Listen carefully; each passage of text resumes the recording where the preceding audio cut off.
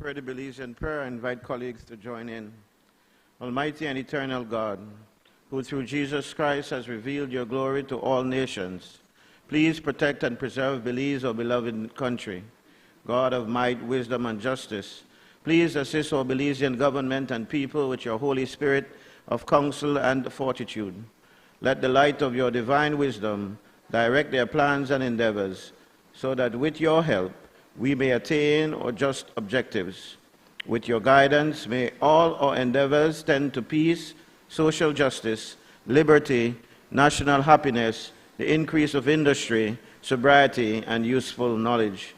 We pray, O God of mercy, for all of us, that we may be blessed in the knowledge and sanctified in the observance of your most holy law, that we may be preserved in the union and in that peace which the world itself cannot give. And, after enjoying the blessings of this life, please admit us, dear Lord, to that eternal reward that you have prepared for those who love you. Amen.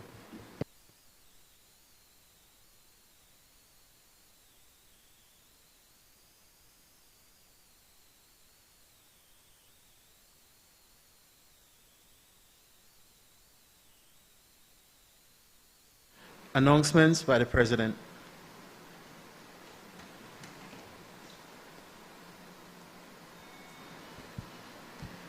Good morning.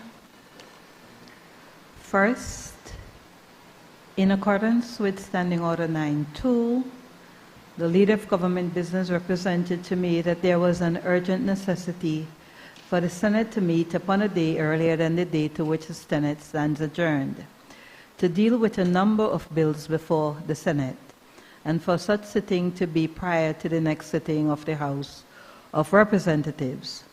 Having satisfied myself as to the existence of an urgent necessity and considering the number of bills, I designated 2 days, April 27th and 28th, 2026, for the transaction of the said business. While this constitutes an unprecedented departure from standard scheduling, it is intended to strengthen the debate process and to facilitate a more effective arrangement of the order of business of this Honorable House. Secondly, I would draw the attention of this Honorable House to the background papers provided for the items on the order of business. Pursuant to requests for improved contextual information, these documents have been circulated to better inform the legislative process and strengthen the debate. I want to thank the Prime Minister and Minister responsible for Parliamentary Affairs for supporting the request of this House for background papers for this purpose. I also thank the Cabinet Secretary, the Attorney General's Ministry, and the Chief Executive Officers who responded to our requests. We intend to build on this practice as we progress in this 15th parliamentary session of the Senate, as it aligns with enhancing the Senate's oversight and scrutiny role. Third, the clerk will be issuing notices today for the distribution of a Logitech webcam and a USB hub adapter to all members of this House to promote uniformity, reliability, and the overall quality of virtual sittings, as well as to support the integrity of the official records, including Hansard, the official report of the proceedings, and any public broadcasts. This aligns with making Parliament more modern, open, resilient, and inclusive. Fourth, I wish to congratulate Senator Janelle Chanona on her recent election to the Executive Board of Parliamentarians for Global Action. As you may be aware, this is a global parliamentary network comprising of parliamentarians who work in their individual capacity to advocate for human rights, democracy, the rule of law, gender equality, and environmental protection. Congratulations, Senator Chanona. Finally, I place on record our congratulations to the Most Reverend Philip S. Wright on the service of recognition as Archbishop, Primate, and Metropolitan of the Church of the Province of the West Indies, which was held yesterday, April 26, 2026. It is worth noting that several members of this honorable House had the distinct pleasure of attending this auspicious celebration. I would also like to recognize Manuel Grant, who will be acting on behalf of the clerk for this proceedings. Honorable members, by letters dated 12 December 2025, Cabinet's recommendation has been signified to the following. 1. Customs and Excise Duties Amendment Number 2 Bill 2025. 2. Money Laundering and Terrorism Prevention Amendment Bill 2025. 3. Financial Services Commission Amendment Bill 2025. And 4. Trade Licensing Amendment Number 3 Bill 2025.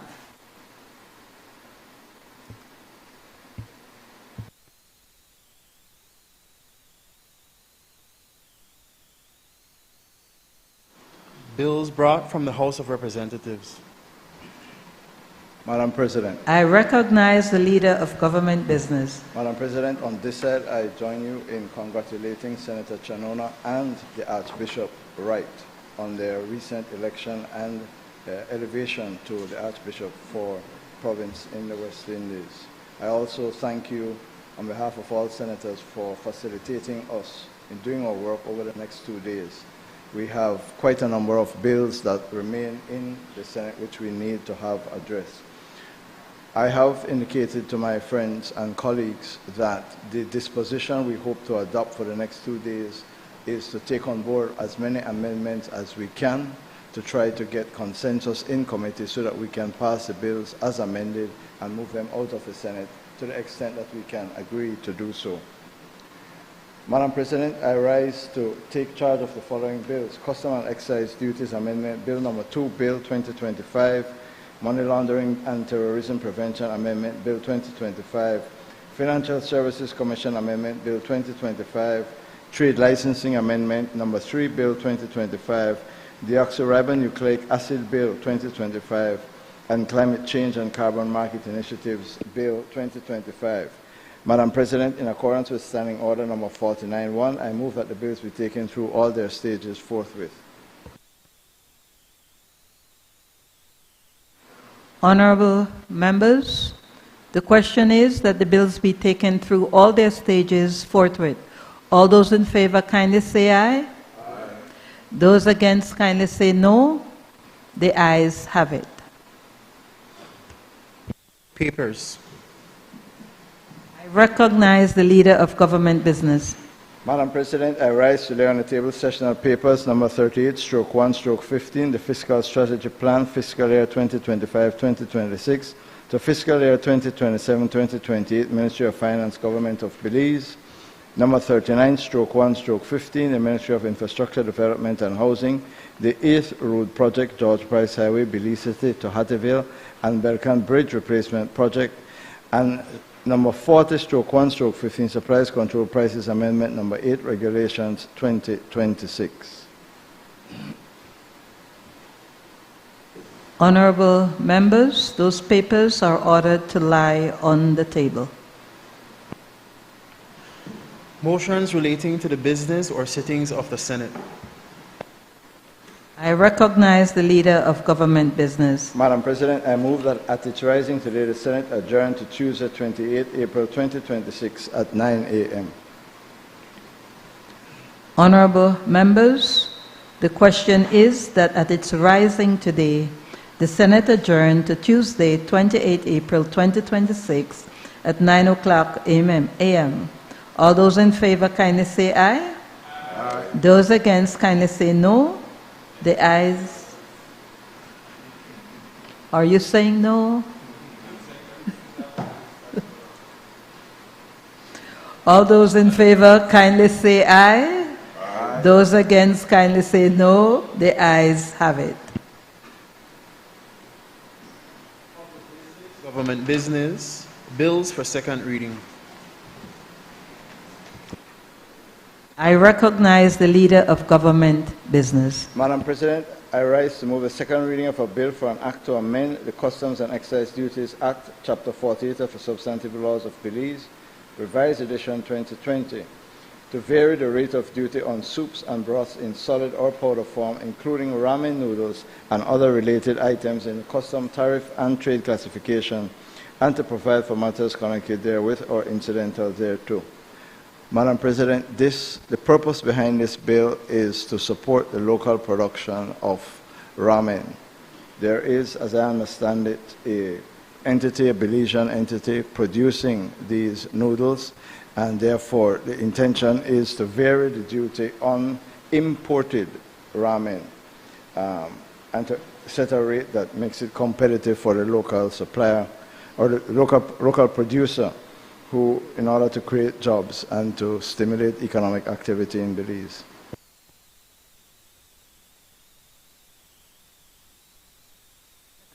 I recognize Senator Patrick Farber. Thank you, Madam President.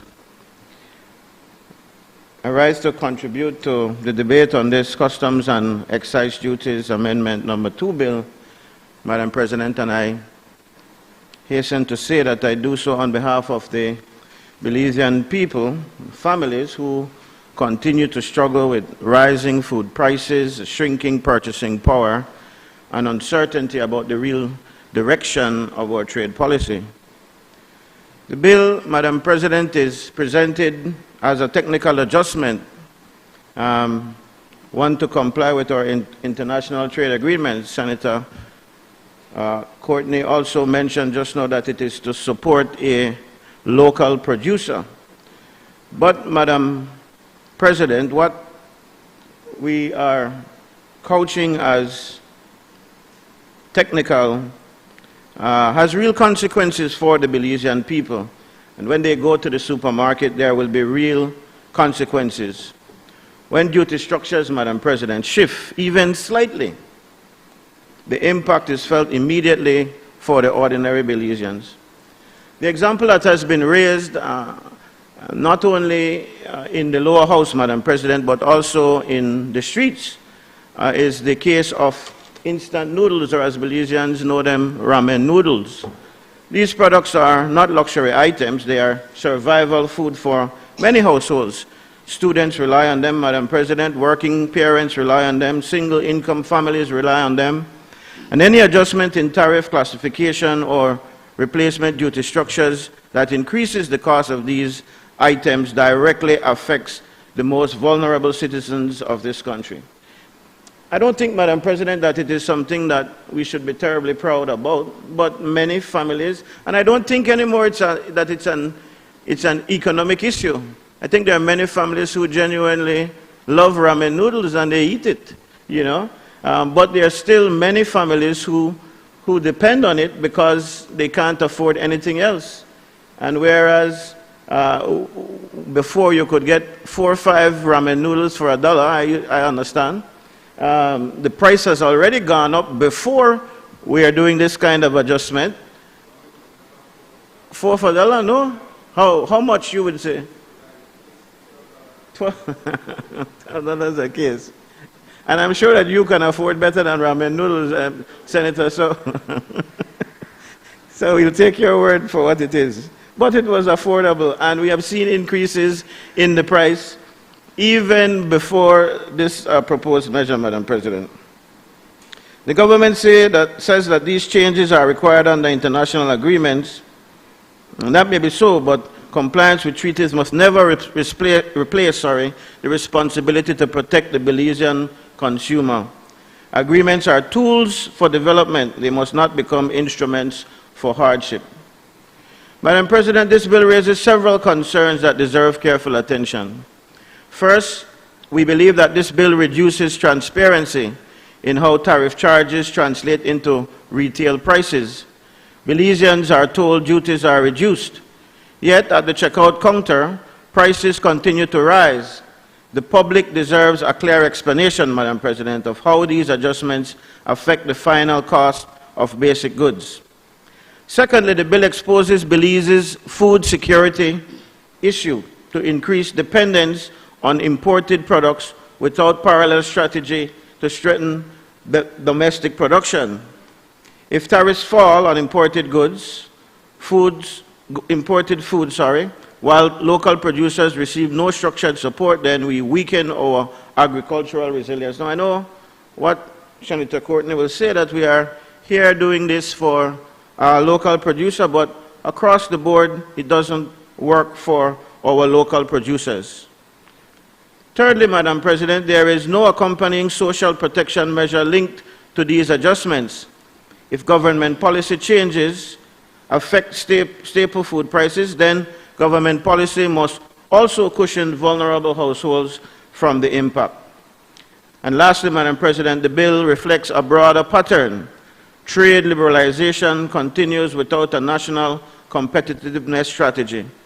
Belize cannot simply open its markets and hope for growth. We must prepare our producers, strengthen logistics, reduce electricity costs, and expand export capacity before liberalization produces real benefits. In effect, Madam President, what the government is trying to do is protectionism. And in the global world, that is not how it works. We should be working to encourage this producer of noodles to get down his costs, or get down their costs, so that they can be competitive against the countries that we import from. That is really what we ought to be doing. Madam President, we need to comply with these treaties, but blind compliance is dangerous. Parliament must examine not only what agreements require, but also how implementation affects Belizean families. We therefore call, Madam President, as the opposition for three clear commitments from the government. Firstly, that they provide a public schedule showing which staple goods are affected by these tariff adjustments. And secondly, that we publish an impact assessment on consumer food prices. And thirdly, that we introduce targeted protection measures for low-income households if basic food imports become more expensive. Belizeans, Madam President, deserve policy that balances international obligations with national priorities. They deserve clarity, they deserve protection, and they deserve a government that places their cost of living at the center of every economic decision. Before I sit down, Madam President, let me say that I saw that they are increasing the tariffs on the imports from other countries in order to protect this producer. And I wonder, again, what is our policy? What is the government's wider policy? One of the countries that we have slapped on the 20% for is Taiwan. And we have gone through great pains to sit and to negotiate a good trading relationship with Taiwan. And now, I suspect it is not much that we can do for them in terms of this relationship. We have a lot to import from them. They're not our major trading partner, we understand, but where we can import from them, that should not be hindered by the policies of the government. And clearly, this bill attempts to do that. And so, given the recommendations that we've made, Madam President, we ask the government to make the changes following our recommendations, and we can then consider supporting this bill in that new form. I thank you.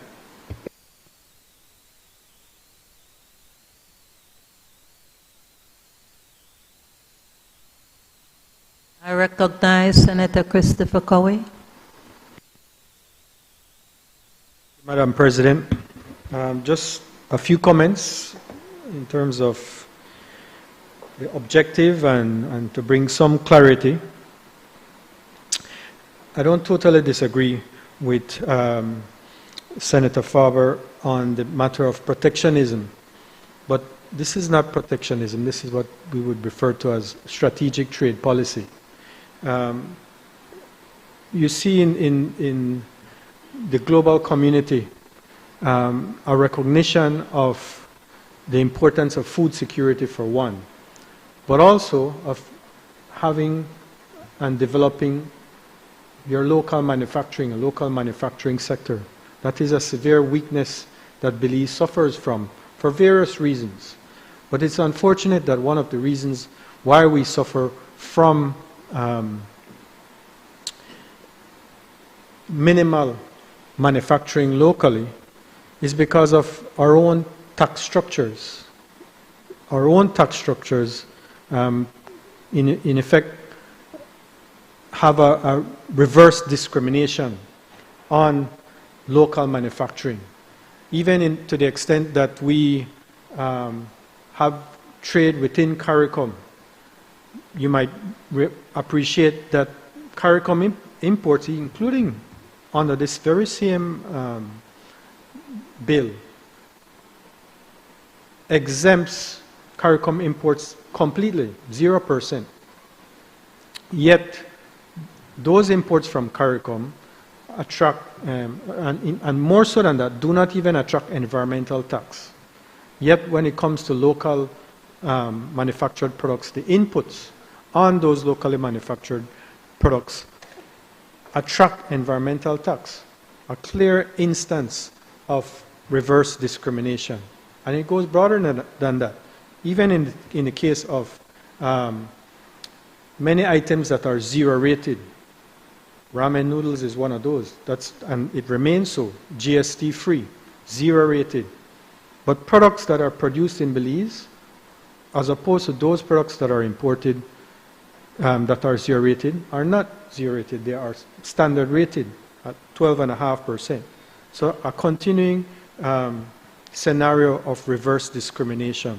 Now, of course, there are political considerations as arises with respect to tax, but the fact of the matter is local manufacturing is put at an immediate disadvantage by these examples of reverse discrimination. So when you look at ramen noodles and the intended manufacturing and production of ramen noodles, the importation of the inputs in relation to the production of these items are not at 0%. You have sunflower seeds, canola seeds, sunflower oil, palm oil. A lot of these things do attract some level of duty. So that means that in manufacturing of the same instant noodles or ramen noodles, you have an application of duty that puts the local manufacturer at a competitive disadvantage. In time, I think what will be needed is a more comprehensive approach and a shift away from import duty into excise duty. But we're a ways away from that. So when we look at this, we have to find a mechanism that can work in the interim and to enable the development of local manufacturing. This manufacturing operation that we're looking at is an investment of around $25 million, capital investment of around $25 million. In 5 years, it will generate employment of around or over 100 persons. It will mean foreign exchange savings of around $1 million US a year. And it will not take away from food security, it actually will enhance and improve food security for Belize because we consume that, and if we produce it locally, we don't need to import. So it does the opposite of what Senator speaks to. It improves food security. So we're looking at using and being strategic, using strategic trade policy to develop local manufacturing, to generate investment, employment, and save foreign exchange while improving food security. So, Madam President, I think for all these reasons, I think I fully support this bill. Thank you.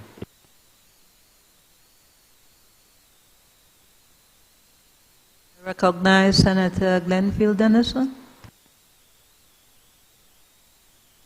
It's with a G, Madam President. Glenfield. I had a hard time spelling it in preschool too, so sorry.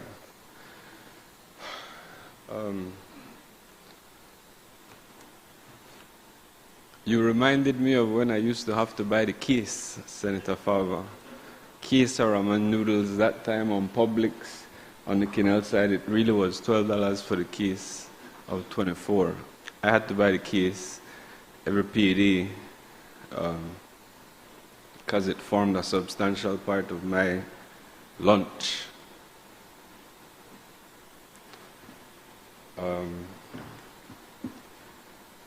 And I was sharing with Senator Chinona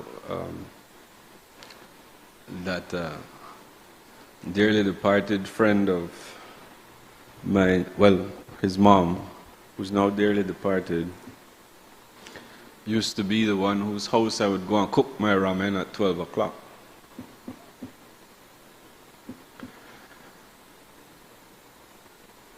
So, this one kind of close to home. That was my lunch, Madam President. So, this is like a big man job, and let's be real, like, we're not at that. This is not a holdover, this was my lunch, right? So I support this bill in principle, but I'm really glad that Senator Koyi spoke before me, because the question I had was, in fact, really whether this was a piecemeal approach or a strategic plan towards our trade policies. So thank you for that intervention, Senator Koyi.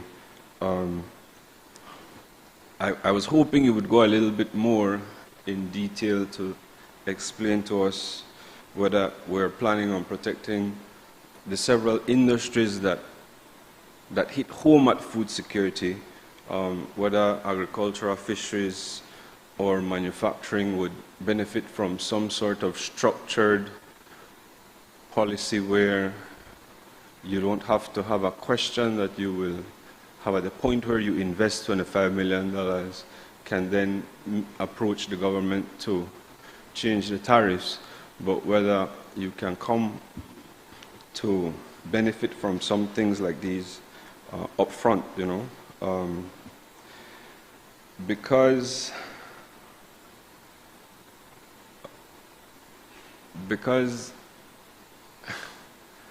a lot of people don't know, but they got a difference in the taste of different ramen noodles, right? Respectfully, I don't expect many people up here to know.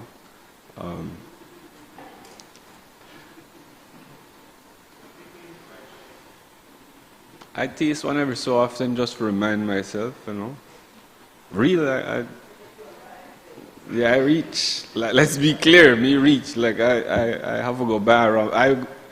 I can't tell her the price. Can we just pick it up and put it in the basket? No. Thank God for that. But there's a real difference in the taste of different ramen, and the point I want to make is, people decide where different ramen they want. I like the creamy chicken one. Myself. Now we could put Italian sausage in it and sauce and it fava. We could buy running double and cut it up and make it into a gourmet ramen, you see. But the point I want to make is that we do really need to encourage the manufacturers to align their production with not only what can feed Belize, but what can put Belize competitively in the export market, in terms of flavor, in terms of taste, in terms of economies of scale for their production. And so I applaud efforts like this, because this is one tool that companies like these can use. And my ask is that we step forward, letting the government policy know that Belize is here for business, and that where you are producing things in Belize that can feed Belize and also help to improve Belize's position externally, that we as a government will support those types of initiatives. And so with that, I yield, Madam President.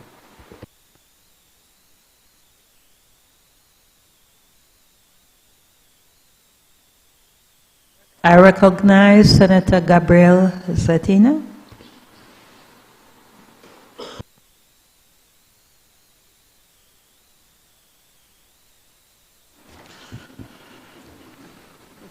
Good morning, colleagues, Madam President.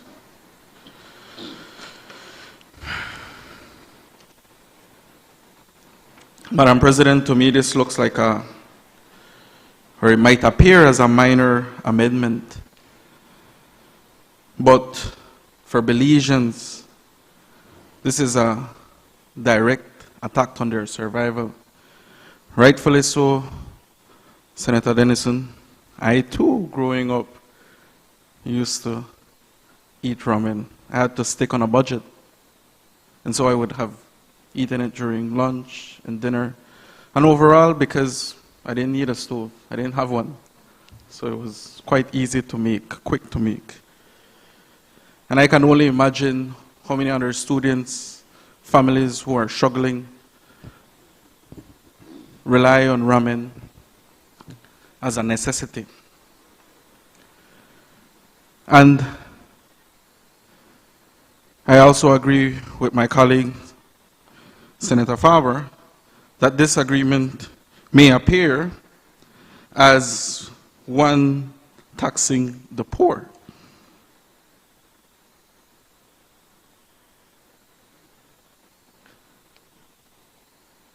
Because I've mentioned, ramen is something that many, especially the working class, enjoys. So, when you have a senator talking about this is strategic trading,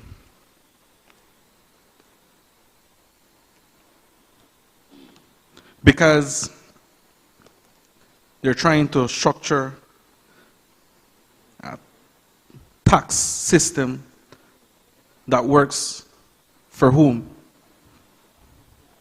That should be the question. You're structuring the tax for whom? Because Belizeans must have options. Ramen already going up. Right now, for a single pack ramen, it's $1.50. Growing up was 75 cents. The timing, we're in a global world crisis where fuel has gone up, utilities have gone up, cost of living has gone up.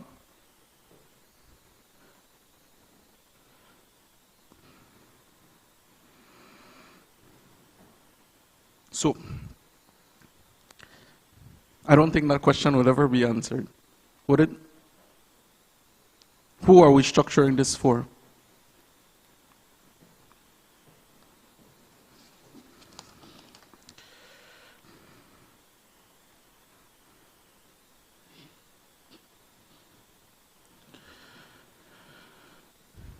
I encourage, or what I would probably want to see is the list of company who we import ramen from.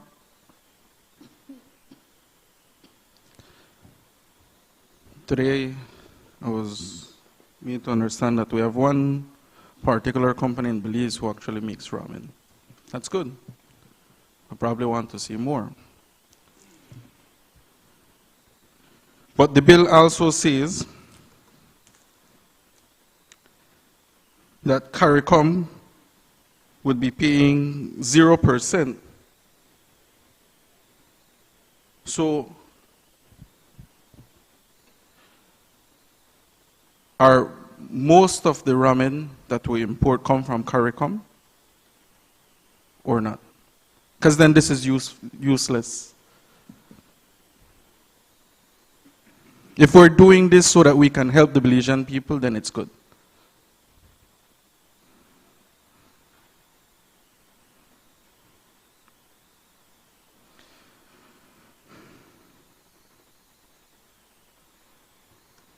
Because if most of the imported ramen is not coming from CARICOM, then all you're doing is increasing 20%, which to the importers, which is then passed on to the consumer, which is the Belizean people. And that is that goes against what I believe we're here for, which is for the Belizean people to ensure that some relief can be given to them, especially during this time. Thank you, colleagues.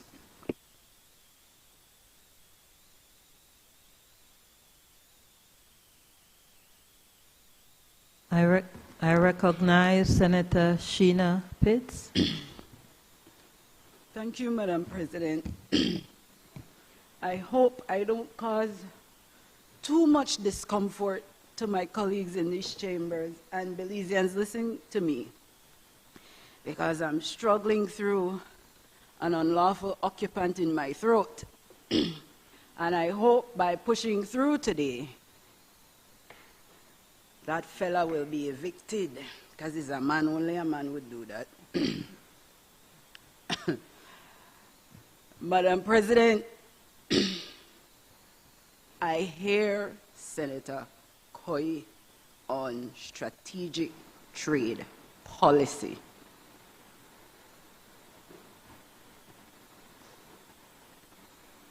What I think needs to happen is a sharp focus into people first policies.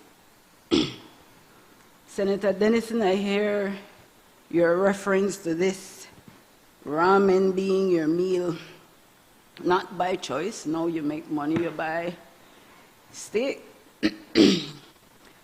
But it appears, and it has shown itself over time, that people have been down so long that they begin to think that down is up.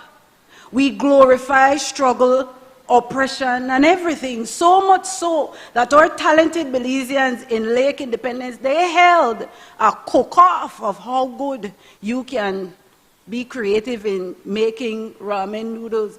Madam President, no disrespect to people who thrive on ramen noodles. Ramen noodles is empty food.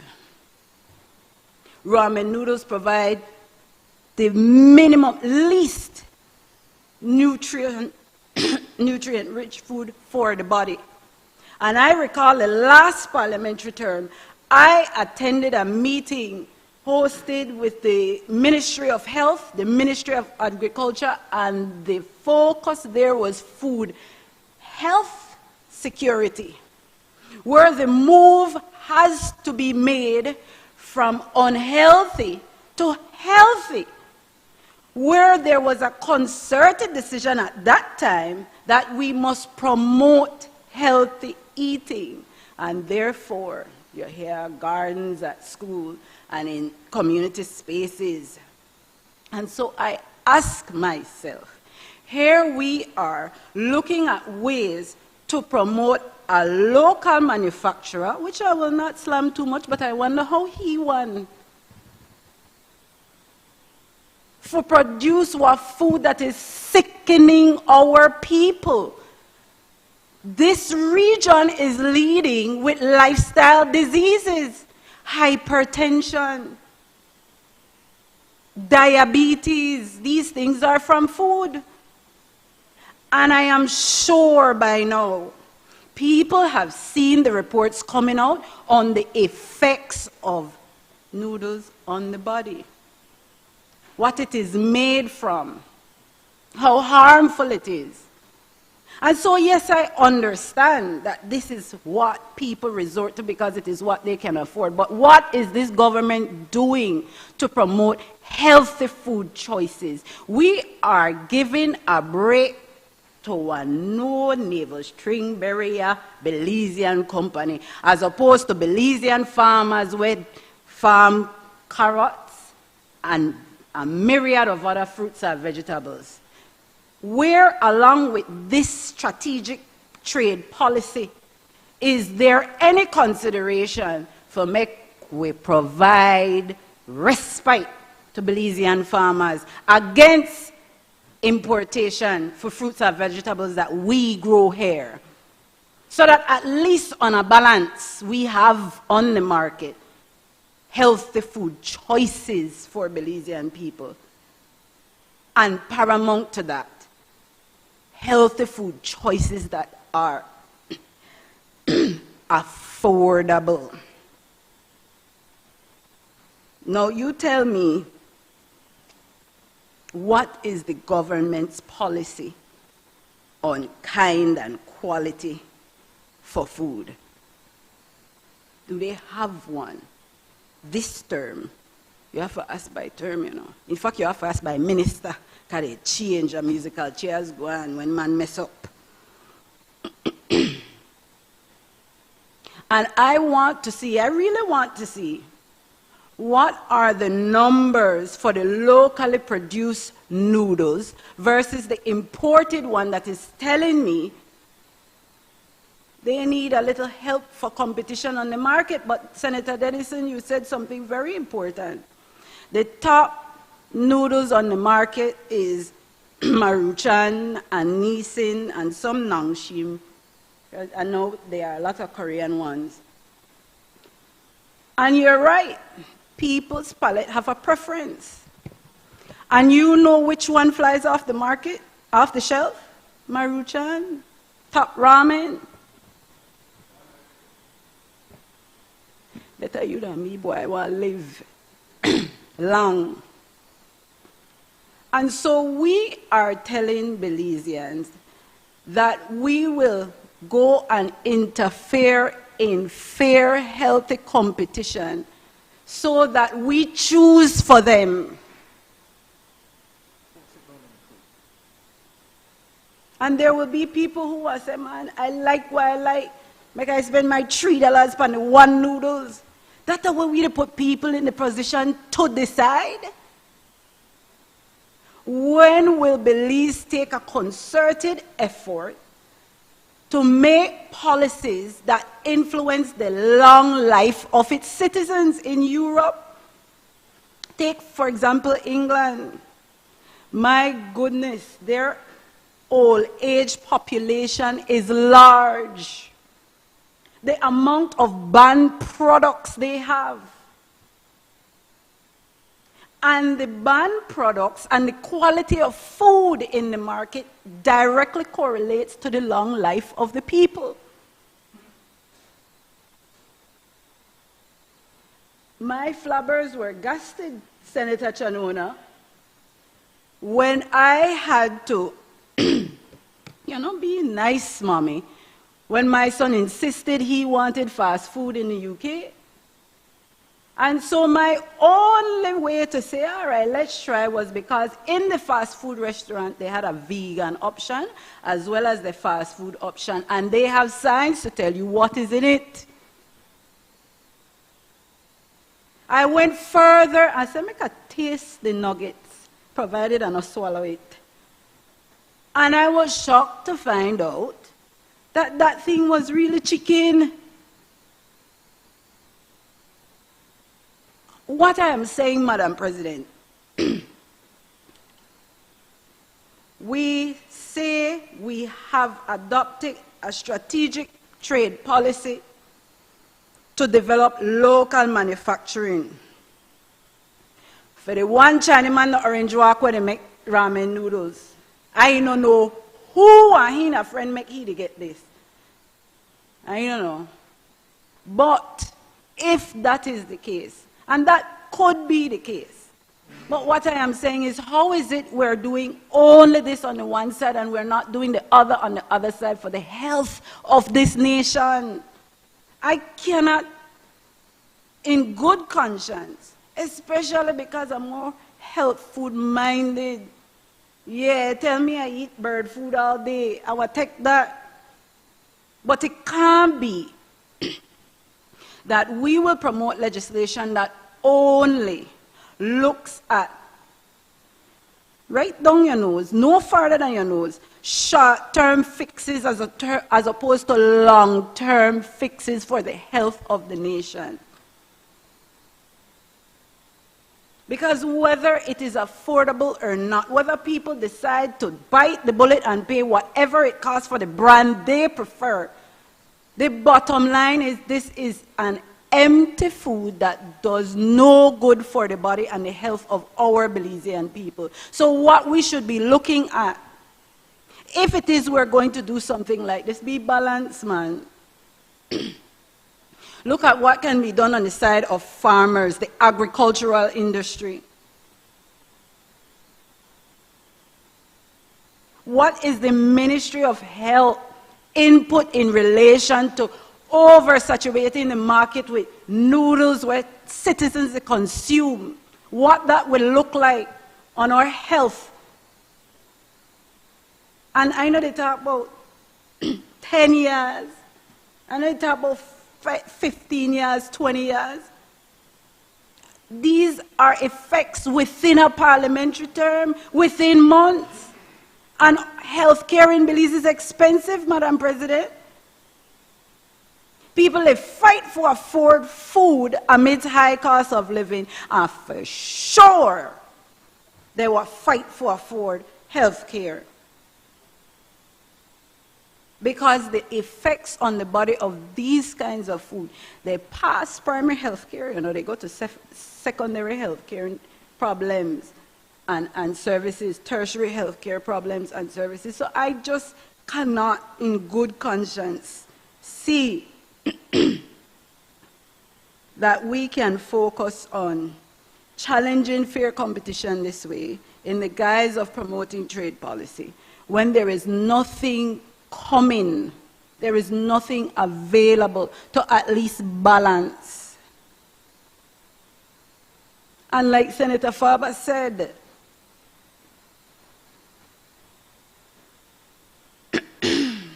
Taiwan has been an ally to Belize for years. They remain committed no matter which party is in government. And we are saying to them, through this, we are going to take a hostile measure. Because I see this as hostile in relation to them. Why you never put all 50% per goods where they call for Guatemala? Put that 100%. Tax that one out from coming into the market. Not our friendly sisters in diplomacy. And so I say, Madam President, because you know at the end of the day, they are past them bill, you know. But what I expect, and I commend the government to do, get serious about policies that are directed to the health of the nation. Get serious about policies that are meant to benefit more than just one person or one operator, because only one manufacturer in the market. You have many Belizean farmers. Why? We have many Belizean farmers. What are we doing? Because remember, they experience time and time again loss of crop. When we decide we want to import from neighbors, when they, and it might be true because they must not give political contribution, for daily $5 or $10 profit where they make care go to nobody campaign. No, but I mean, come on. Farmers face crisis all the time. How many times have we seen news coverage where potatoes rot? Where carrots abundant? Recently, we had a short little breeder for farmers. When the cartels decided no trucks to the past, and don't make nobody come in. So everything where we grow here had to sell. And I believe in buy Belize, build Belize, you know. But I believe more in taking measures that benefit the majority and not the few. And if we're doing this for the one manufacturer, come with something next that I can support wholeheartedly for Belizean farmers, that we can put our money back into them, because the price of imported fruits and vegetables gone so high. And let me tell you, that hurt me, you know, because a lot of the fruits and vegetables I prefer to eat than the imported one. So I talk against my own interest. But that is how much I believe in things to benefit the majority. Lord, Senator Courtney, when I want artichoke and that kind of thing, when I want asparagus and that kind of thing, the other day my heart beat fast because I want to bring portobello mushroom back to Belize because I never had none for a while. I said, honey, lock me up for bringing thing one up for bringing. And I'm law-abiding, so I no longer had those concerns. But the point I'm making is build Belize for Belizeans. Do something for the farmers that will translate to a healthy population, longer life. Many people ain't live long enough to keep voting on out. No one not dying, no get a vote a kill half in 5 years, man. This thing is serious. I feel so passionate about this. Ramen noodles, no matter how much they want poor people struggle food. They don't want healthy food. People shouldn't be consuming it. I respect people who eat it. Men, when I said that take a stomach and a half. And you know one of the reasons why I'm so against this ramen noodles thing? I will tell you, Madam President. When I went off to university, my second university degree, Wednesday I learned I was due in school. No, Tuesday. Wednesday I went to see the Minister of Education. That same Wednesday I learned, yeah, you can't live in the condition you would want to make life a little bit cushion. Thursday I decided I'm not going anywhere. Friday my father said no and put me on a plane. And the monies I took with me, I paid all my rent and bought all my books. What was left was so meager that I got introduced to ramen. And I was down to eating 1 ramen a day. No, I mean that extreme for people, but you know, me only need a little bit for survive. But it is still extreme because it's the empty food. When I came back home after the first semester, I had the opposite effect on my mom. When my sister came back home, she come back rosy. When I come back home bag of bones. And I resented that a 1 ramen noodle I had to eat per day to get through until things were a little bit more stable, because I said, I not be the spoiled child we call for mommy and daddy every time. I take this lick. And so I didn't complain and I didn't call home. The consequences on my health after that first semester was so severe. So it can't be, and I'm making a passion plea because I've experienced it. It can't be that people were done back up in our corner for only afford noodles. You have to take away their preference for the kind of noodles without any reprieve for them to even access healthier food on the market grown by Belizeans who've outnumbered the one manufacturer And so I say, Madam President, fine, have your strategic trade policy. But what is not fine is that there is no national health policy that looks into the future for the health of the nation. That there is no targeted initiative meant to assist Belizean farmers who grow food that we eat. Our culture that we eat grown food. Every Saturday, saw restaurant make buy up. So I implore, having associated myself with those views from Senator Faber, I implore the government, take into consideration doing things for Belizean farmers so we can truly say that when we buy Belize, we build Belize. Thank you.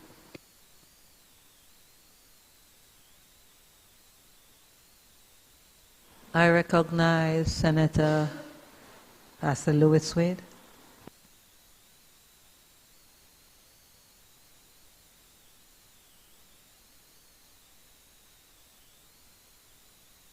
Colleagues, good morning, Madam President. I think it was wisdom to select, it's wisdom to select 2 days, Monday and Tuesday.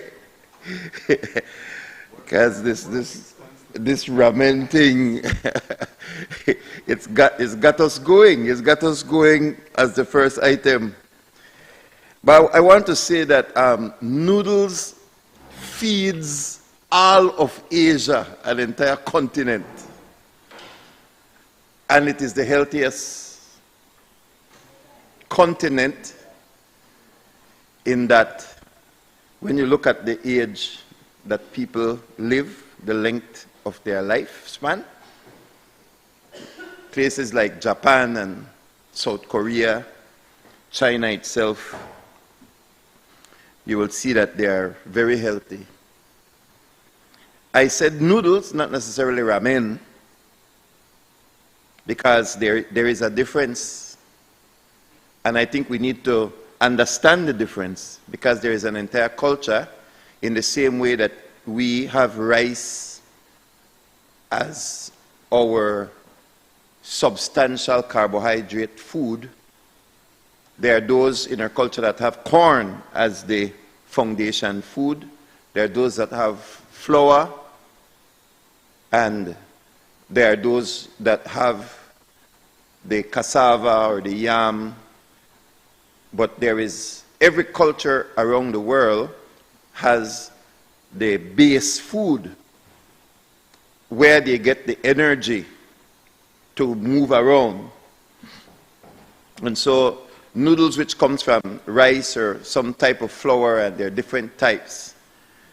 Ramen is, in a way, the commercialized version.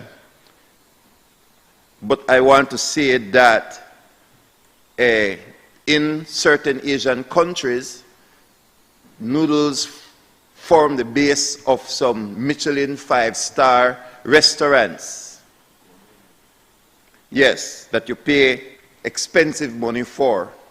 So let us expand our understanding of how the world works. That is important if, as Belizeans, we are going to embrace development and compete with the rest of the world, which is something that I am always in favor of. I want my nation to develop. And so noodles is now being embraced, yes, in the form of this thing called ramen, but on the streets of places like Vietnam, South Korea, the markets use the ramen as the foundation for a very fast and cheap food for the masses. So if Belizeans are eating only ramen, that may in itself be a low nutrient food. But if they drop an egg in there, and many Belizeans know this and use it that way, you drop an egg in there, it changes everything. Because your protein content now is in the egg along with the base food of ramen. if you grow in your backyard just okra, Creole okra, you can take the okra, add it to your ramen, and you have a high nutrient food. If you grow kalalo, and I want to encourage Belizeans to grow kalalo. In my backyard, I have a garden. I have added tilapia to my garden. And I have, over the last 5 years since the pandemic, seek to educate Belizeans how to very cheaply and affordably increase the nutrition in their food. So you do not have to eat only ramen. A small amount of creativity or work can use whatever you have in your backyard. Kalalo, chop it up, put it in your ramen, and you have a high nutrient food.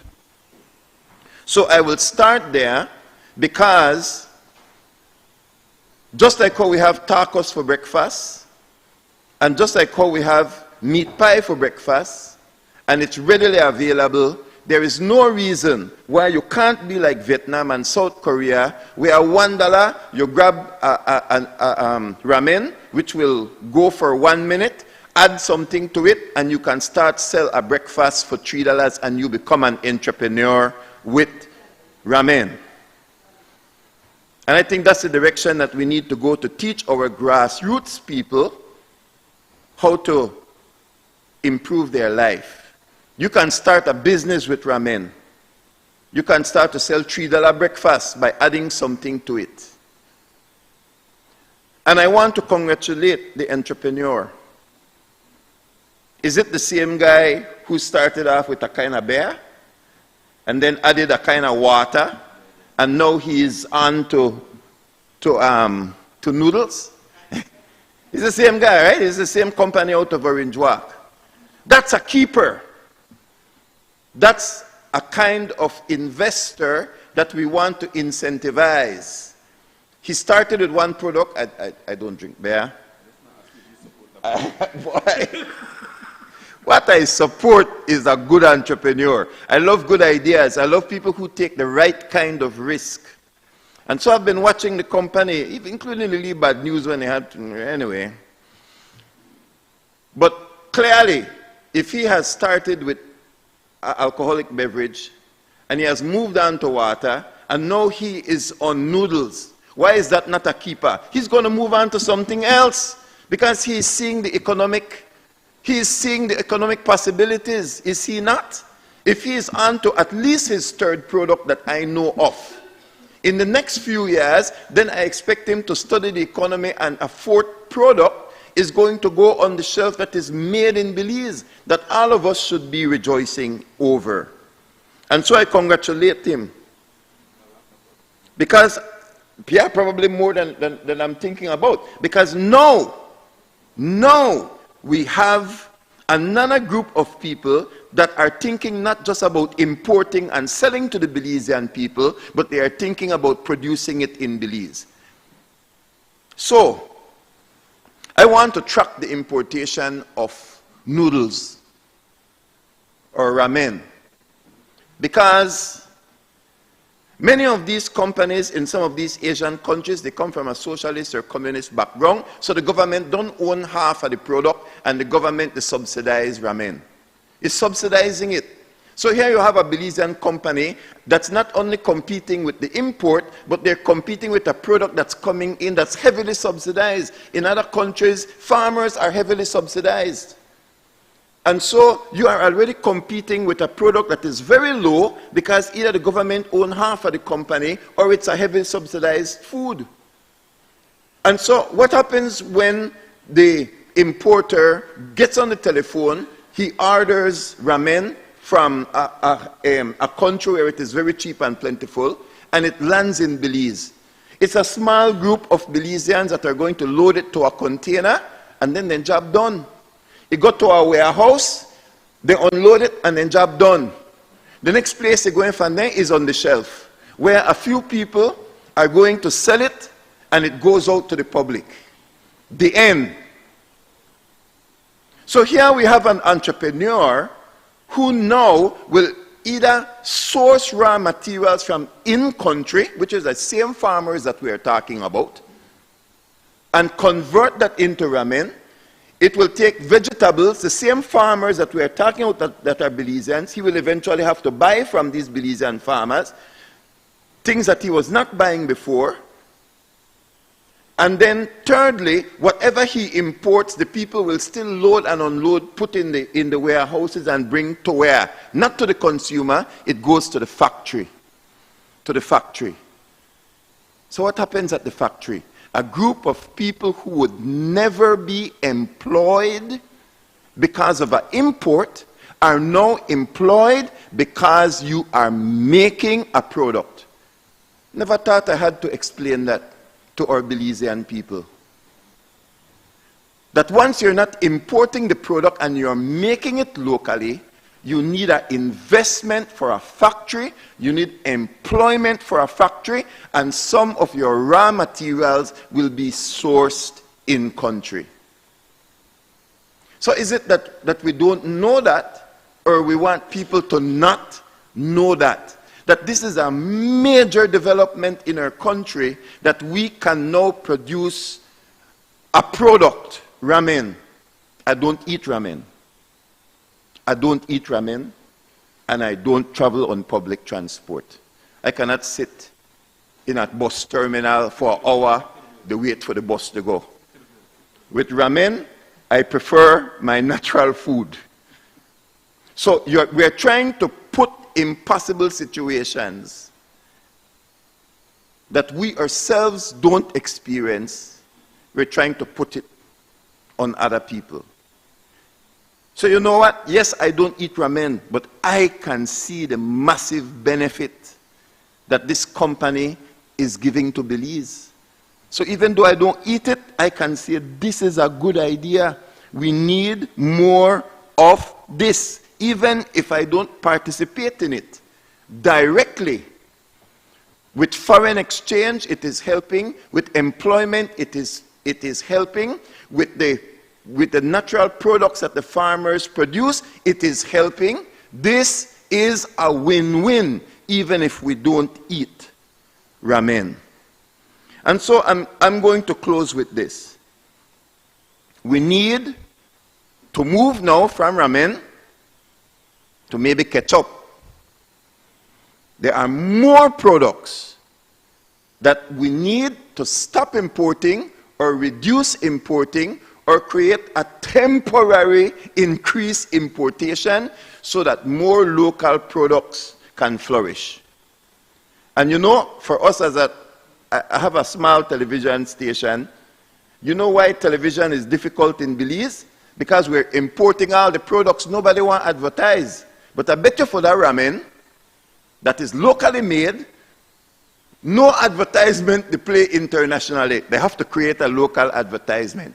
So our social media influencers, they will soon make a little money from the local products as well. The advertisers, I hope they will come and start to advertise the local product. You see, when products are imported and made from outside, there is no advertisement for cultural programming. But when products are made in Belize, many different industries benefit. And so I support this bill.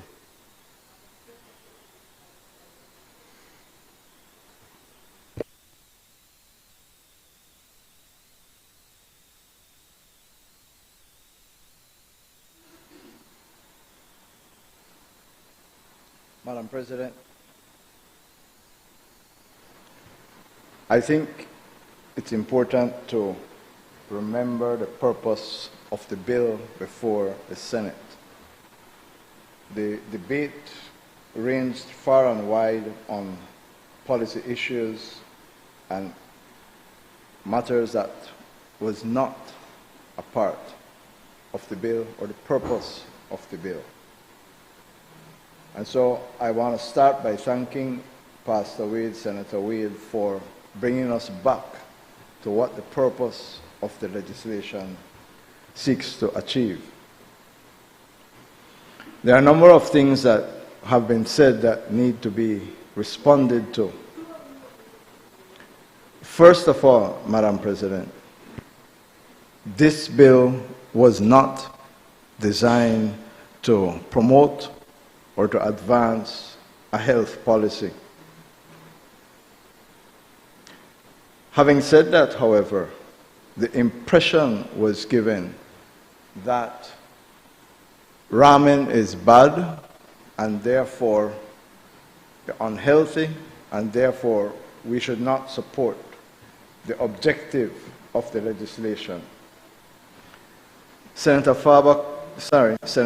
Wade quite rightly pointed out that there are hundreds of millions of people across this world for whom noodles, including ramen, is their basic foodstuff.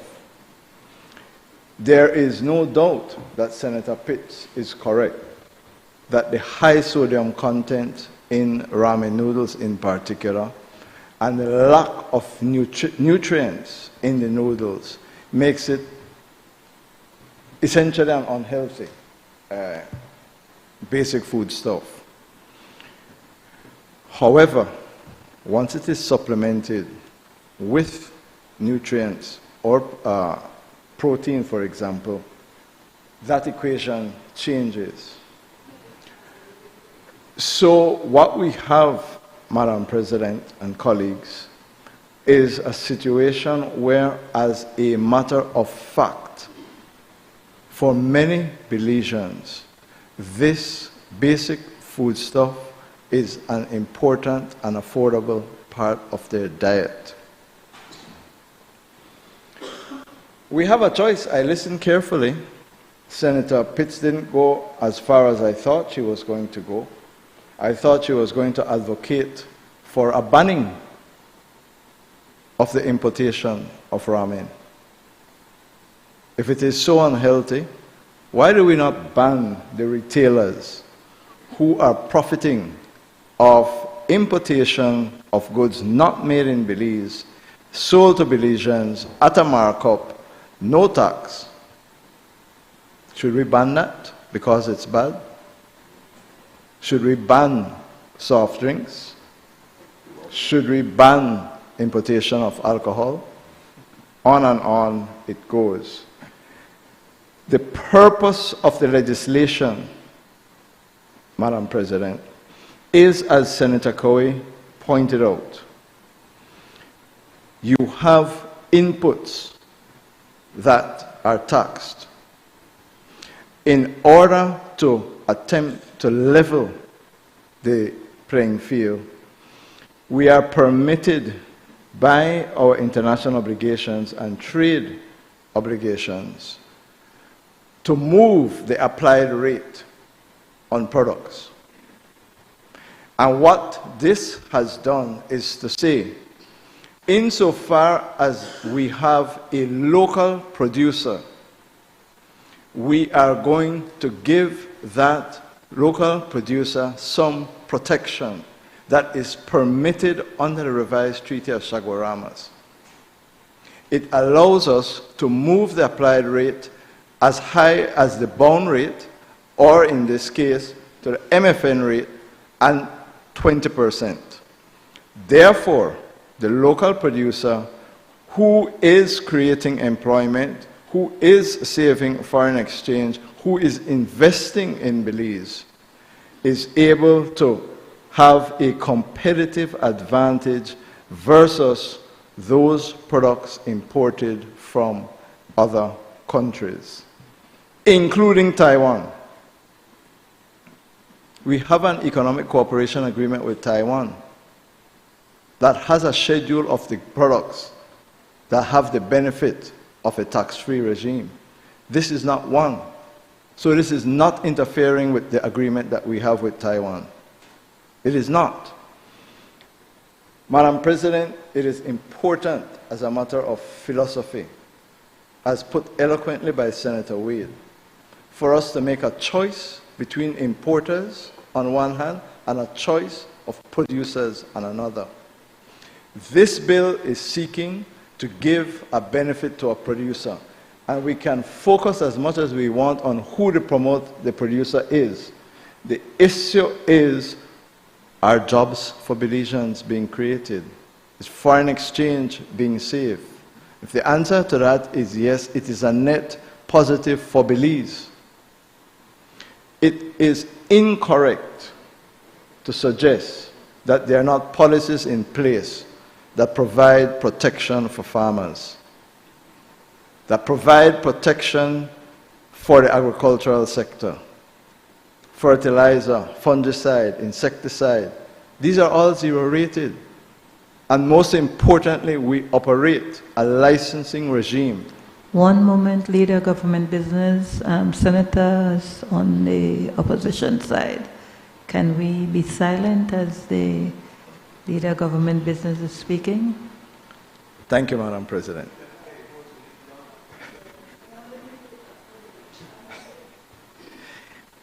Madam President, as I was saying, we do operate a licensing regime that does not allow the importation of agricultural products at different times of the year when we have production by our local farmers. What we do have, and one of the problems we experience, is the contraband that comes across our borders and are put on the market at times when we have sufficient local production. In short, Madam President, we say that the bill seeks to put Belize and Belizeans first. It seeks to prioritize producers over importers. It seeks to promote investment in Belize, job creation in Belize, foreign exchange savings in Belize, and we commend it to our colleagues, and I ask that the question be put. Honorable members, the question is that the bill for an act to amend the Customs and Excise Duties Act, Chapter 48 of the Substantive Laws of Belize, Revised Edition 2020, to vary the rate of duty on soups and broths in solid or powder form, including ramen noodles and other related items in the customs tariff and trade classification, and to provide for matters connected therewith or incidental thereto, be read a second time. All those in favor kindly say aye. Aye. Those against kindly say no. The ayes have it. Bill for an Act to amend the Customs and Excise Duties Act, Chapter 48 of the Substantive Laws of Belize, Revised Edition 2020. Recognize the Leader of Government Business. Madam President, I seek your leave to take the next two bills together. They deal with the same topic. You may proceed. Grateful. And we have the agreement from my colleagues opposite on that issue. Madam President, I rise to move a second reading of a bill for an act to amend the Money Laundering and Terrorism Prevention Act, Chapter 104 of the Substantive Laws of Belize, Revised Edition 2020, to satisfy the requirements of the Financial Action Task Force recommendation with respect to digital assets and digital asset service providers, and to provide for matters connected therewith or incidental thereto, and a bill for an act to amend the Financial Services Commission Act No. 8 of 2023 to provide for the grant of a special license for trading in digital assets and other similar activities and operations, and to provide for matters connected therewith or incidental thereto. Madam President and colleagues, these two bills, which have been in the Senate from last year, seek to provide a regime for the offering of trading in digital assets, and to provide for a licensing of that regime, for the management of it, the regulation of it by the Financial Services Commission, and to allow Belize to offer this to persons who wish to do this type of trading.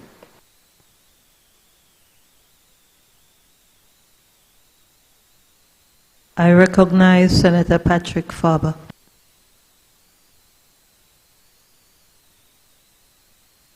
To join you in congratulating Senator Chanona on her election, and of course as well to yet again congratulate my Archbishop, the Most Reverend Philip Wright on his recognition service yesterday, and I join you in thanking those senators who attended. I certainly saw Senator Courtney, Senator Pitts.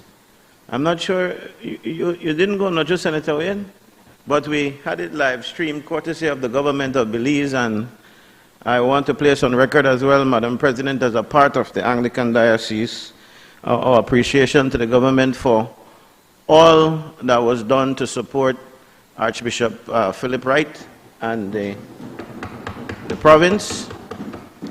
As one very high-ranking official of the government said, who I will not call his name, it couldn't have been done for a greater guy. Bishop Philip is really an authentic, genuine church leader. Not criticizing anybody else, but I am speaking from my own experience, and I believe that because of my family, no, that's not the reason, no. But yes, he's a cousin of mine, but I believe I can speak for many when I say that he's indeed a very genuine person. So I again place on record the gratitude of our Anglican Diocese of Belize to the government of Belize for the support that we had in carrying out the wonderful church service of recognition for Archbishop Philip Wright. Madam President, I agree with the Leader of Government Business that this bill, or these two bills, ought to be taken together because indeed they form a part of a single legislative project. The Financial Services Commission Amendment Bill and the Money Laundering and Terrorism Prevention Amendment Bill are two pieces of paper, but they have one purpose. And together, Madam President, they open the door of this country to the regulated digital asset economy, as Senator Courtney said. Cryptocurrencies, stable coins, tokenized assets, distributed ledgers, digital wallets. It's a whole new vocabulary of the new financial frontier.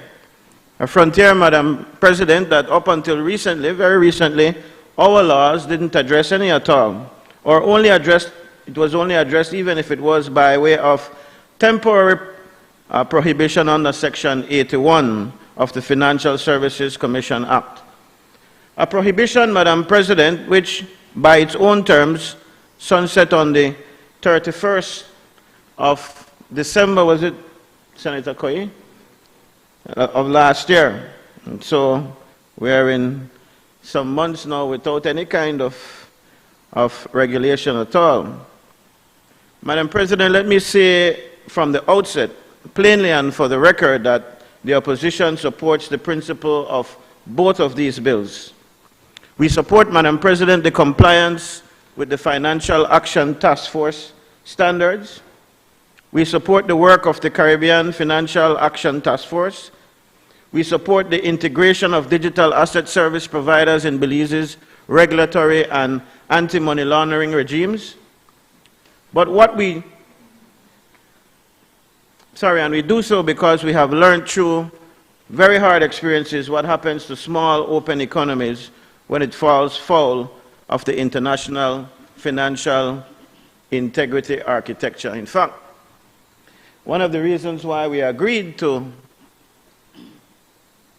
take the bills together is because really and truly we can talk about what is wrong, but if we don't move and move quickly, all sorts of things can happen to us. Things that have happened to us already in the past, and we took a very long while under the Barrow administration and under the PUP administration. We have worked hard at cleaning up and putting in the requirements that are expected of us, and so we definitely do not want to go back there. The Honorable Senate colleagues would remember, for instance, Madam President, the years of the de-risking crisis, the years when correspondent banking relationships were withdrawn from Belizean banks, the years when families sending remittances watched the cost of those transfers climb very high, the years when our financial sector struggled because we had failed to keep pace with a global standard that had moved without us. We do not, Madam President, and I repeat, on this side of the Senate, intend to repeat those mistakes. But, Madam President, supporting compliance is not the same as suspending scrutiny. And on a legislative package that opens the door of this country to one of the most volatile, opaque, and consequential financial sectors of our age, this Senate, Madam President, is duty-bound to ask the questions that the Belizean people would ask if given the floor. And I will address each bill, Madam President, in turn, briefly, and then turn to the cross-cutting concerns that apply to the regime taken as a whole. Firstly, the Financial Services Commission Amendment Bill. Madam President, this bill establishes the substantive licensing regime of digital asset service providers in Belize. It is in effect the gatekeeping instrument. It defines who may operate under what license, with what fit and proper requirements, and with what ongoing disclosure obligations. Without this bill, Madam President, the digital asset market in Belize has no regulatory issued passport. With it, the door opens wide. On the principle of establishing a special licensing regime, the opposition takes no objection, Madam President. A regulated regime is beyond question. It's preferable to the alternative which, since the sunset of the Section 81 prohibition in December last year, has been unregulated as a regime. So the policy direction, Madam President, again we repeat, is correct. But the questions for this bill are as follows. Firstly, the question of fit and proper testing. The digital asset sector has, in jurisdictions across the hemisphere, attracted operators whose conduct in prior regulatory environments would not survive a serious fit and proper review. This Senate is entitled to know what is the standard of the Commission, what standard will apply. Will the test extend not only to the directors and officers of the applicant entity, but to the ultimate beneficial owners as well? Will applicants be required to disclose all related entities in this and in other jurisdictions? Will politically exposed persons, PEP as they are called, be subjected to enhanced scrutiny? Will refusals be reasoned, and will they be reviewable? Second, Madam President, the question of public transparency comes to us. Will the Commission maintain and publish a register of all the DASPs licensed under this regime, including the identity of beneficial owners, to a meaningful threshold? The Belizean public is entitled to direct visibility into who is operating in this sector under our laws, and we have already seen this administration. Yes, he got that. We have already seen this administration pass regulations, Madam President, that protect the identity of some of business entities operating in Belize that may well be of questionable character. So it's a practice already. So we have to take this kind of caution when we are looking to this kind of legislation.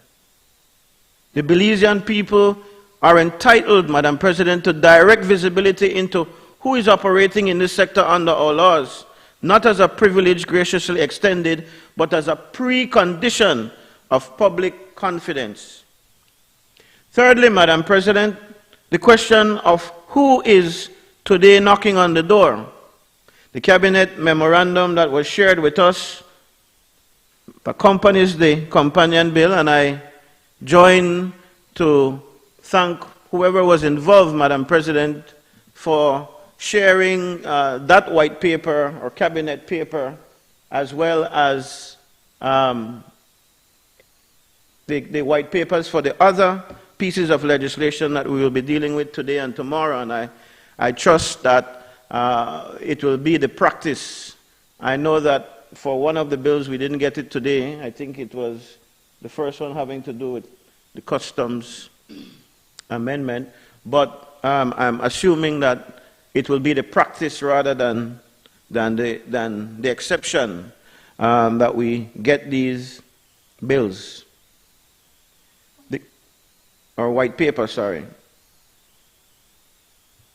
So the cabinet memorandum that accompanies the companion bill before us discloses that the Commission has been working toward what is called controlled and risk-based opening of digital asset market. The language suggests demand. It suggests that there are parties, entities, applicants, would-be licensees. And so we want to know, Madam President, who are these interested persons who are saying that they want to operate in Belize? Who? Has the Commission received expressions of interest? Are draft applications already in preparation? This is not a question of casting aspersions, Madam President. It is a question of legitimate public scrutiny before this chamber unlocks the door whose nature on the other side, the Belizean public, has not yet been allowed to see. And then there's a fourth question, Madam President, the question that must be answered before any license is issued. What is the consumer protection architecture? I shall return to this in detail later, Madam President, but it cuts across both bills. But on the FSC Act amendment specifically, this Senate is entitled to know what custodial segregation requirements, what capital adequacy standards, what mandatory risk disclosures, and what, if any, compensation arrangements will attach to the special licensees under Section 81. I now turn to the Money Laundering and Terrorism Prevention Amendment Bill. Madam President, the second bill in this package is the Integrity Instrument. Where the FSC Act amendment opens the door, this bill ensures that what passes through the door is subject to the same anti-money laundering, anti-terrorism financing, and counter-proliferation financing discipline as every other reporting entity under the laws of Belize. It does this in 5 operative ways, we understand. 1, by adding digital asset service providers to the definition of financial institution in Section 2, by extending the corresponding due diligence regime in Section 15 to digital asset service relationships, by extending the wire transfer originator information requirements, what international practitioners call the travel rule. In Section 19, by adding digital asset services to Schedule 1 as a captured activity, and by naming the FSC as the supervisory authority under Schedule 3. On the principle again, Madam President, this side of the Senate takes no objection. These are amendments required by FATF, recommendation number 15, I think it is, and they are the price of admission to international financial integrity. The Cabinet memorandum shared its right to insist that failure to enact these provisions exposes Belize to a negative technical rating in the upcoming FATF mutual evaluation. That is a risk this country cannot afford to take. But 2 questions specific to this bill deserve the attention of this honorable House, Madam President. First, the breadth of the new definition of digital asset. As drafted, the definition captures, and I quote, any digital representation of a value or of a right that is able to be recorded, transferred, and stored electronically using distributed ledger technology or similar technology, end of quote. Madam President, or similar technology is the problem. 2 words, similar technology. For those who will say I can't count, or similar technology. 2 words, similar technology. The vehicle of considerable regulatory uncertainty. What is similar to distributed ledger technology? Is a centralized database operated by digital payments, a digital payment company captured?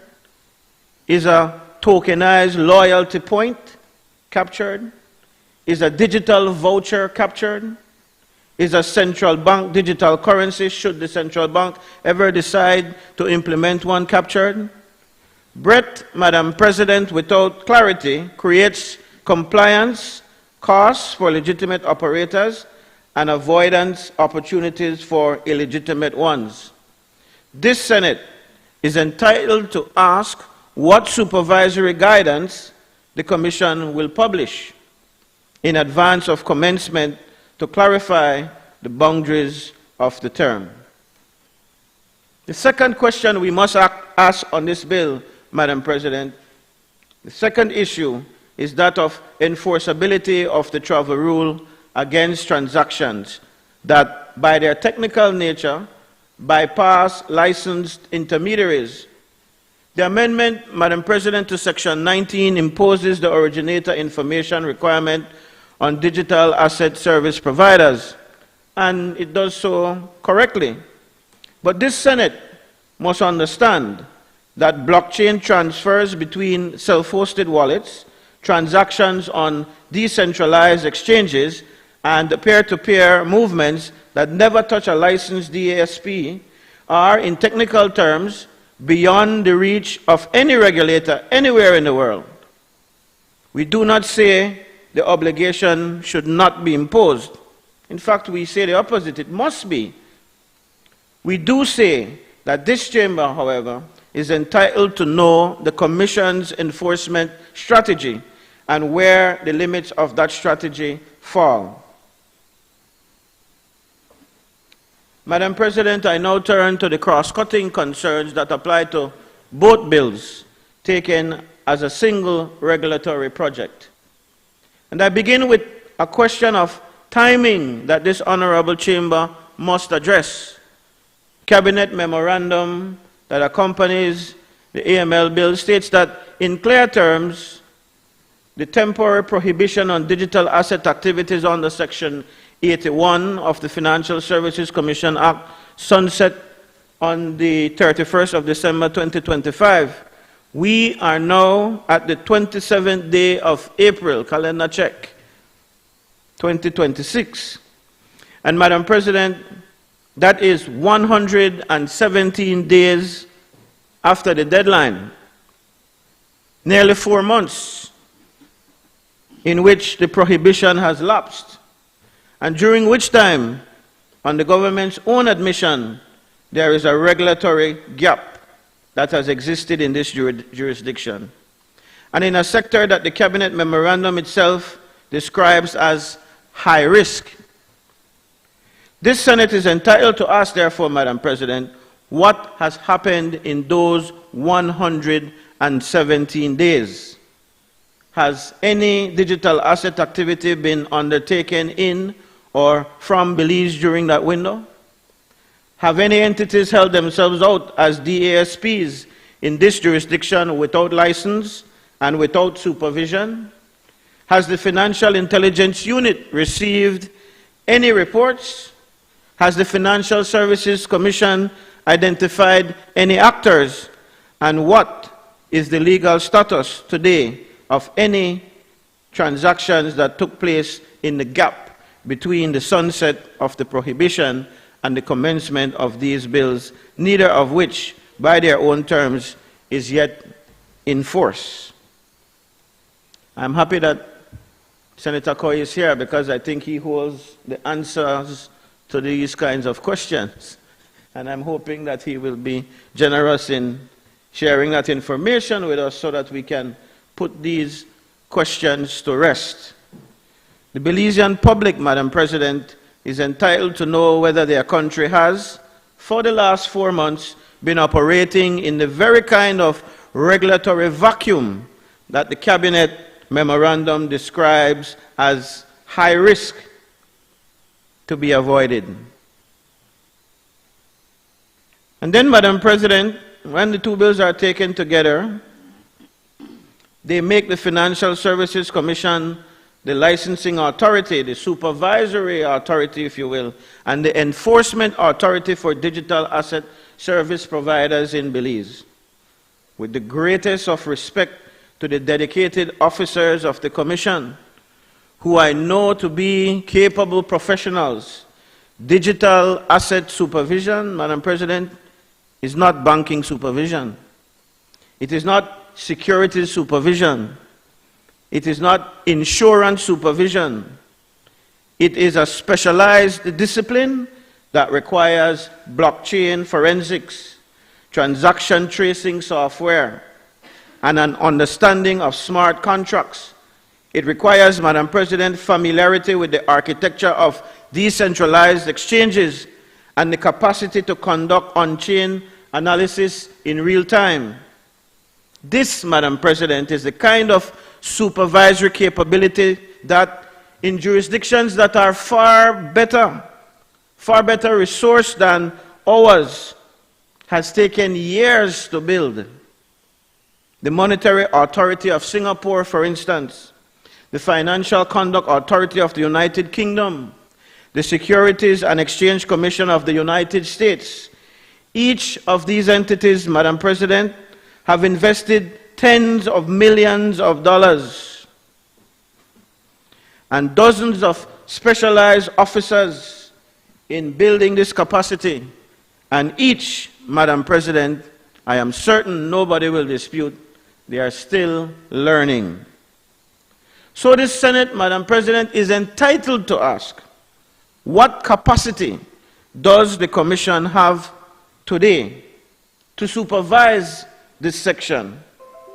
How many specialized officers exist here? Does the Commission have a contract with a chain analytics provider, a chain analysis, and elliptic, a TRM labs to support its supervisory function? Has it established a dedicated digital asset supervision unit? What is its budget? What is its staffing? And what is the training program that they will undertake? We do not say, Madam President, that this work cannot be done. We merely say that it cannot be done without resources. It cannot be done without training. And it cannot be done without time. And this Senate, Madam President, is entitled to know whether those have been provided. Have the resources been provided? Have the training been done? And has the time been put in? And I would want to say that even blind-eyed James, you can see that the time, that last category has not been looked at and has not been done. Granted, it is because we are pressed by our masters. Madam President, neither of these bills before us today, in their design, are consumer protection bills. The Money Laundering and Terrorism Bill, amendment, is concerned with the integrity of the financial system. The FSC Act amendment is concerned with the licensing and the supervision. These are properly their concerns. But the entry of digital asset service providers into the Belizean economy raises a question that neither of these bills address, and that the Belizean people will, sooner than this chamber may wish, be confronted by. FTX, Celsius, Voyager, BlockFi, Three Arrows Capital, Genesis, Mt. Gox before them. The cascade of digital asset failures of the past several years, named there. In each of these failures, Madam President, retail customers, ordinary depositors, ordinary holders, ordinary investors lost, in aggregate, tens of billions of United States dollars. In each, the licensed regulators in the relevant jurisdictions had assured the public, in very much the same way that I'm sure we are going to try to assure the Belizean public here, that the platforms were safe. In each, the consumer protection mechanisms were either absent or inadequate to the scale of the loss. Madam President, when a Belizean depositor places funds with a commercial bank, those deposits are, to a defined limit, protected by the Deposit Insurance Corporation under the Banks and Financial Institutions Act. When a Belizean places funds with a credit union, comparable protections apply, Madam President. But when a Belizean, and they will, place funds with a digital asset service provider licensed under this regime, what protection do they have if that provider becomes insolvent? If its custodial wallets are hacked, if its operators abscond, if a smart contract on which their assets depend is exploited. Both bills, Madam President, are silent in this regard. The Cabinet memorandum shared with us, Madam President, white paper, is silent in this regard. The Belizean consumer in this emerging sector will operate without the safety net they enjoy in every other regulated corner of our financial system in this country. We ask the government, what is the consumer protection architecture that will accompany the digital asset regime? Custodial segregation requirements, capital adequacy floors, mandatory disclosures, an insurance bond, a compensation scheme. The recent history of this sector tells us very clearly that the worst does happen. The Belizean consumer is entitled to know what stands between them and that worse before they are invited to participate. Madam President, I owe it to this Honorable House to address directly and without evasion the question that hangs over both bills, whether or not it is spoken, the question of Belize's history with offshore financial institutions. This country has, over the past 3 decades, been the home of an international banking sector, an international business companies regime, an offshore trust sector, and other financial structures at various points in the history have brought us out into difficult conversations with international standard setters. We have made progress, as I described, for both of the last administration and this administration. We have closed many of the loopholes. We have repealed the IBC Act. We have brought our economic substance regime into compliance. Often under significant external pressure, we have worked to clean up reputational concerns that, fairly or not, attached to this jurisdiction. These 2 bills, Madam President, open a new chapter, the digital asset sector. And the digital asset sector has, in jurisdictions across the Caribbean and beyond, become the new frontier of the very anxieties that previously attached to the older offshore industries. The Bahamas with FTX learned that the hard way. Other jurisdictions in our regions have grappled with similar concerns. So the question this Senate must, in good conscience, ask is this: what has been learned from the Belizean past that will be applied to the Belizean digital asset future? The Belizean people are entitled to know, Madam President, that the lessons of the past have informed the architecture of the future, and the digital asset sector in Belize will not become, by neglect or by design, a vehicle for the very risks that brought us to the FATF table in the first place. And this is very real, you know, Madam President. Very real. We have gone down this road before, and we have to raise it because the nature in which these bills come to us, and I'm not necessarily beating up on the government on it because, as I've said, it has happened under both administrations. But if it is that we are putting in these pieces of legislation in order to comply and not necessarily to safeguard and to look out for the Belizean people, we will find ourselves with history repeating itself. We will find ourselves and our people in serious problems. Madam President, the opposition supports the principle of both of these bills. We will not stand in the way of measures essential to Belize's compliance with international standards and to our understanding in the upcoming CFATF mutual evaluation. But our support is not unconditional. In the spirit of constructive scrutiny, we make the following requests of the government. One, that the government table on the record of this Senate, be put on the record of this Senate, a full account of any digital asset activity that has occurred in or from Belize in the period between the sunset of Section 81 prohibition on the 31st of December 2025 and today, or rather, well, yes, we can't go further than today, that the government commit, secondly, on the floor of this Senate, that the commencement of both bills will be coordinated so that no DASP may be licensed without simultaneous supervisory coverage.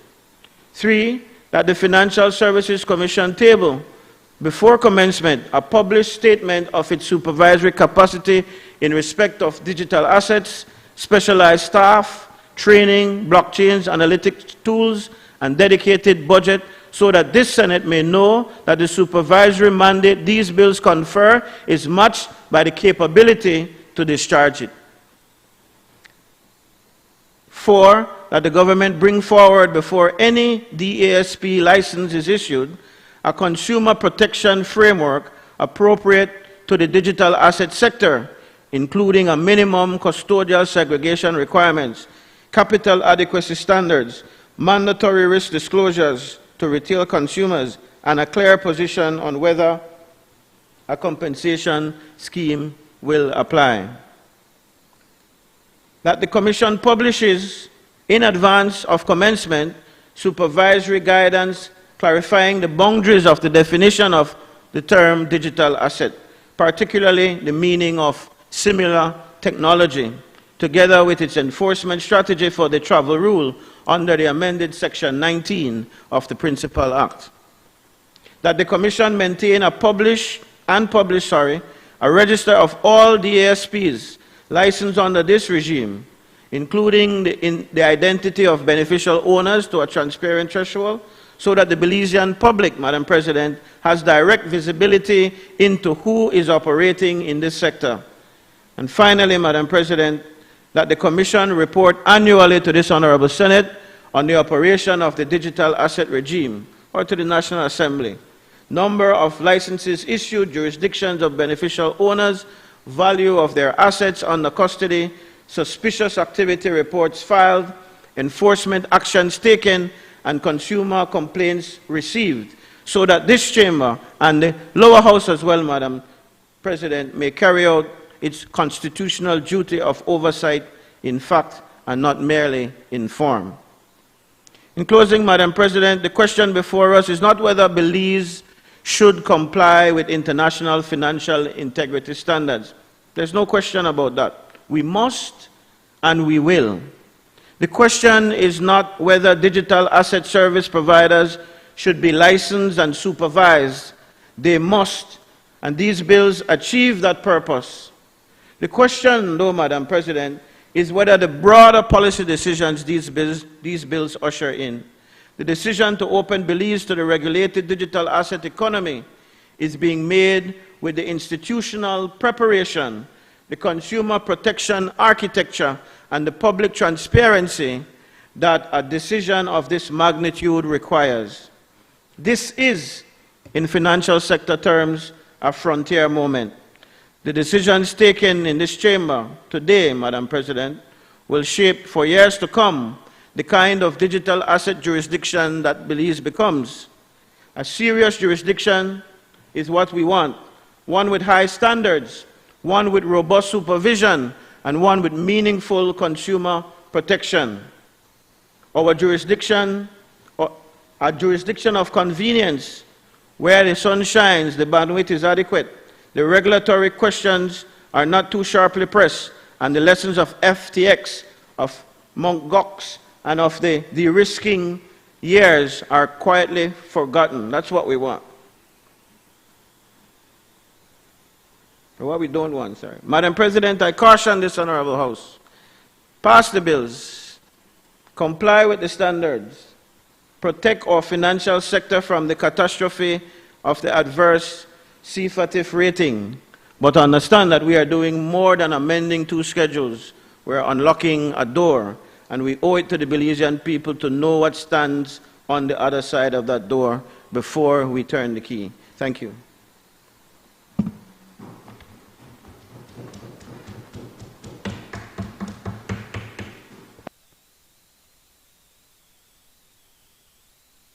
Recognize Senator Kevin Herrera.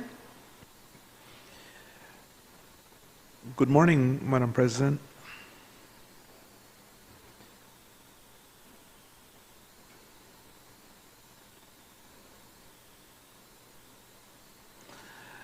Madam President, I think that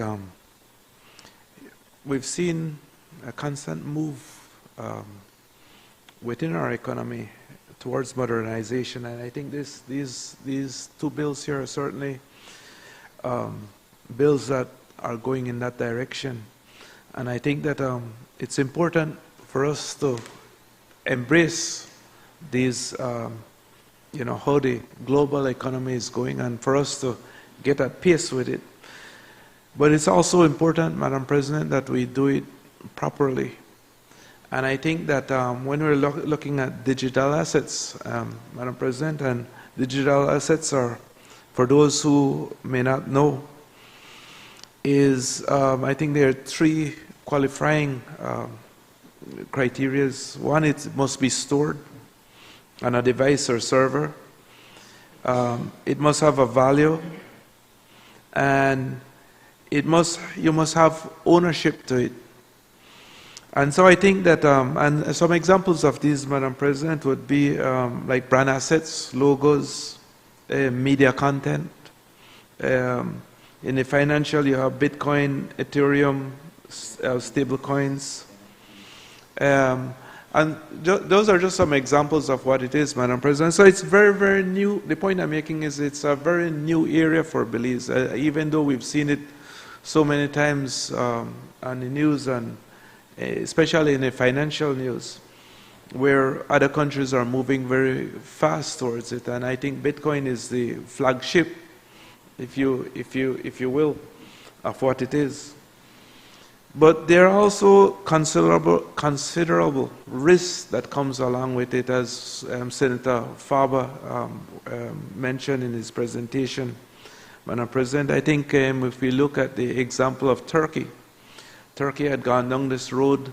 They had all types of issues with it from a fraud standpoint, and those who defrauded the system. And they miraculously were able to bring it back, but only after they decided that they needed to, one, bite the bullet, but as well make an example of those who tried to defraud the system, and tighten up on the regulations as well. And so I'm saying all of this, Madam President, again to sound the caution that yes, I think it's an extremely important step that we're taking today. But it's also very important, Madam President, that we try to do it right. I think we can all remember the whole de-risking exercise that went on throughout the world a couple of years ago, where Belize, some of these banking institutions in Belize lost their correspondent banking relationships.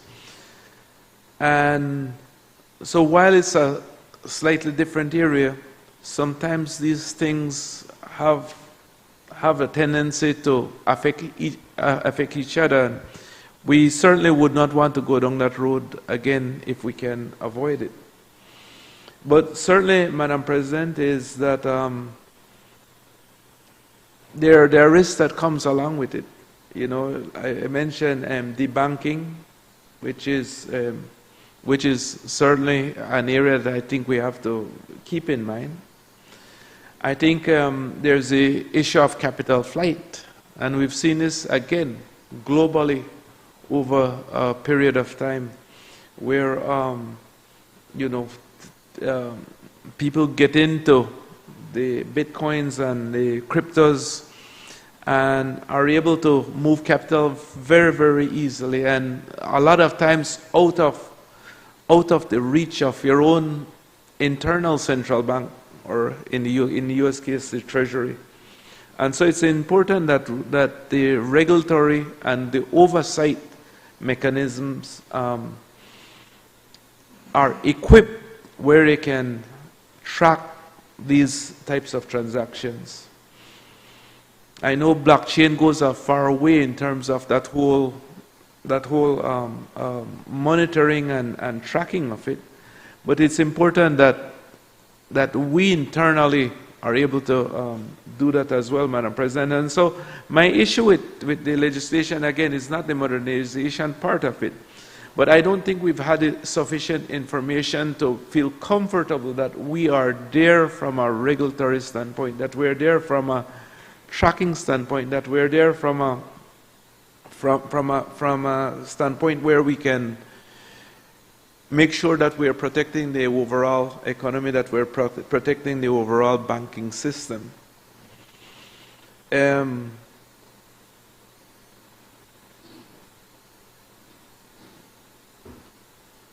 I think it's also important, Madam President, that we also protect the integrity of our own dollar.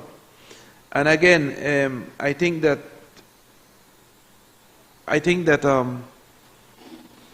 it doesn't necessarily mean that something bad will happen to our currency, but it's possible that it can. And so I'm saying that it's important that we make sure that we put in all the safeguards that are possible. Madam President, we're moving into a world of smart contracts, stable coins, like I mentioned, decentralized finance. We have to make sure that we have the tools to track these and to track these assets. As well, do we have the technical personnel to look past what we've had as a business plan, and to look at the actual code of these platforms? It's extremely, extremely, extremely important, Madam President, because things in this area can move very fast and it can move in a very big way. And so the impact can be tremendous. Again, you go back to the experience of Turkey, and it's one of those examples. There were several countries, I think, that had some of those experiences that were not so great in terms of the moving into digital assets. And so I sound those caution, Madam President, simply to say that I would like for us to have some more information in terms of how it would be regulated, what the oversight will be. I know that the Commission is being put in place to do some of this, but what type of budget will we have behind it? How will we access the technical expertise? How will we even access the technology to do some of these? Thank you, Madam President.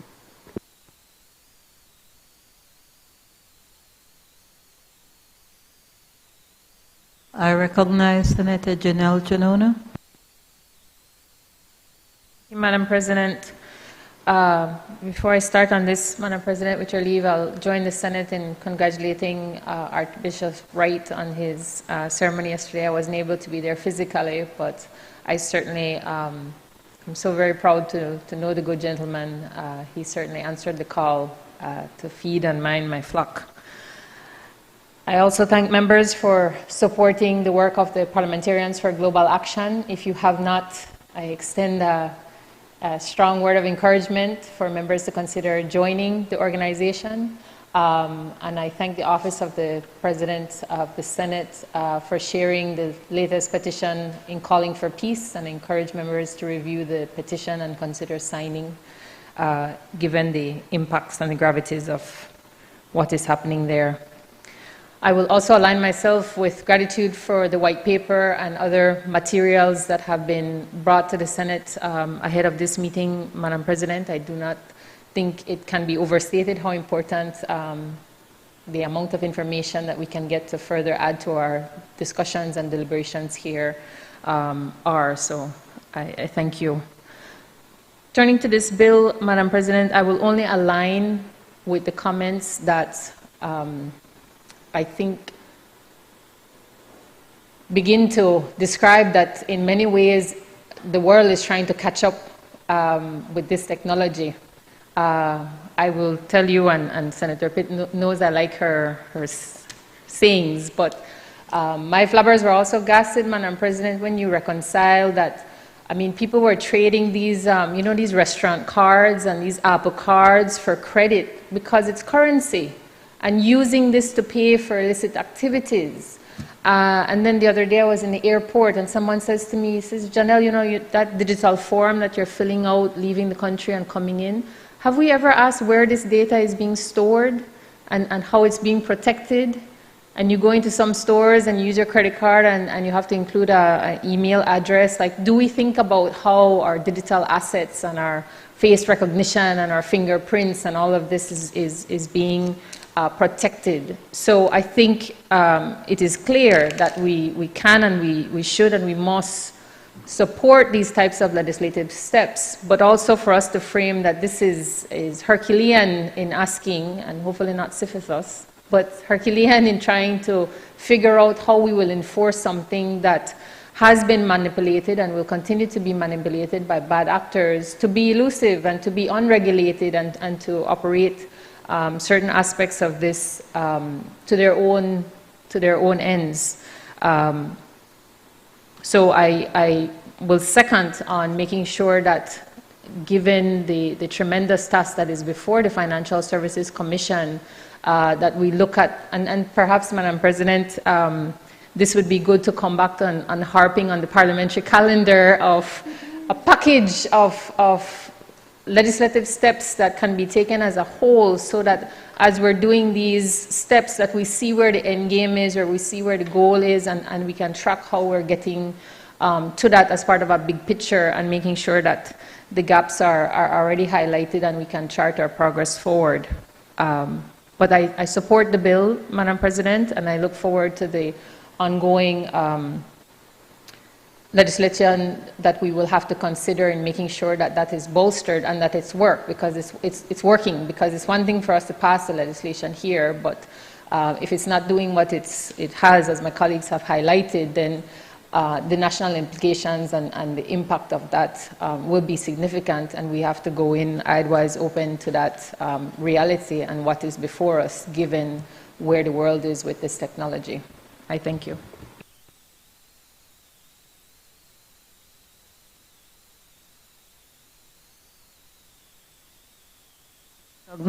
I recognize Senator Gabriel Zetina.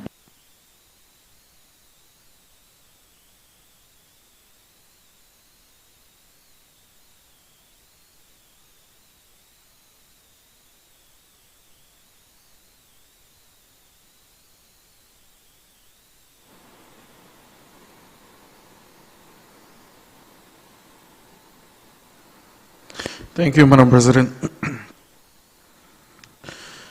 I rise to speak on this bill, and before I offer my contributions, I want to say that we on the opposition do support this bill.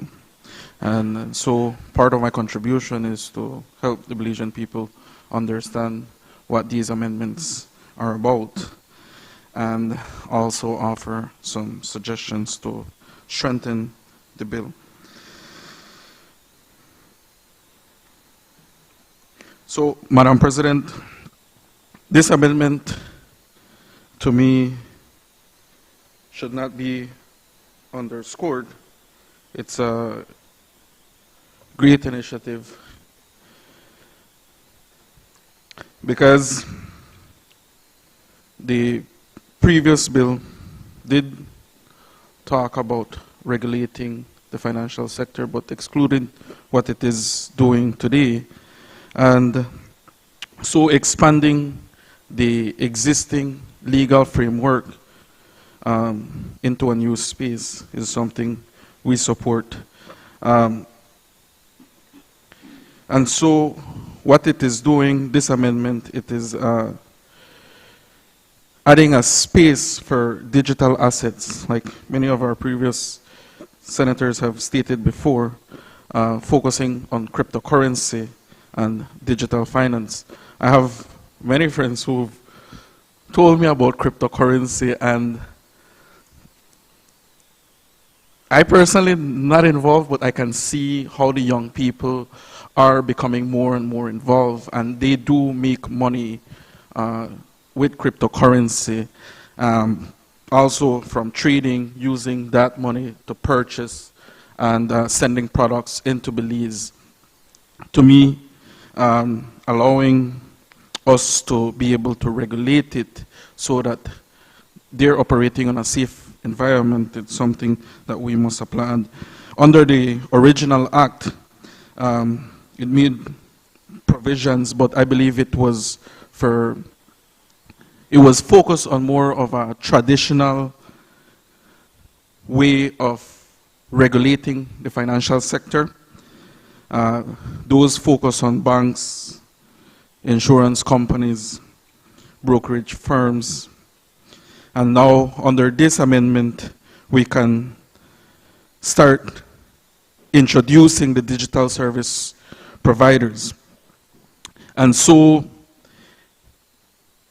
the amendment gives space for defining what the digital assets are, the services, and who qualifies as a provider. And so, Madam President, what was once a law for bank is now a law for crypto, allowing, like I said at the beginning, many young people to become involved. Section 15, which the previous bill dealt strictly with correspondent bank relationships. And so now with this amendment, it expands that. And now we would be able to deal with correspondents who are dealing with digital assets and service relations. And so it means that crypto platform must verify who they deal with, ensuring that we're not engaging with shell companies, and ensuring that proper due diligence is conducted, KYC, know your customer or client's form. But for us, which I will make suggestion at the end, ensuring that we're having the right personnel to enforce the law would be vitally important so that we can avoid suspicion, transaction, money laundering. And so, Madam President, the same rules that apply to the bank we're now seeing being applied to the crypto platform. I notice as well that in this amendment, it brings the FSC, the Financial Service Commission, who would be the regulator. And so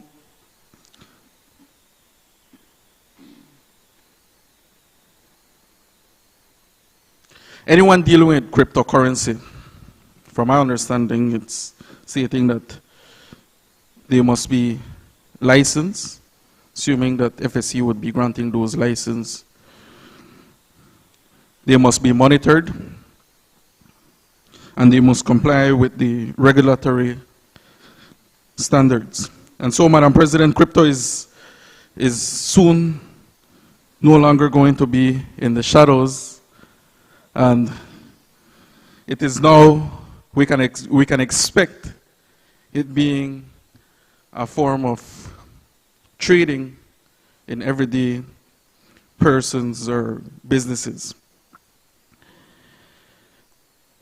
Schedule 1 and Schedule 3, the bill goes further and it adds to digital assets activities. Those include exchange, storage, transfer, and management of those assets, and assigns the oversights to the Financial Service Commission. And so, Madam President, every major aspect of the digital activities is now being brought into law. And I must applaud that the amendment is being driven by international standards. And so Belize now, like many other countries, must comply with those requirements set by the global financial bodies.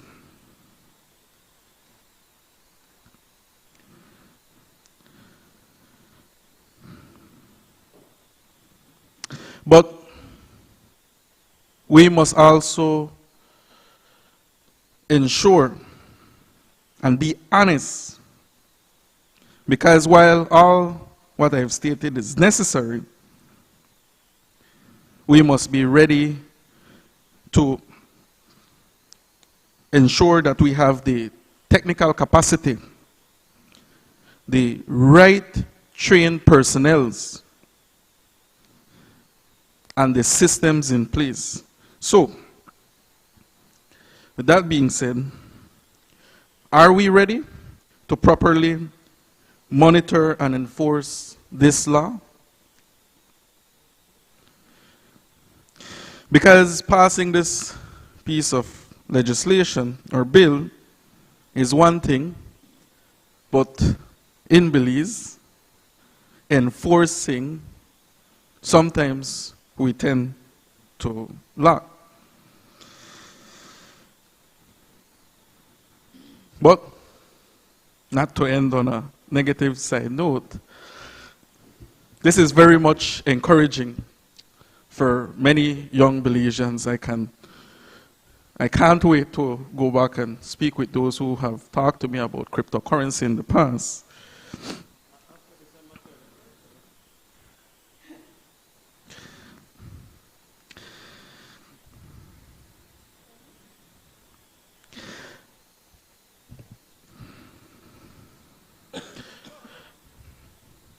So, to the young Belizeans who will be getting into the digital currency space, I plead to the government to ensure that what we're doing doesn't stifle growth. It allows the opportunity to those who are interested and invested, not ensuring that our data is not breached as well, and the proper implementation, a clear guidance, the right trained personnel are all put in place. With that being said, Madam President, thank you.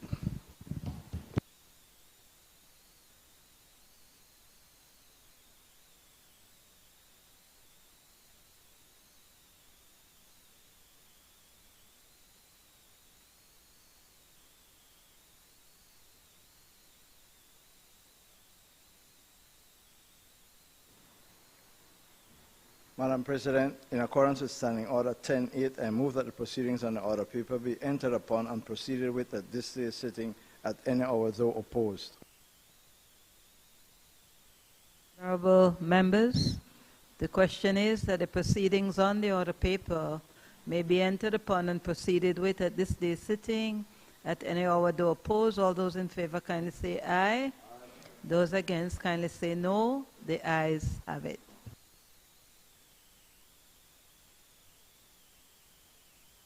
I recognize Senator Glenfield Dennison.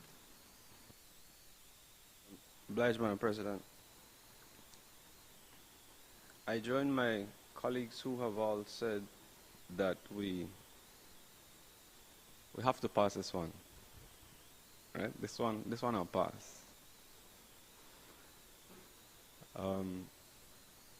We're operating in a global space, and I never see any government act faster for pass legislation, both political parties, than when we have mutual legal evaluations and consequences that would come if we don't. Both parties.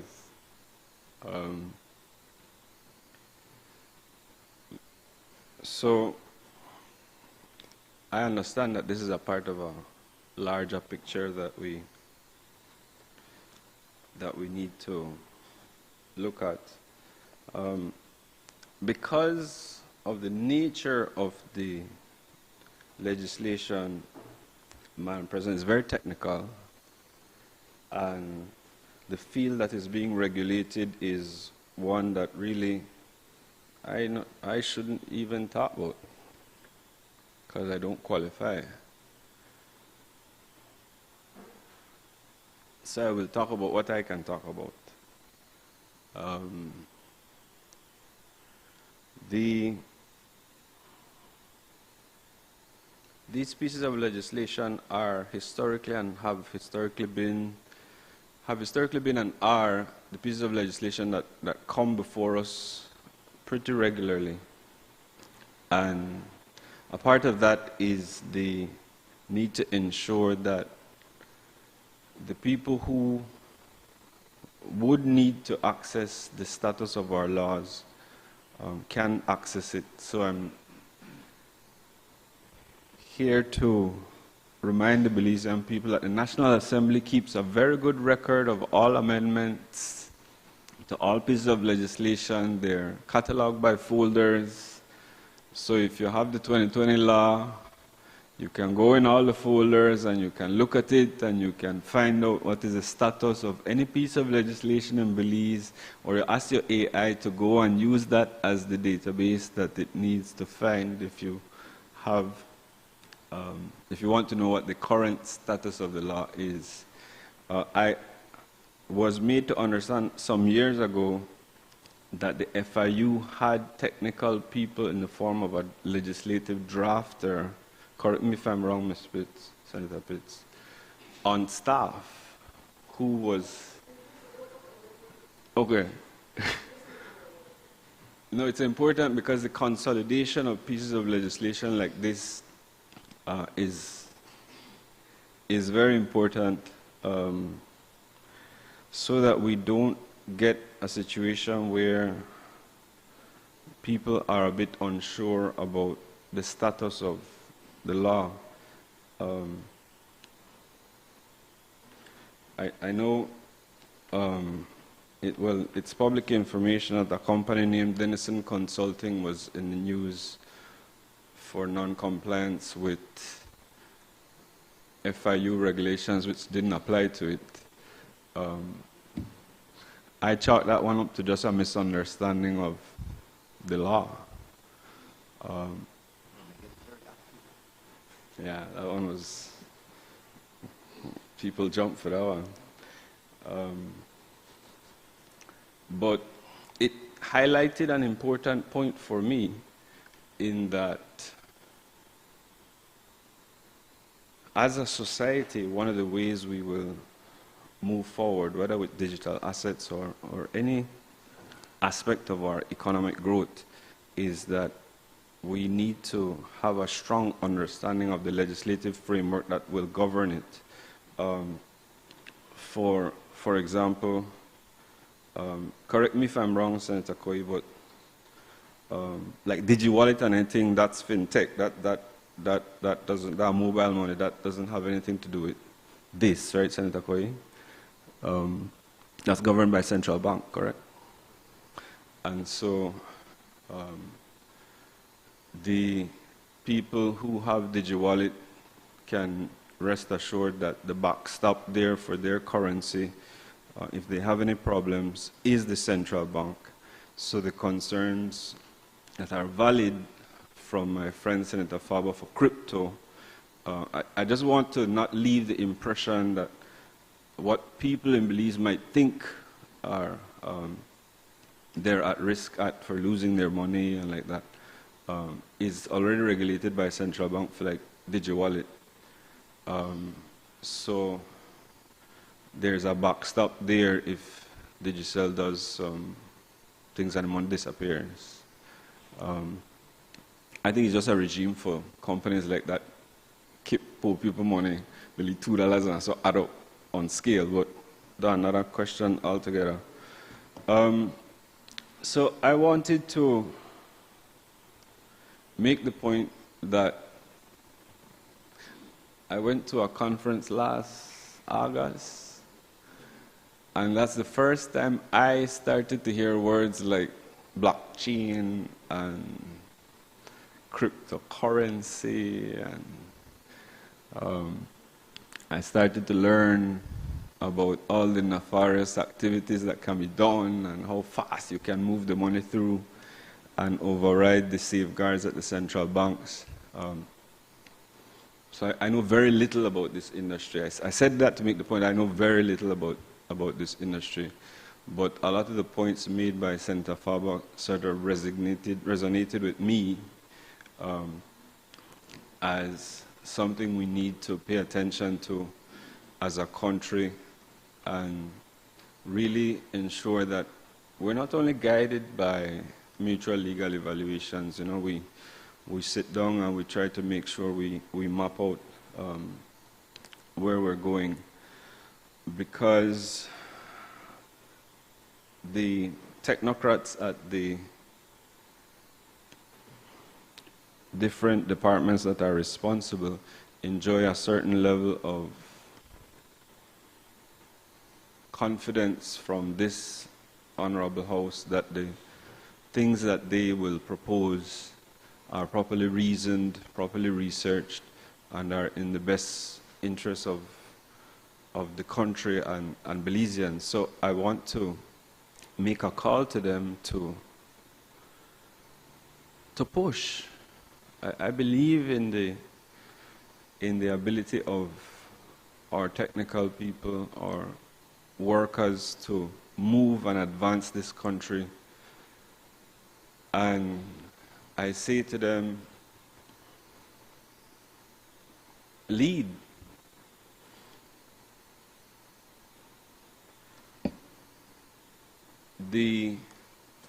This amendment, in my mind,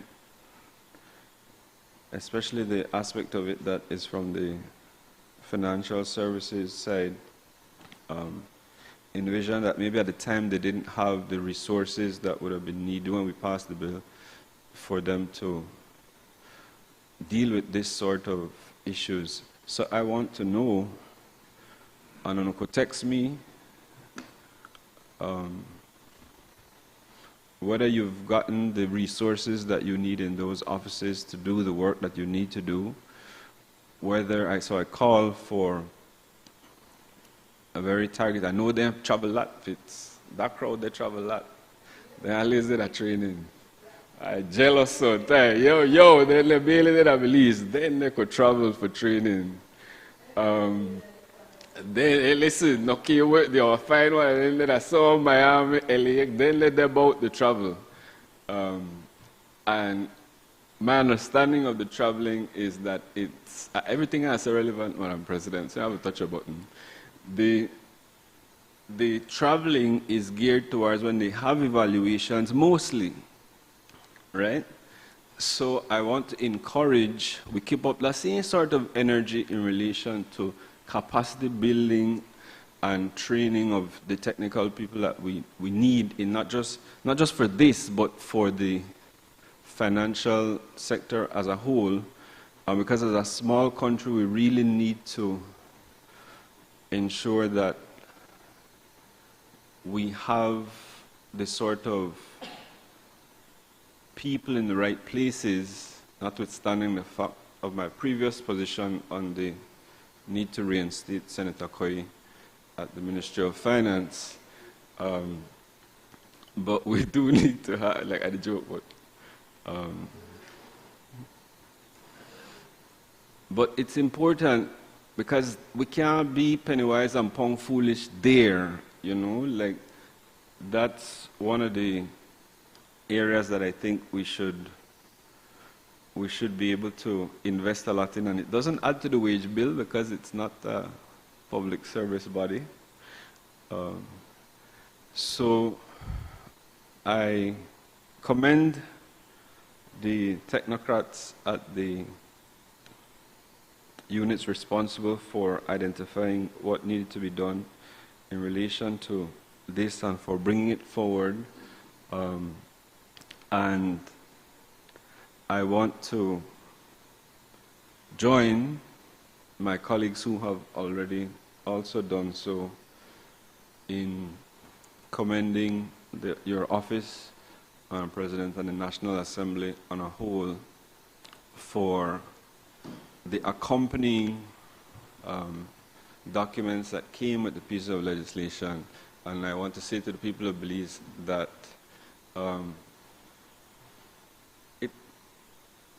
they heard us. We've been asking for things like that for some time. Thank you, Madam President. I really... Oh, and you see, this is the sort of progress that healthy debate brings to a developing country, right? I joined my friend to ask for a parliamentary calendar, but we're moving in the right direction as a Senate, and I commend it because I'm not the type to only just say when things go wrong. I have a lot of things to talk about that are wrong later this afternoon, but or maybe that tomorrow. I think that tomorrow.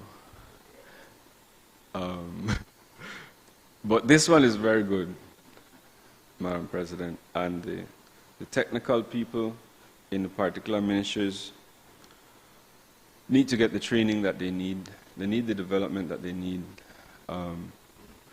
This can't be a situation where people in ministries make decisions on who needs to go for what training and when, because they don't understand the importance of why the technocrats need to attend or develop their skills. Scholarships need to be made available for people in those particular areas who are who need to learn not only the enforcement but the investigative side of how to trace cryptocurrency and to identify the fraud. Maybe it's already been done. I would like to hear if it is. Whatever's being done, more needs to be done. Because it can't be that a CIB officer will be asked to see what he could do when a crime is uncovered. And he has no knowledge of how the realm in which the would-be criminals in crypto are operating, because this is not Little League. Like, there are teams of people who go to work just like the people from Fui Call Center every day, like that in regular job, for thief people e-money. That in job.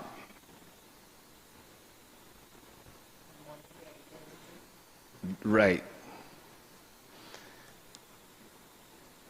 And I know people with high school diploma, people with degrees in IT, people with understanding. Right.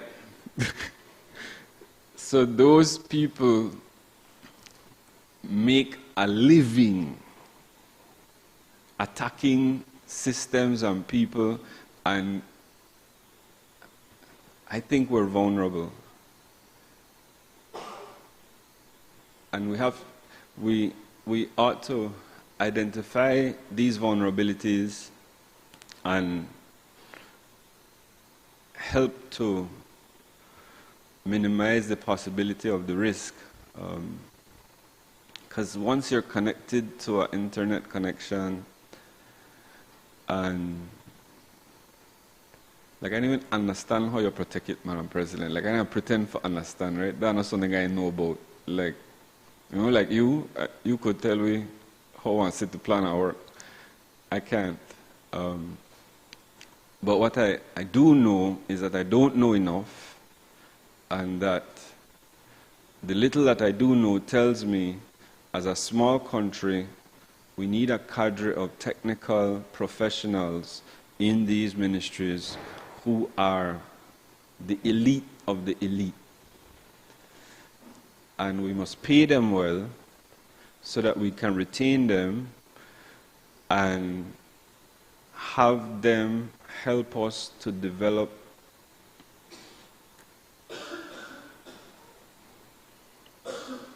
because I believe in people. That's all we have as a country, you know. And if we, like, we're just regulating, like for this one, we're just regulating the construct. I want to encourage, I want us to get to a place where we're encouraging our young Belizean programmers, our young Belizean entrepreneurs, as my friend has said, to get into these higher valued areas of expertise that can I'd try not say this, Madam President, that can add to our gross domestic product so we're not so dependent upon the gas price. With that I yield, Madam President.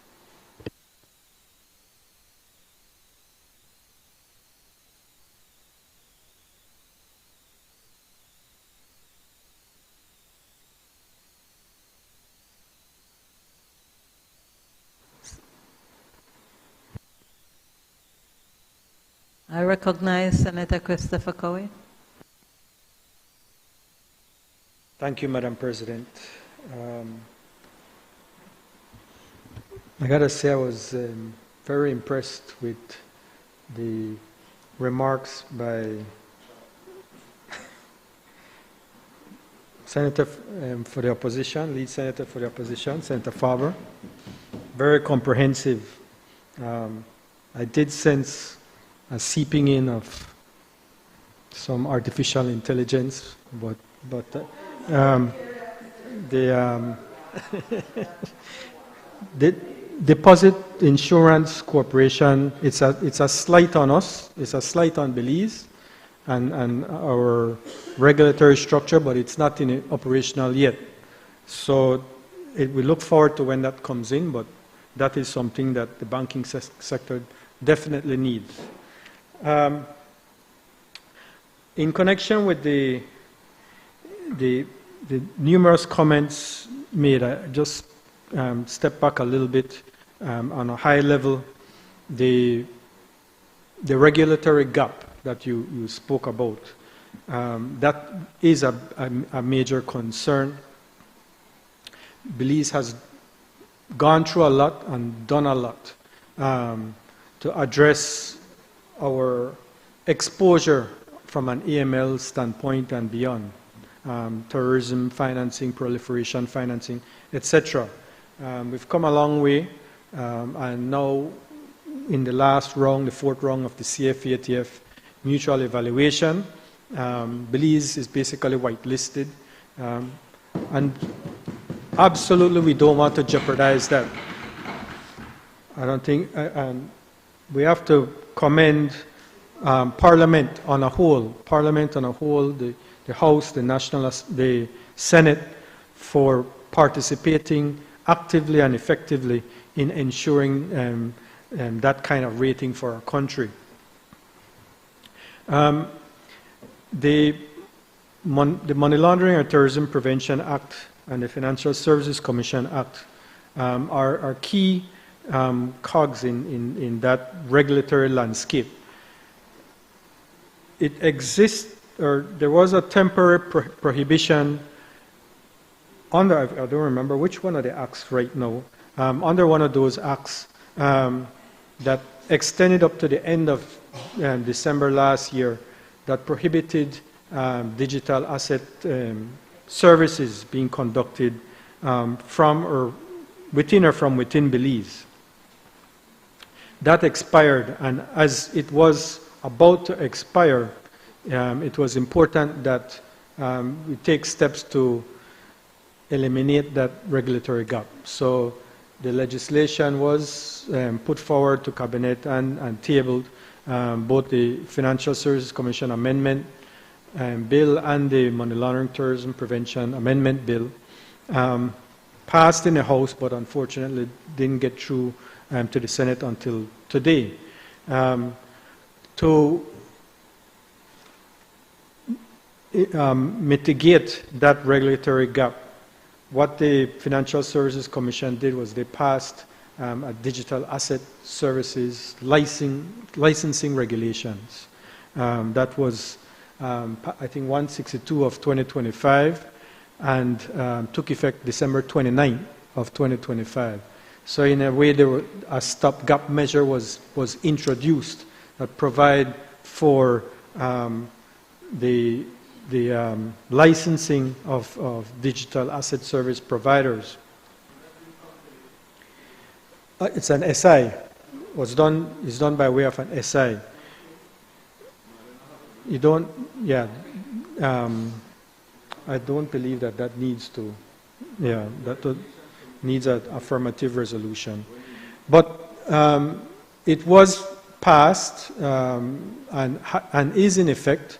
And that said, although that regulatory framework is in effect, no DASP has been licensed as yet. So it's not that it was done solely to just give licenses out. No DSP has yet been licensed under it, but it did close that gap for the interim. And again, at a high level, these amendment legislation, in effect, is a transitional pathway. We're moving from a state of prohibition to a state of regulated supervision. And if you look at the Financial Services Commission Amendment Bill specifically, it ties it to international standards. So it provides that in determining whether to issue a license in accordance with the relevant subsection, the Commission shall be guided by the IOSCO policy recommendations for crypto and digital asset markets, final report published by IOSCO on November 16, 2023, as updated by IOSCO from time to time, and the international standards on combating money laundering and the financing of terrorism and proliferation, adopted by the FATF plenary in February 2012, as updated by FATF from time to time. So it ensures that it is international standards based. IOSCO is the International Organization of Securities Commission, and they pay special attention to the crypto asset legislative framework in jurisdictions across the world. Even though this legislation provides for that, the intent, as I understand it from the Commission, is that they will promulgate or seek the National Assembly's approval for making more detailed legislation as it relates to the regulation of digital asset services. So we are still in that transitional pathway. I think it even provides for the licensing. Once you get a license, it essentially goes up to end of December 2027. So it is contemplated that by then there will be a more extensive regulatory regime. But that said, the way that it is, the legislation is being put together, it is at all times to ensure that we meet international standards, and in no way do we jeopardize that type of whitelisting that we were able to procure. And it's important that we do that because, as you mentioned, Senator, we had challenges with our correspondent banking relationships, severe challenges. I think that the statistic is 83% of our correspondent banking relationships we lost, and the worst in the entire Caribbean region. We're coming back from that precipice at this point. I'm very pleased and encouraged that over the past year, our domestic banks have been able to secure top-tier correspondent banking relationships, including Bank of New York and JP Morgan Chase, as far as I understand.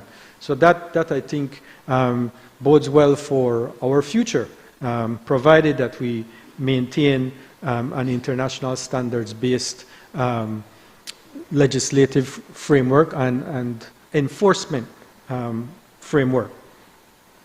So these two bills, in many ways, fully address the gap that would have existed if it weren't for the licensing regulations that were put in place end of last year. I'll just quickly run through some of the comments and queries that you have beyond what I've addressed already. With respect to the training, it's a tall order. It definitely is a tall order to be able to regulate and supervise and you, as you distinguish, to have consumer protection. I would say that the Financial Services Commission does all of the above. In terms of the training for regulation of digital asset services, a lot of training has been done with the in-house team.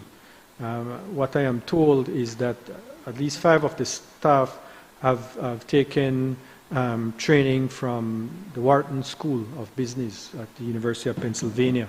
So that top-level education, top-level training that yes, Belizean, that have received such training. But that type of training does not operate in a vacuum. They also utilize or rely on service providers that provide, you mentioned about chain analytics, relying on the analysis to be done by international service provider and having that inform on their supervision and their monitoring of this type of activity. I think to the extent that there is any unlicensed activity undertaken, that type of service provision supports that kind of monitoring. So that, I think, focuses in on the competency and the capacity of the Commission in its supervision and monitoring of that activity. The travel rule that you mentioned, that's, I think, recommendation 16 of the FATF recommendations. That now is included in the MLTPA amendment, and that plays an important role to require that disclosure, require knowing the parties that are undertaking a digital asset transaction or a crypto transaction. So it's important that we recognize that we are meeting those FATF recommendations and those international standards by placing those provisions in our law.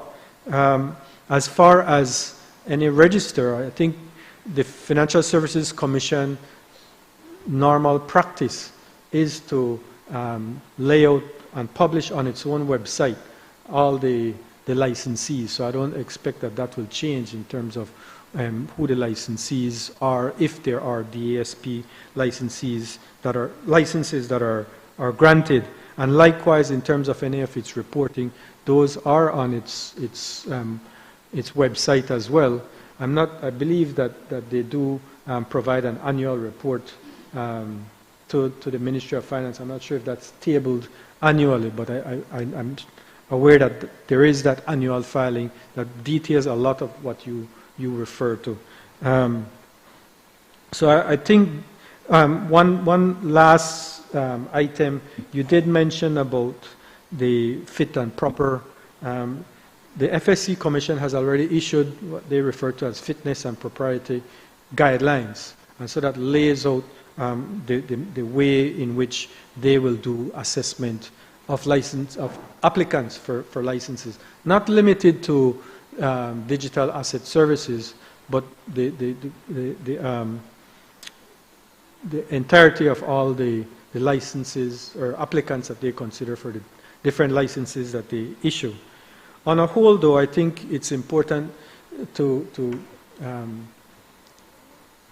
finish up with the fact that Belize, we don't live in a bubble.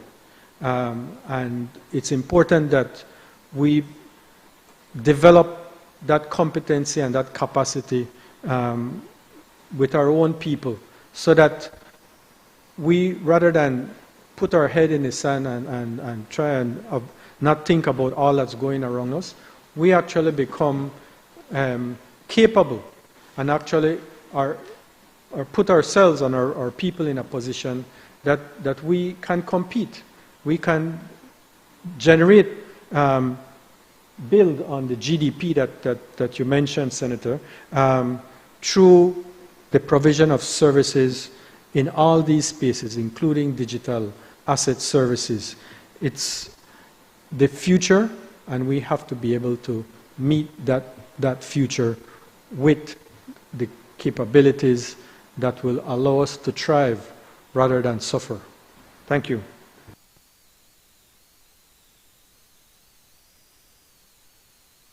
Madam President and colleagues, may I start by thanking senators for their constructive criticisms and contributions.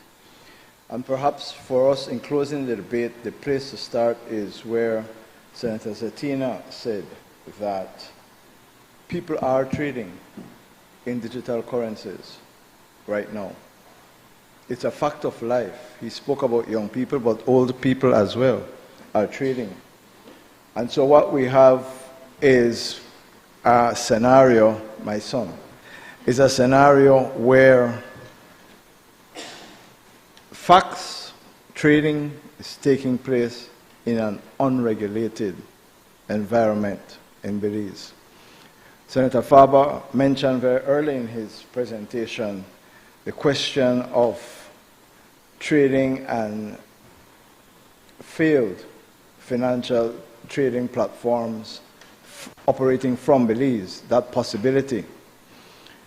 The situation we face today is that if a company is offering digital trading from Belize, this legislation is not in place. And so they would offer that service on the internet, and if the Financial Services Commission wanted to stop them, they would struggle to find a provision in the existing regulatory framework to apply to that operation. The purpose of this legislation is, as is readily recognized by everyone, is to bring this type of trading and activity under the regulatory umbrella of the Financial Services Commission.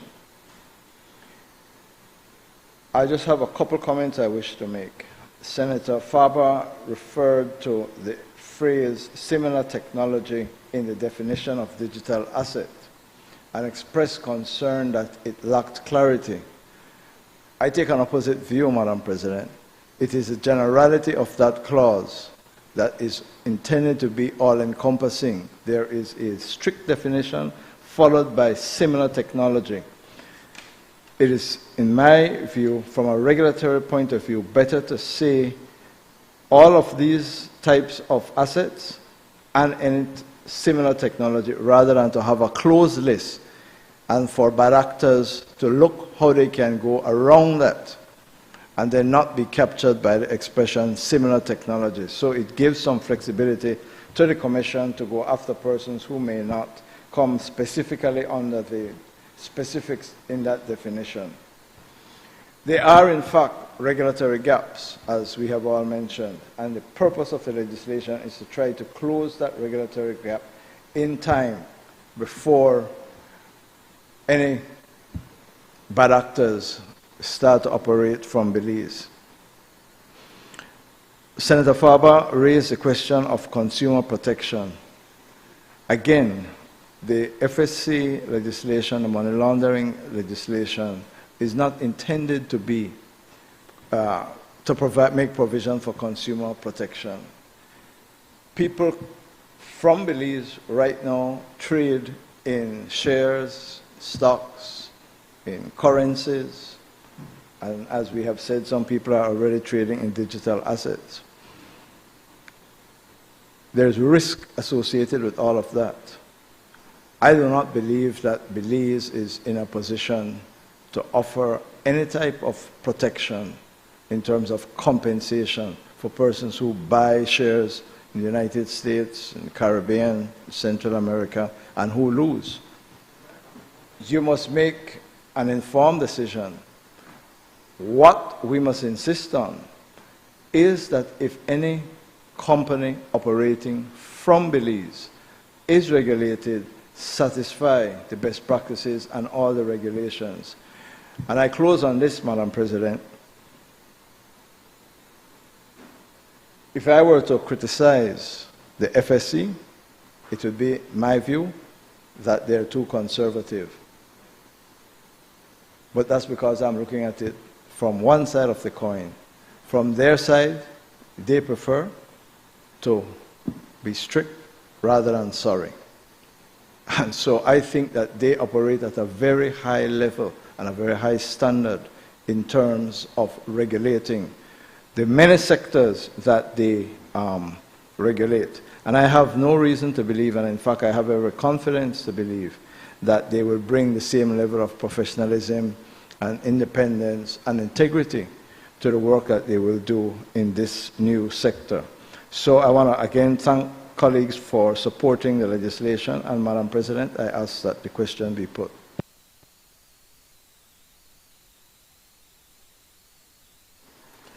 Honorable members, the question is that the bill for an act to amend the Money Laundering and Terrorism Prevention Act, Chapter 104 of the Substantive Laws of Belize, Revised Edition 2020, to satisfy the requirements of the Financial Action Task Force recommendation with respect to digital assets and digital asset service providers, and to provide for matters connected therewith or incidental thereto, be read a second time. Honorable members, the question is that the bill for an act to amend the Financial Services Commission Act, Act Number 8 of 2023, to provide for the grant of a special license for trading in digital assets and other similar activities and operations, and to provide for matters connected therewith or incidental thereto, be read a second time. All those in favor kindly say aye. Aye. Those against kindly say no. The ayes have it.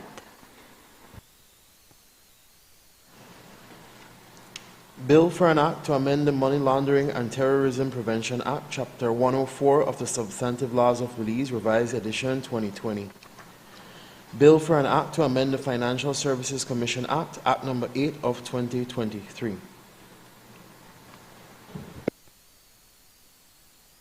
I recognize the Leader of Government Business. Madam President, I rise to move a second reading of a bill for an act to amend the Trade Licensing Act Number 19 of 2024 to provide for the determination of annual license fees for trades in towns and villages, to make transitional provisions respecting existing trades, and to provide for matters connected therewith or incidental thereto. Madam President, it is my understanding that the amendment to Section 19 of the Trade Licensing Act is to bring clarity to the imposition of fees, particularly in villages. The existing legislation, as I am told, by the Ministry of Rural Development creates some uncertainty as to whether or not the determination of the annual license fees for villages is as clear as it should be. And so it is intended by this proposed amendment to state very clearly that in the case of villages, it will be under Section 20, subsection 4. In the case of towns and cities, under Section 20, subsection 2. Madam President, it goes further to make clear that on any reassessment in this transitional period, there is a limitation, a maximum of a 10% increase on, or a 10% decrease on any annual license fee for trade licensing. So, as I understand it, this is to bring clarity to the existing regime rather than to make any fundamental change in the trade licensing regime.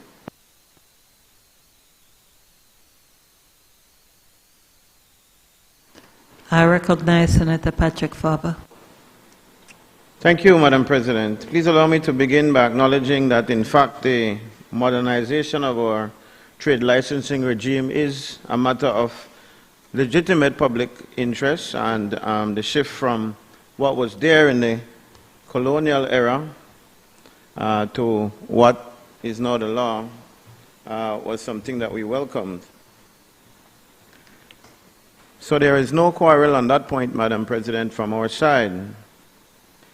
But, and there's a substantial but, the bill before us today raises serious questions about the processes, about the substance, and about the preparedness, questions which this Honorable Senate has a constitutional duty, Madam President, to ventilate before granting the consent.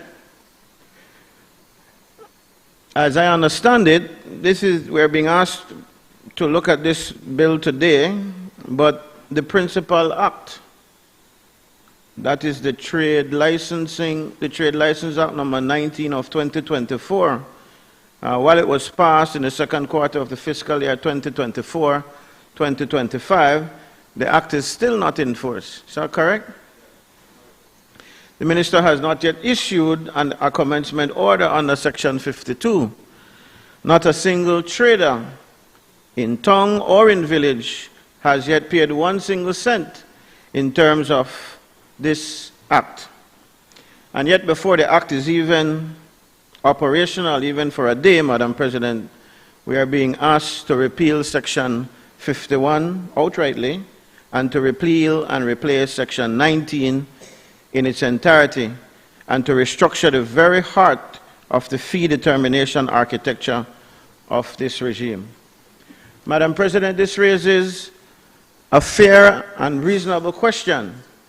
If the principal act required this much surgery before it ever drew breath, what does that say about the rigor of the original drafting and the quality of the consultation that produced it? And I know that there was consultation. I remember this bill clearly, and it created a lot of issues in terms of the wider population, especially at local government level. Village councils and town councils, in fact, raised very serious concerns, and probably speaks to the reason why it has not yet been enacted by the minister. We on this side, Madam President, caution the government that a regime that must be amended even before it commences is a regime that has not been properly tested against the realities it is meant to govern. And so we urge the government, Madam President, to be transparent with Belizeans about why the original Section 19, passed barely a year ago, was found wanting. Madam President, the policy paper shared with us, accompanying the bill, tells us that the amendment will, and I paraphrase, define clearly the determination of the annual licensing fee for the urban spaces in one subsection and define clearly the determination of the annual license fee for the rural spaces in the other. But we have to ask the question, Madam President, define clearly for whom?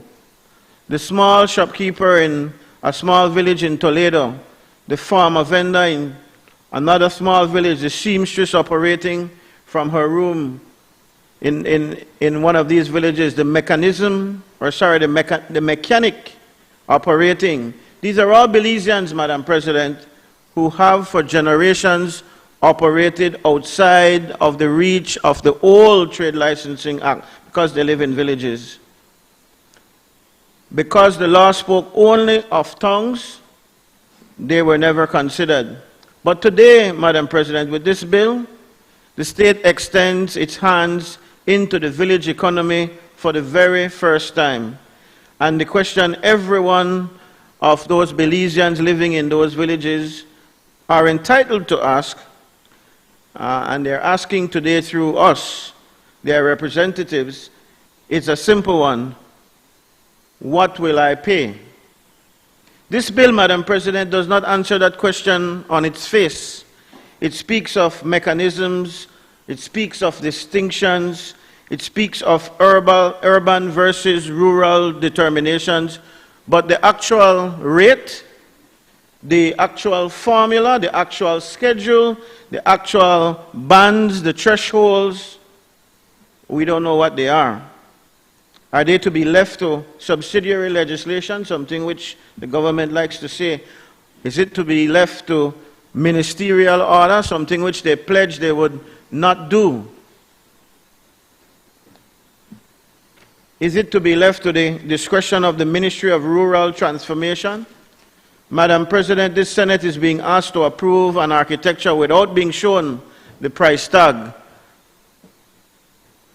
We ask the government plainly, Madam President, and on the record, to publish the fee schedules, to publish the rates for villages, to publish the rates for towns and cities as well.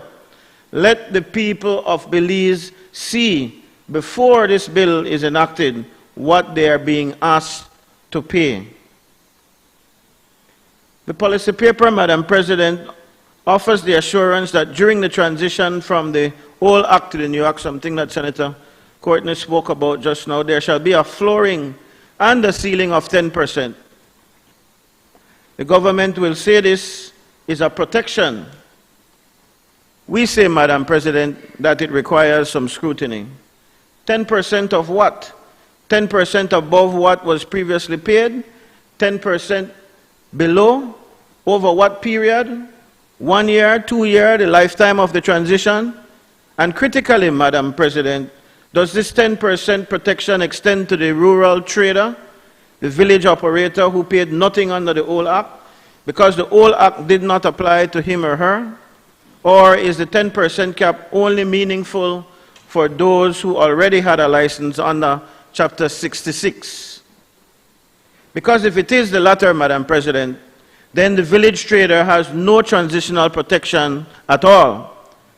And she moves in one Gazette notice from 0 to wherever the new schedule prescribes him or her to be. That is not transition, Madam President. That is an increase in tax. Madam President, the policy paper of the government informs that the Ministry of Rural Transformation has, with the approval of the Cabinet, been strengthening its institutional capacity, building human resources, and commissioning a digital platform for trade licensing.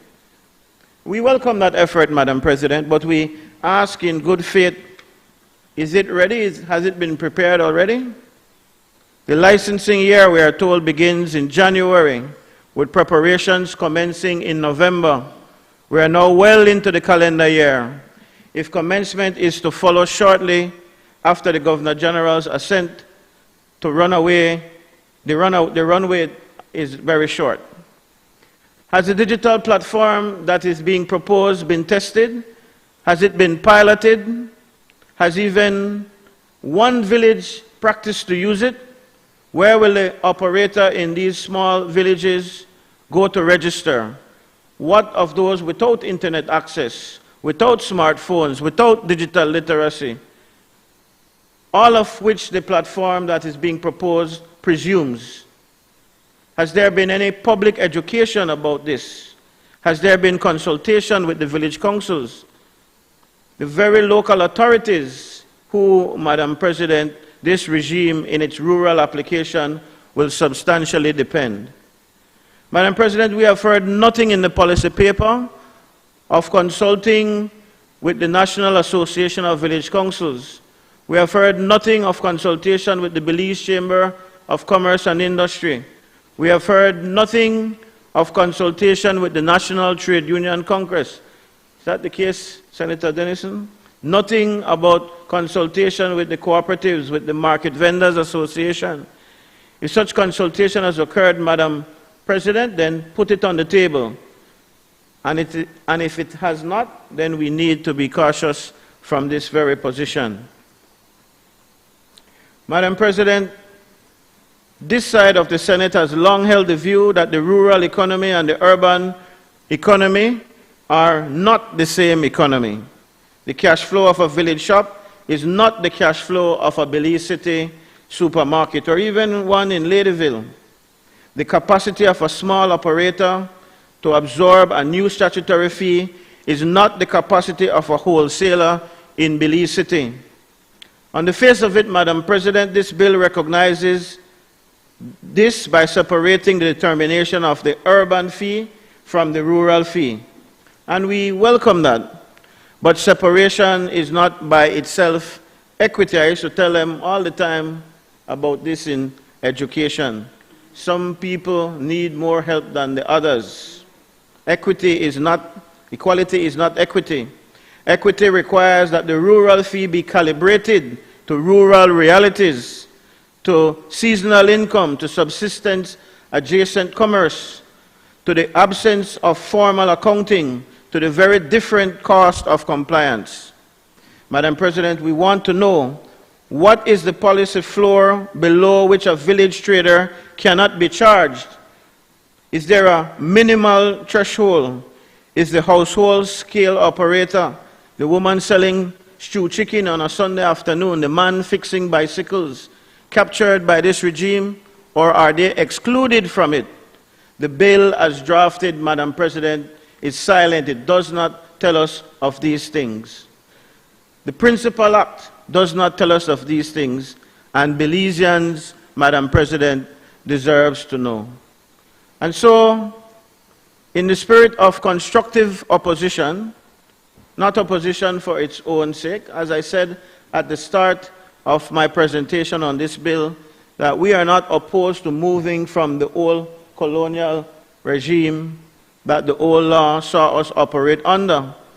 But we have a duty, Madam President, to this chamber to scrutinize, and we make the following requests: that the government table before this bill is read a third time the proposed schedule of fees for both urban and rural trade licenses, so that the Senate may know what it is approving.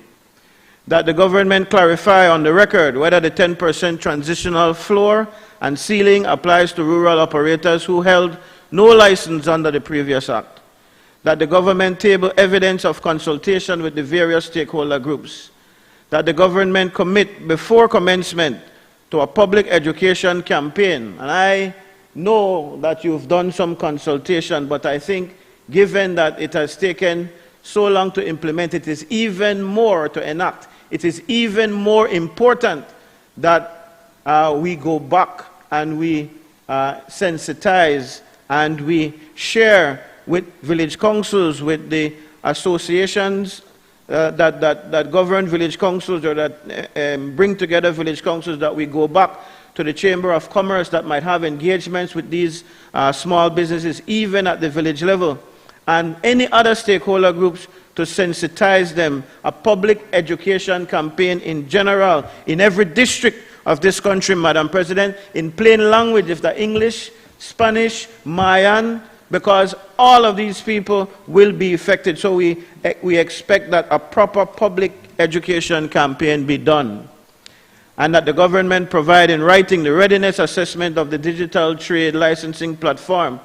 Pilot it in a few, well, I don't know if that will work, as then you want to tax some and not tax the others, but there must be some way of piloting it so that we know that it is giving the kind of results that we want it to give.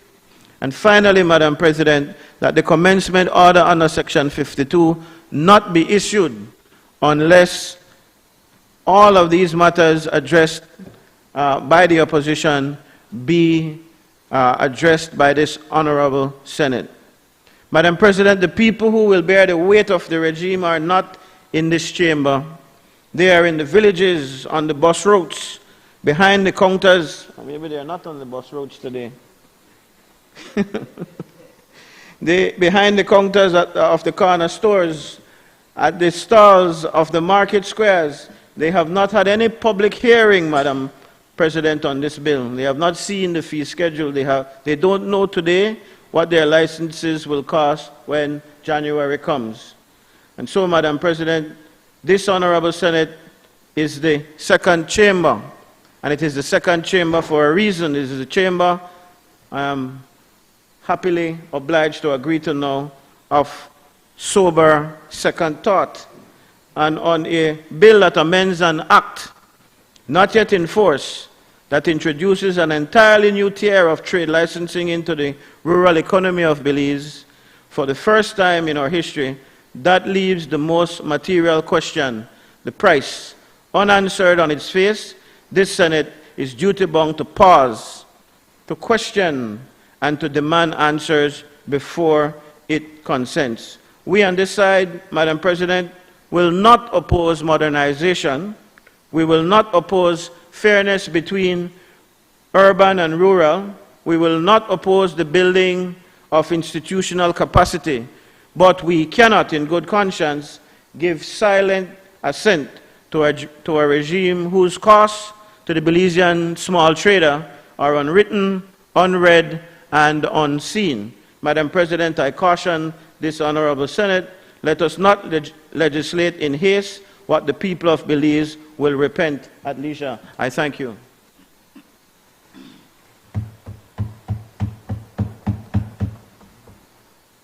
I recognize Senator Glenfield Dennison.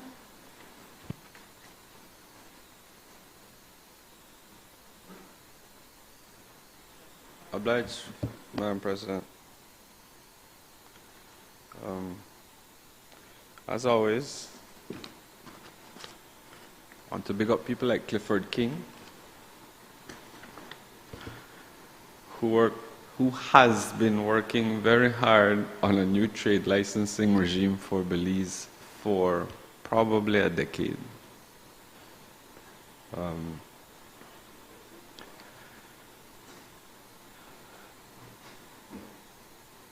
I can say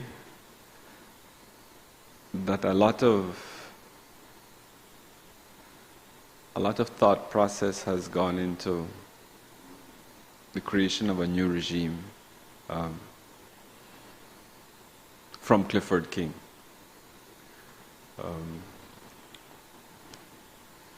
When we passed this piece of legislation in 2024,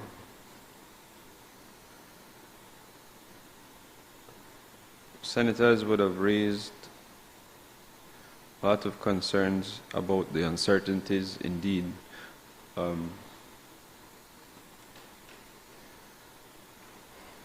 And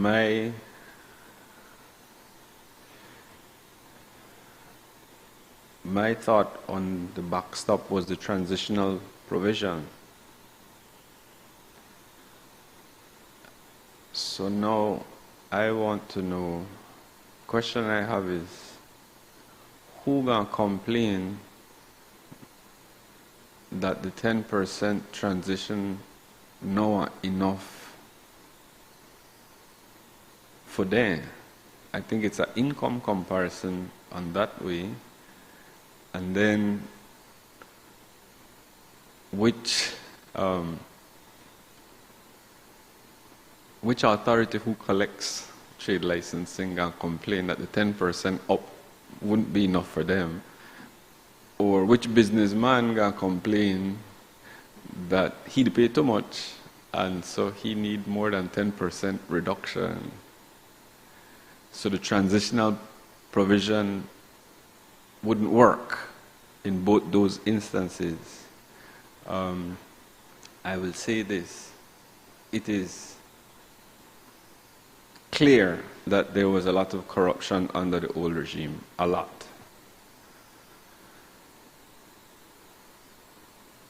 Where people were paying side by side different rates based on the payment of other fees.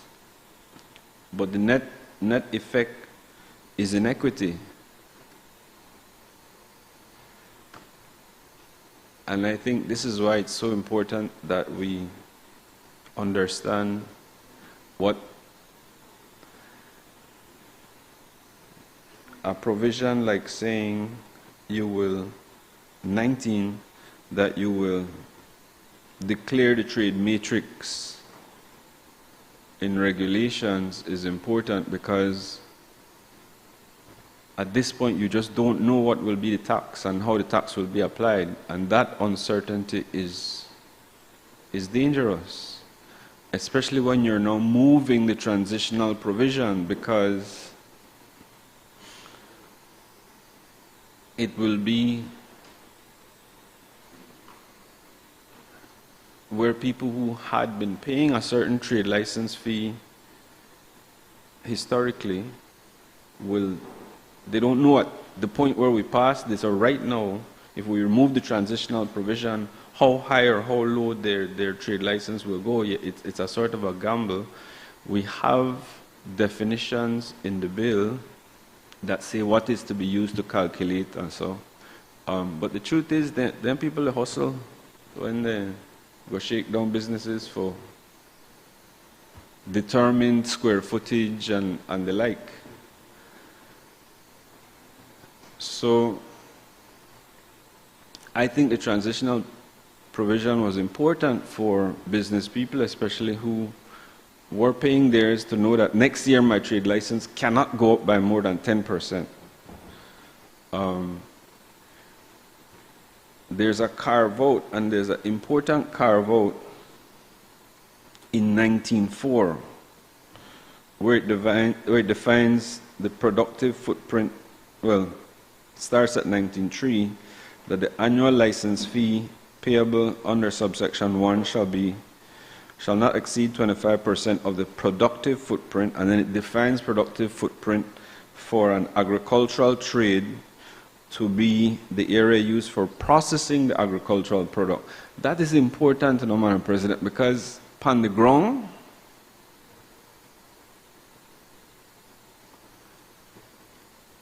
you could go to a farmer and say, you're in a trade, so how much acres you got? That way at times for your trade license, and then they say, make we work something out now. Like, we have to talk practical realities. Whereas when you can go and say, no, I slaughter, right? Yeah. This is my productive footprint. Charge me my trade license here. Another example, and this is a live one, is when you go to a warehouse. These things are by nature in square footage large. When you go to a hotel, they are by nature large. Every room, and listen, and I could set this on the record. Check Belize city rules. Princess pay the most. Princess pay a lot. Well, when I made it, maybe they adjust it now, but back in the day. And then there was a big disparity between Princess and other hotels. I don't know who owned Princess, so me and I don't have no conversation. So it's that disparity that this new legislation is trying to regularize, and we need that as a country, we do. So maybe the princess can complain that they didn't pay too much in trade license fee, and so the transitional provision to bring down their trade license by only 10% wouldn't work for them, possibly.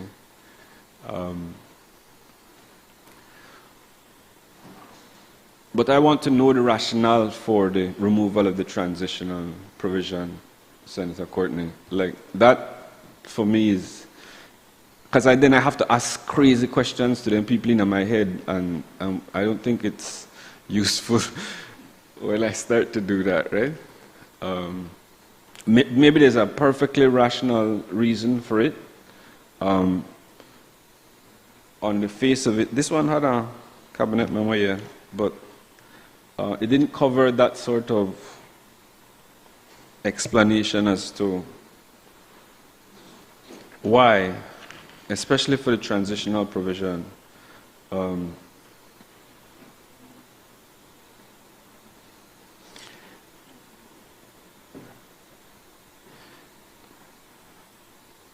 Now, I have to get this off of my chest. You know, they blame me why this not comments yet. The Senate, they blame me why this not comments yet. Publicly, they blame we. No, the Senate stopped that when the commencement order me done there for the minister, but they needed to do this one, right? Publicly. No, that the Senate stopped that. That's why that is statement by a minister of government responsible to the people who would want to collect the fees as to why they can't collect the fees yet. The Senate, they stopped that. They don't need to call me, man. People know they have to defend themselves. The minister responsible for trade license. So, we need to see. But the problem with the suggestion Senator Faber has made with the bringing of the matrix is that like one chicken and egg situation, Senator Faber, because you need to commence the act for the boards so the boards could issue the matrix. So maybe what the suggestion ought to be is a phased implementation of particular provisions of the act so that because the autonomy is given to the boards, right? So it would be the boards that would bring what would be the matrix. They're responsible, right? Because they don't exist yet and the legislation hasn't been passed, they can't produce that. So maybe your ask is that the ministry makes proposals, but then that would be usurping the authority of the board. So I understand the point that you're trying to make, and I want to know what the rates will be too, because it has a spin-off effect. And that reminds me, I have a very good friend of mine, very smart fellow. He's in charge of the National Bank, who explained to me about 10 years ago the difference between a tax and a fee. Right? I like him. I call him Dion Elliott and Shapiamo.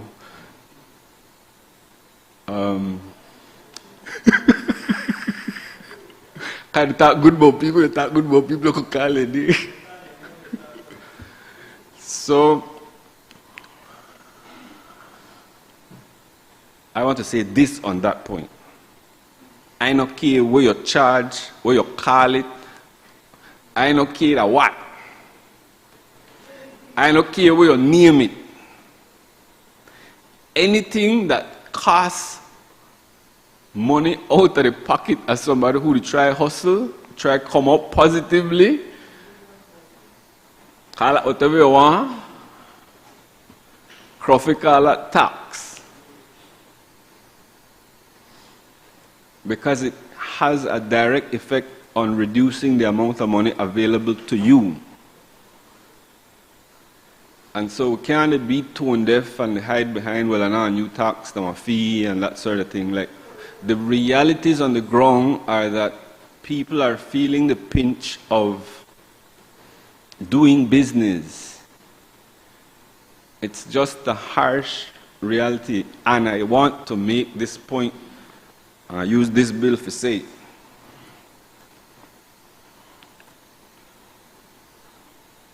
When people in high office take their policy decisions that affect people on the ground, taking advice from people around you in your bubble who are insulated from the realities of people on the ground is dangerous. It is a type of things, it is a type of reasoning that makes the silent majority of Belizeans who not go up on Facebook, who not post on WhatsApp status, who not say anything except on election day. Mad. You make them people mad.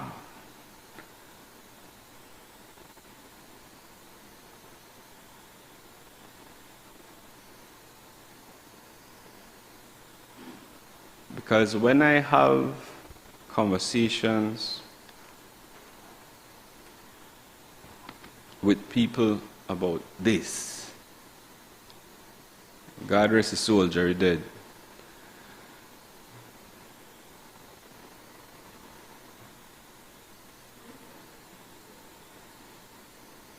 All the people really want to know that how much this one costs me to continue operate my business. How deeper in my pocket you want to push your hand? That's the question. That's what they want to know.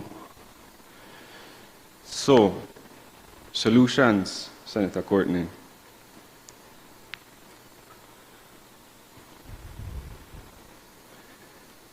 Can we bring Clifford King and his technocrats to committee to have a sober discussion on what they foresee as the possible licensing regime and structure? We can't ask the board, Pitt. The boards need to maintain their autonomy. So, but the ministry has a responsibility, Senator Courtney, to ensure that they guide the process, that they understand what's going to be the real effect to people on the ground. And I know Mr. King to be a consummate professional, so I know if his office is in Belmopan, Senator Courtney, I think that may help to allay some of the fears that we have that we're just going rogue with the assignment of the fees. There are oversight mechanisms for even the board themselves. But I think that's my ask. And with that I yield, Madam President.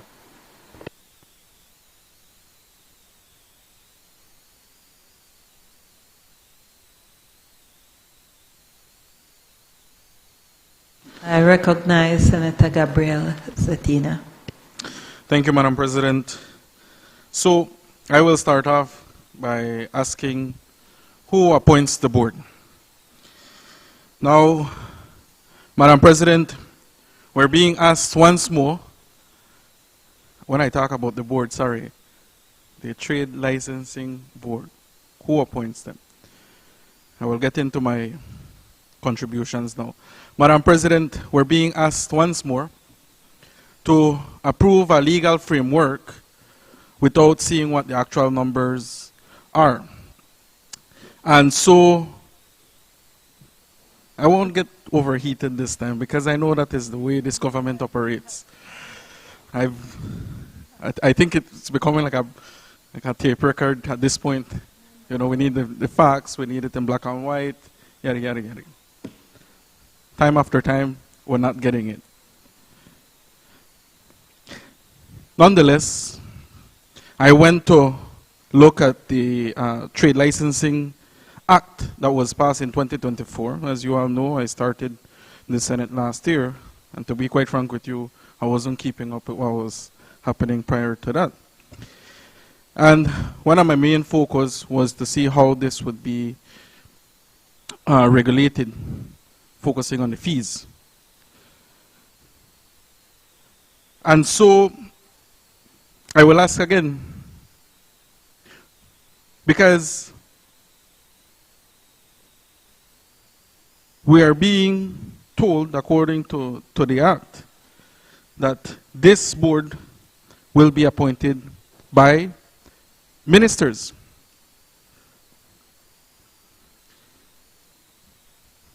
And so,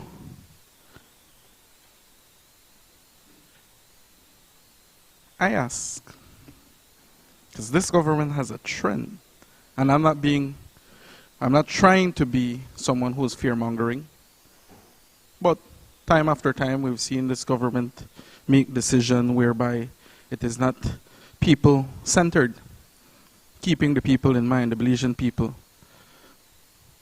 No consultations, no input from the Belizean people.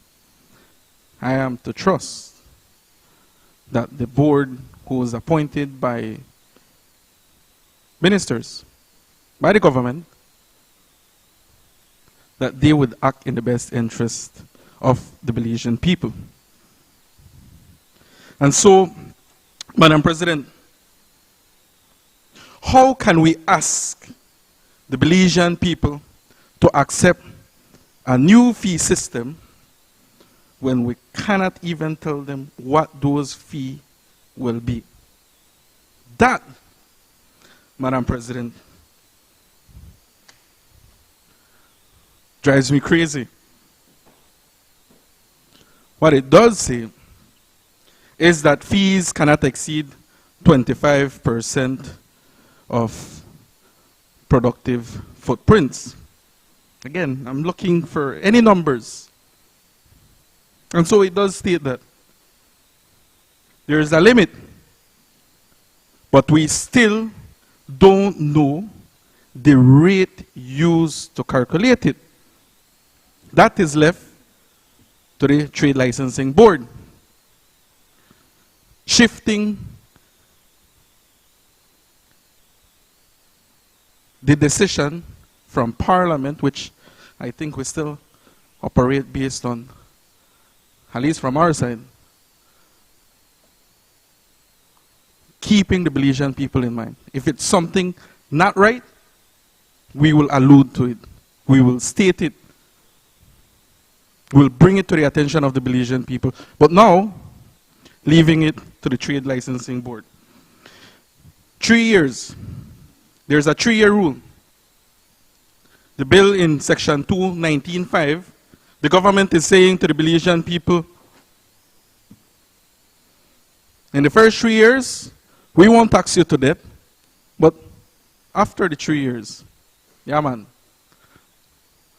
then, again, what this government is saying, when I go over the bill, what 2024 one, you know, we won't tax you to death, at least not in the first 3 years. Because after the 3 years, this agreement tells me that there is no limit. Madam President, all I ask, let's get those numbers, man. If we're asking to pass bills, not only with this bill, but any other bill that comes in, these are sensitive things, man. This affects the way how Belizeans conduct business. We need to be transparent, and your government talks about being the government about transparency and accountability. Enough with the tax. Let's get it in black and white. Thank you.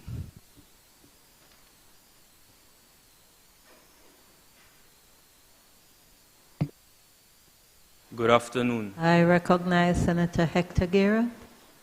Good afternoon, Madam President. I rise simply to clarify some of the points that have been raised. So I think it's ripe, it is appropriate to start with situating us and in understanding where we are in the legislative process. There was, in fact, a trade licensing amendment bill passed back in 2024. That debate has happened. The issues were ventilated. What is before us today is a simple amendment which seeks clarity, which seeks equality, in making the distinction between businesses that operate in a village and businesses that operate in a town. And the reason it does this is because it is trying to ensure that businesses aren't placed under undue pressure. So, for instance, this bill clarifies that if you operate within the boundaries of a village, your trade license will be a flat fee. If you operate within the vicinity of a town, within the boundaries of a town, your trade tax will be in accordance to your productive footprint. The respective boards that are to be established, Madam President. An issue has been raised about the boards. Senator Zatina, the bill provides that the boards for towns are in fact made up of not members appointed by the minister, but by the mayors of the respective towns or cities, by the representatives of those boards, those town or city councils, representatives of the business community, and representatives from the realtors, a vast cross-section of individuals not appointed by the minister. There was an issue raised about the transitional clause in the original bill. That clause provided a ceiling and a floor in terms of the increase of rates that continues in this new bill. I ask that members look at subsection 5 of section 19 in this new trade licensing bill. It provides and it continues the 10% ceiling for rate increases and 10% floor for decreases. So the point that it is trying to address is that it can't pass more than 10% if you were already being subjected to trade license fees, and it can't fall below 10% if you were already paying trade license fees. In terms of equality, the matrix that is supposed to come will classify different businesses. So there was a concern raised about warehouses and the massive footprint that these warehouses have. This bill will ensure that those businesses are classified in a just and equitable manner, Madam President. I thank you. Those are my contributions.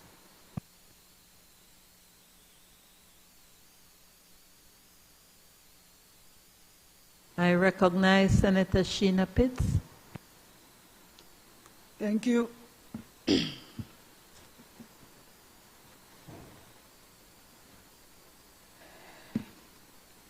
Thank you, Madam President. Every time I speak, I'm wondering who is it I'm hearing. I did tell you that man to give me a hard time.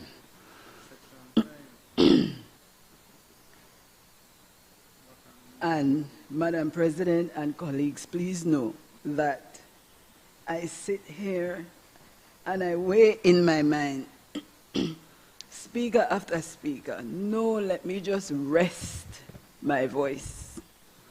We got some bigger matters where I really want to strain for. But then I say, I have been sent here to represent a percentage of our population.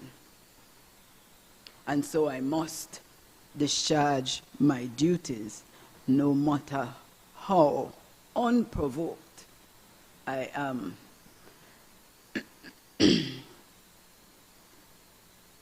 And what I would like to contribute about this bill is understanding the effect of the amendments.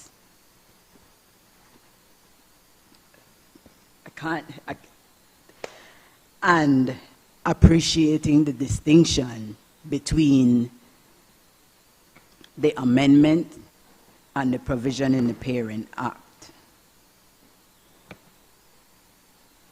And it has been stated by Senator Farber that here we are passing an amendment where the minister hasn't even signed the Parent Act into force. And the difficulty that poses is that we don't have a board to do the work it needs to do that would inform this debate and make a great number of us not rise and lend to confusion or further uncertainty. And there is a perverse liking that I have to this trade license bill in that nobody escaping tax. The taxman not selfish because todos pagamos pi. We are pagamos in the city, in the town, and in the village. Everybody they get tax. All where the legislation is saying, nobody escape, todos pagamos. It's saying that we will have a varied approach when it comes to the villages. Senator Farber, you said that Section 19 is found wanting. And I asked myself, wanting of what? It's a different kind of wanting. Because as I've said, this taxation is not selfish. You're asking for the fee schedule to be published. But the problem I have with this amendment is the distinction between the original Section 19 and this new one. And the original Section 19 can be said to be more objective, whereas this new Section 19 is more discretionary, and I would argue invites arbitrary assessment of trade license, because this new trade matrix system, how do we determine that? And this is no disrespect to Mr. King, but I can tell you in my office, my space of productivity is where I sit only. So I can tell you, if you're going to measure my productive space, this is where I sit behind my computer, nowhere else. And I have had interactions with the assessment in that I thought, under the new regime, trade license for me would have been markedly cheaper, but that is not the case. And I am aware that some businesses have the particular advantage of having their productive space assessed to attract a lower trade license, despite the fact that you can see a big business they happen there.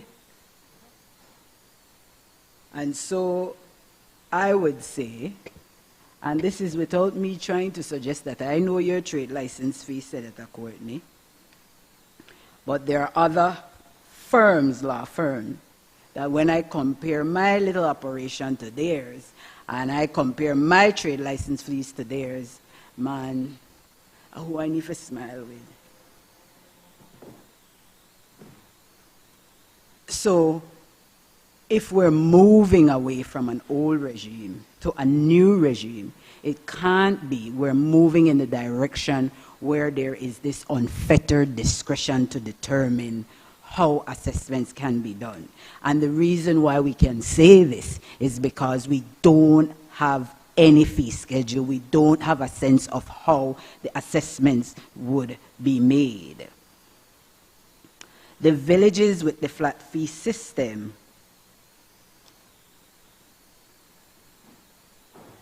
you can argue, is a good thing, but not a but.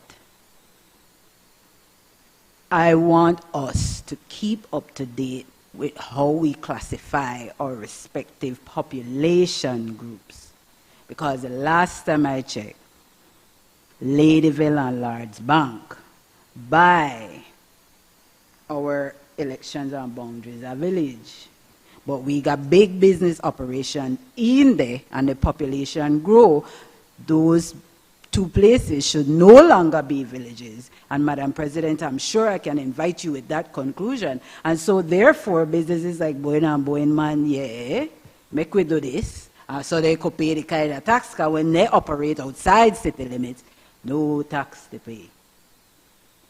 So I can be invited into agreeing and accepting we need to move forward with tax everybody across the board. But we need to keep an eye on how we designate our respective areas.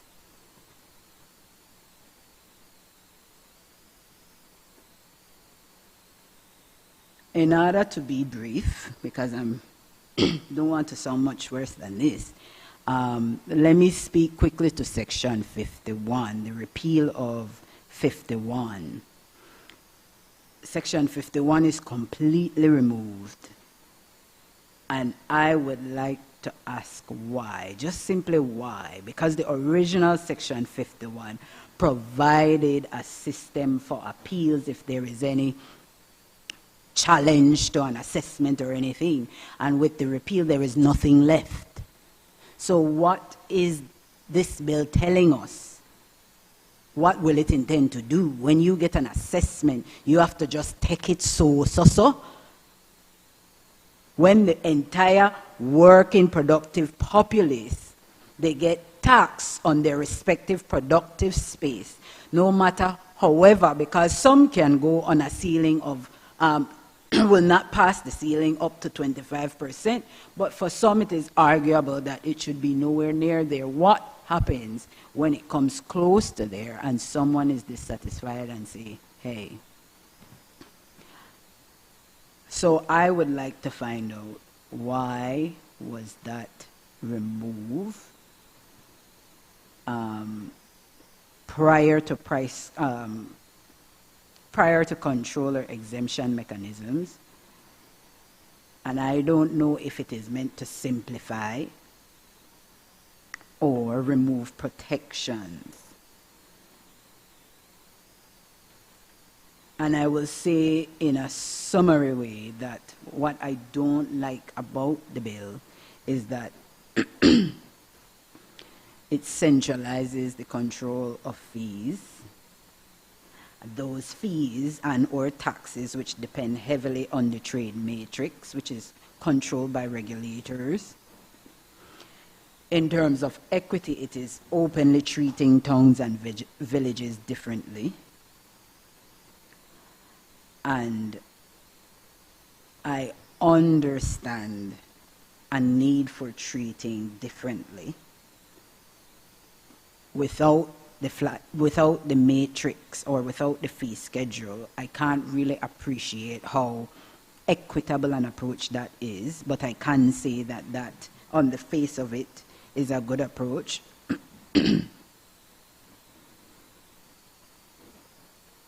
this concept of productive footprint, I would like to see it a little bit more refined or defined, because we can say we understand productive footprint to be the place where the slaughtering of the cows take place. Or it can be where the packaging of the meat takes place. It can be the whole thing, but I think it would help us and clear any suspicion, if there is any, and make lucid what is meant by productive footprint. Because sometimes we take these things for granted that we understand them.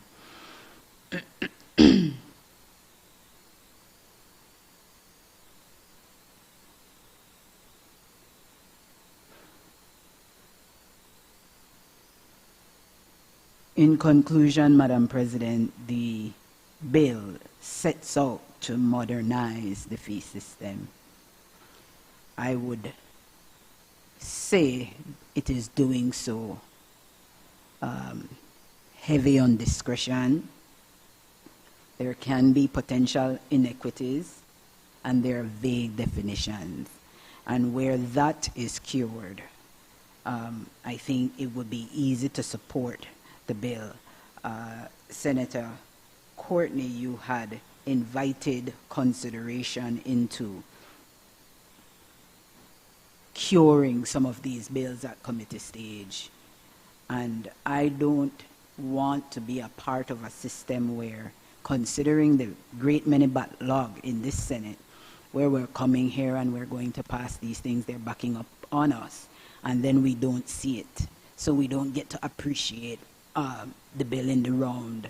So when we get to committee stage, if it is you are so moved to do that with this one, I don't even know that anything can be done, because we need the minister to sign the parent bill into force. So this chicken and egg thing is a bit uncomfortable for me. Thank you, Madam President.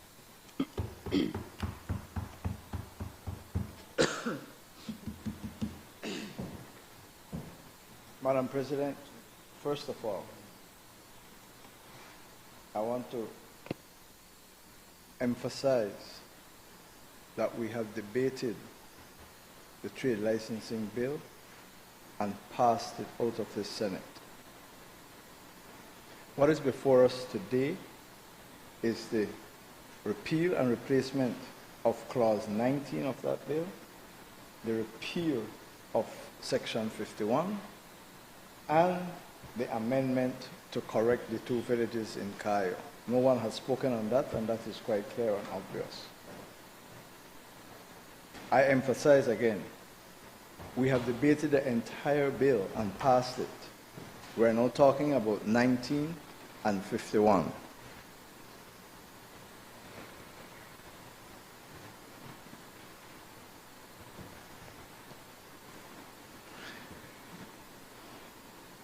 The philosophy approved by this Senate that underscores and is the foundation of this law is autonomy given to local authorities to regulate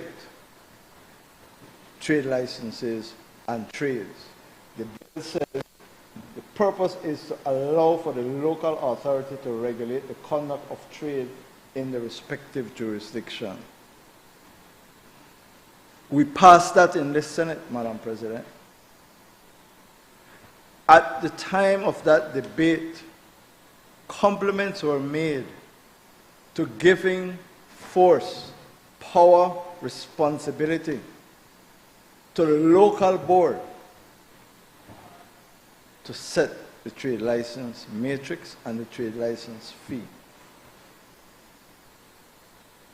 Today, to my surprise, we're here and people are saying that we should set the fee.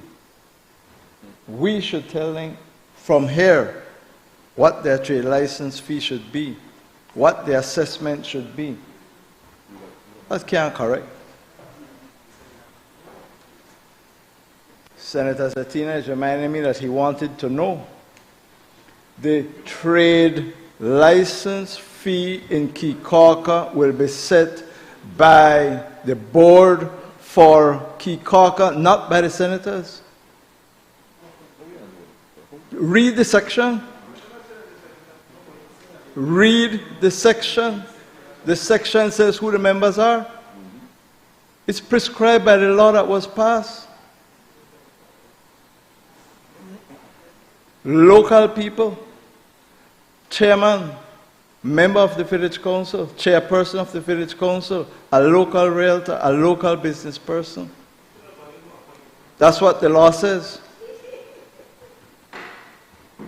That's what the law says. In any event, colleague, what I'm saying to you today is that we are not debating those sections. Those sections, we passed those already. Section 19 seeks to clarify the distinction between the urban towns and cities and the villages. And it is seeking to make clear that the matrix for the towns will be done under subsection 22, and for the villages under 24.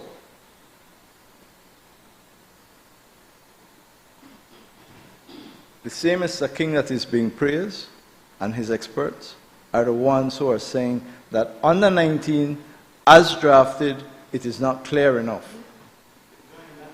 Sorry? Absolutely. Consummate professional. All it is doing is clarifying that, making sure that people understand where the matrices will be developed, who will develop them, which local authority will develop them. Nothing more. It is not changing what exists. It is clarifying. Section 51 and its repeal. Section 51 created, it was a transitional provision that said that when the new regime comes in, there will be a ceiling on an increase. Let us look at the proposed 19.5. In my respectful submission, it's an improvement. It provides protection, more protection than the law currently has. First of all, it sets a period. It's 3 years. That is not in Section 51 at the moment. And then it makes a distinction. The point that Senator Farber raised is being addressed. It says, in the case of a trade existing before the commencement of the section, shall not be greater or less than 10% of the annual fee levied on that trade before the commencement. So if you existed and you had a trade license, the floor and the ceiling is 10% either way. The point you made about the ones that were not taxed, that's why Section 51 didn't apply to them. And you say, well, how do we apply to somebody who was zero? So over here it says, in the case of a trade established after the commencement of this section, shall not be greater or less than 10% on similar trades existing before the commencement. The only way you can tax them is to tax them on what a similar trade would have been taxed. In the rural area, it has to be. So, Madam President, what I'm saying is, it is an attempt to give more clarity for a specified period of time to create a ceiling and a floor for the new assessment. Senator Pitts, there is nothing in this amendment that derogates from, removes, or affects the right of appeal. So if a person in your business is assessed, and when compared to another law firm, you believe it is unfair, you're entitled to appeal. We're not interfering with that. This bill is intending to clarify the existing law that has been passed, that has been awaiting passage from the Senate so that the minister can bring it into force, so that the boards can be appointed, so that the boards can set the matrix, so that the boards can do the assessment, so that the fees can be collected, so that people can pay their taxes, so that services can be delivered with the right of appeal, with the protection for 3 years of a ceiling and a floor. Madam President, I ask that the question be put. Honorable members, the question is that the bill for an act to amend the Trade Licensing Act, Act number 19 of 2024, to provide for the determination of annual license fees for trades in towns and villages, to make transitional provisions respecting existing trades, and to provide for matters connected therewith or incidental thereto, be read a second time. All those in favor kindly say aye. Aye. Those against kindly say no. The ayes have it. Bill for an act to amend the Trade Licensing Act, Act number 19 of 2024.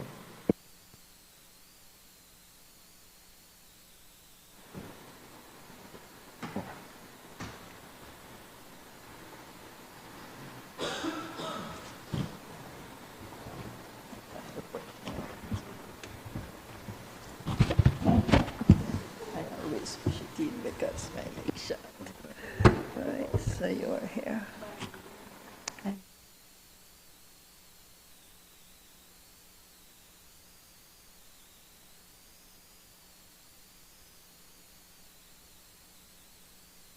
Every time I start.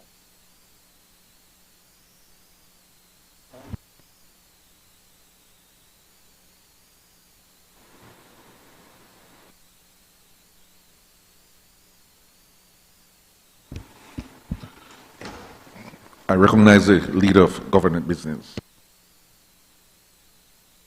I rise to move the second reading of a bill for an act to establish a national DNA database to provide a framework for the operation of the national DNA database in order to facilitate the collection and use of DNA samples in investigation and prosecution of indictable offenses, to provide the management, retention, destruction of DNA samples and DNA profiles, to provide for the investigation of missing persons and unidentified deceased persons, to establish an oversight body, and to provide for matters connected therewith or incidental thereto. So, Vice President, I don't propose to make a long introduction to this bill. This bill has been in the Senate. We have had a meeting and consultation with those, Mr. Cho and others, on the bill. There are already proposed amendments which we will move in the Committee of the Whole, and I believe that during the course of this debate there will be further amendments proposed which we will consider in the Committee of the Whole. The expectation, and I know that there is a different view, but the hope is that if we are able to reach consensus on most, if not all, of the amendments, we will have enough consensus to pass the bill out of the Senate. The bill on its face seeks to assist in the arsenal of weapons available for crime fighting by the introduction of a framework and a regulatory regime for the collection of DNA samples and for the use of that in evidence in the prosecution of criminal offenses. The regime is comprehensive. It has been the subject of expert reports which have been made available to colleague senators, and I saw a news item quite recently talking about the significant number of missing persons in the country, and the hope and expectation is that with the use of DNA technology we will be able to identify persons involved in missing persons and to try to collect evidence that will be helpful to the police and other law enforcement authorities in that work. It is a technical piece of legislation, and we will have available, again, representatives from the National Forensic Science Services available for our committee meeting to respond to any concerns of colleague senators.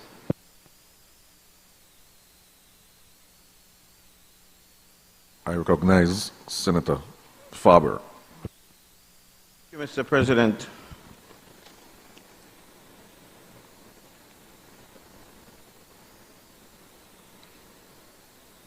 This bill, Mr. President, and I see there is good reason why we just say DNA and not try to pronounce the word, right? It's a deoxyribonucleic acid bill, 2025. I will certainly use the term DNA bill 2025 after this. When this bill passed, though, Mr. President, it will, for the first time in the history of our nation, authorize the state of Belize to take from the body of a citizen the most intimate biological information that exists, the very code of what that Belizean or that citizen is, and store it, search it, share it, and in some cases retain it for 30 years. Mr. President, let me say from the outset that plainly and on the record, the opposition does not oppose this in principle. The establishment of a national DNA database in Belize is a good thing. We recognize, as every Belizean who has lost a loved one to violent crime recognizes, as every family searching for a missing relative recognizes, as every wrongfully accused person languishing on remand at the Colby Foundation recognizes, that DNA evidence is, in the words of our own forensic professionals, the gold standard of forensic science. And we also, Mr. President, acknowledge the long road that has brought this bill to this chamber. We acknowledge the work of the National Forensic Science Service.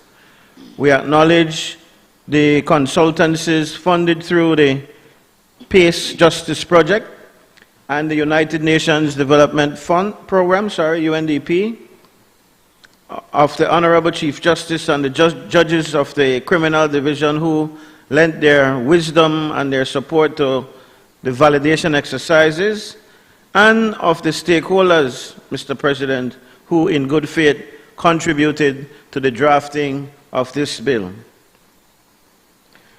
But, Mr. President, the gold standard in forensic science is not and must never be a gold standard for the surrender of our civil liberties.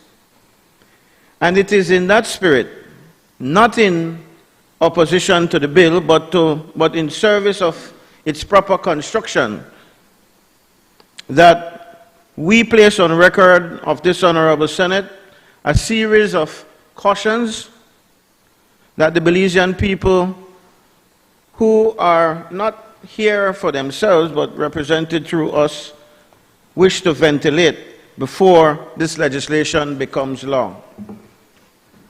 But, Mr. President, before I turn to the substance of my caution, I will ask that you allow me to address the amendments that have been tabled by the Attorney General's Ministry to be moved in the Committee of the Whole Senate.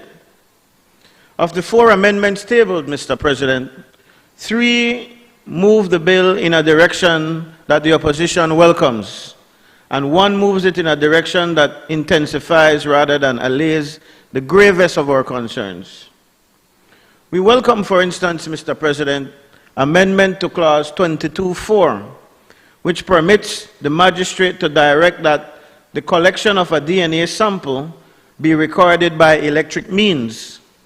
That, in our view, is a meaningful safeguard against allegations of impropriety in the collection process, and the opposition supports it.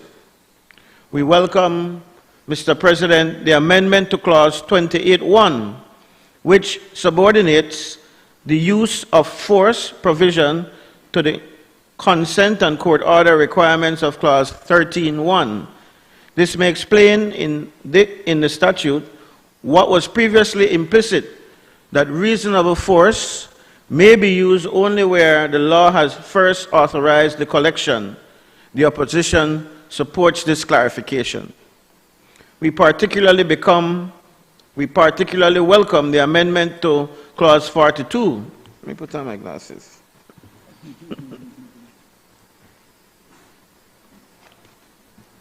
We particularly welcome the amendment to clause 42, inserting a new ground for the destruction of a DNA sample and the removal of a DNA profile, namely where the sample was obtained without consent or without a court order. Mr. President, that the government has heard and has moved on this point is to its credit. A sample taken in violation of the law has no business sitting on the national database, and we are pleased to see that this is corrected.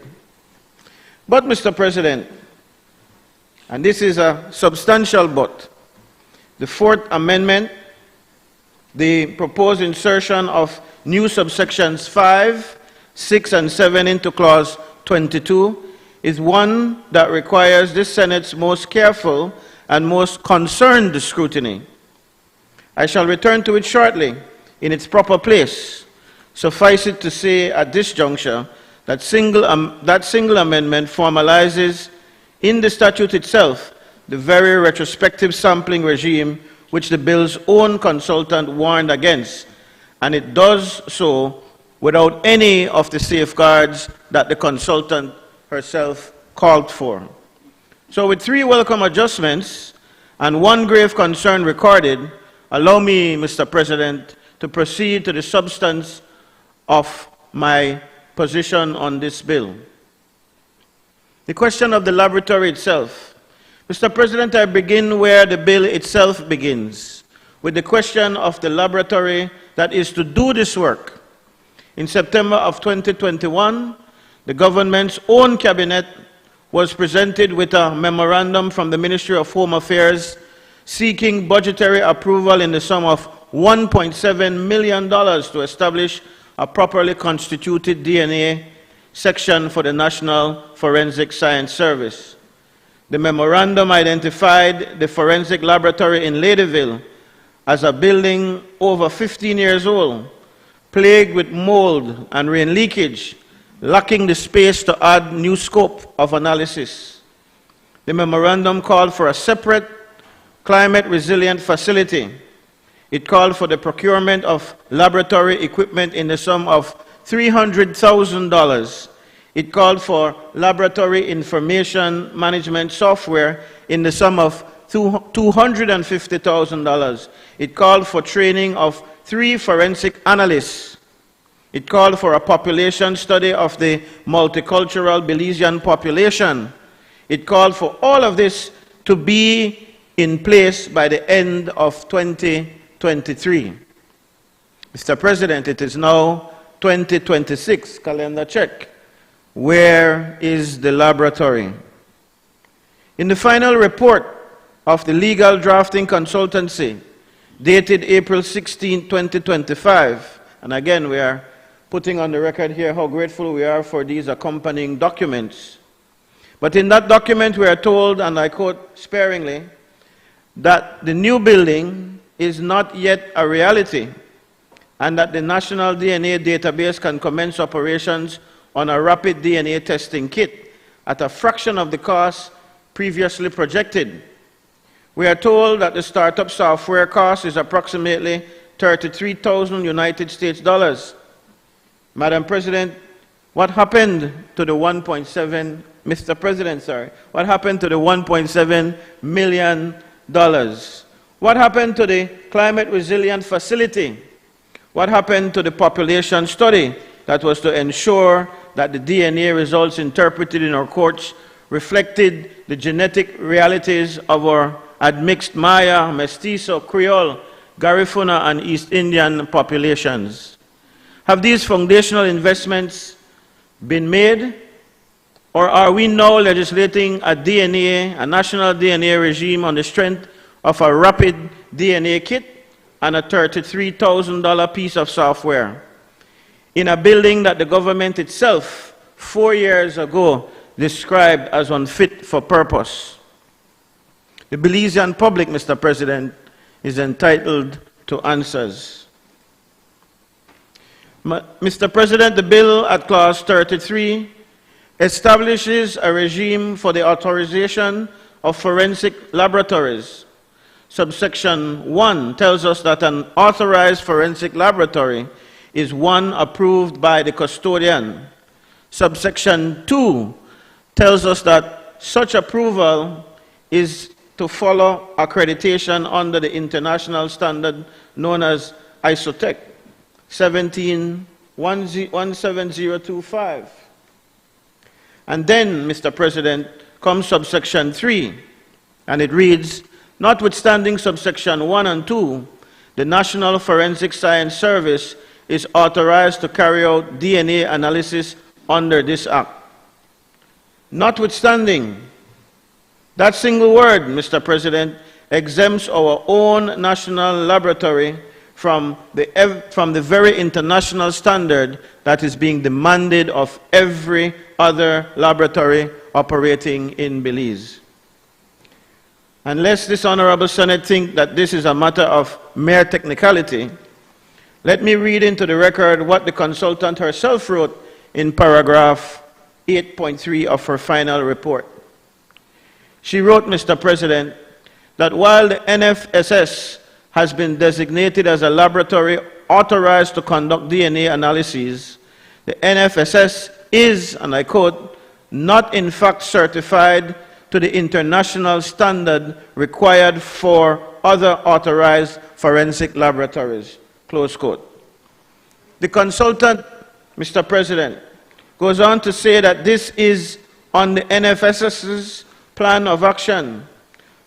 Mr. President, it is on a plan of action.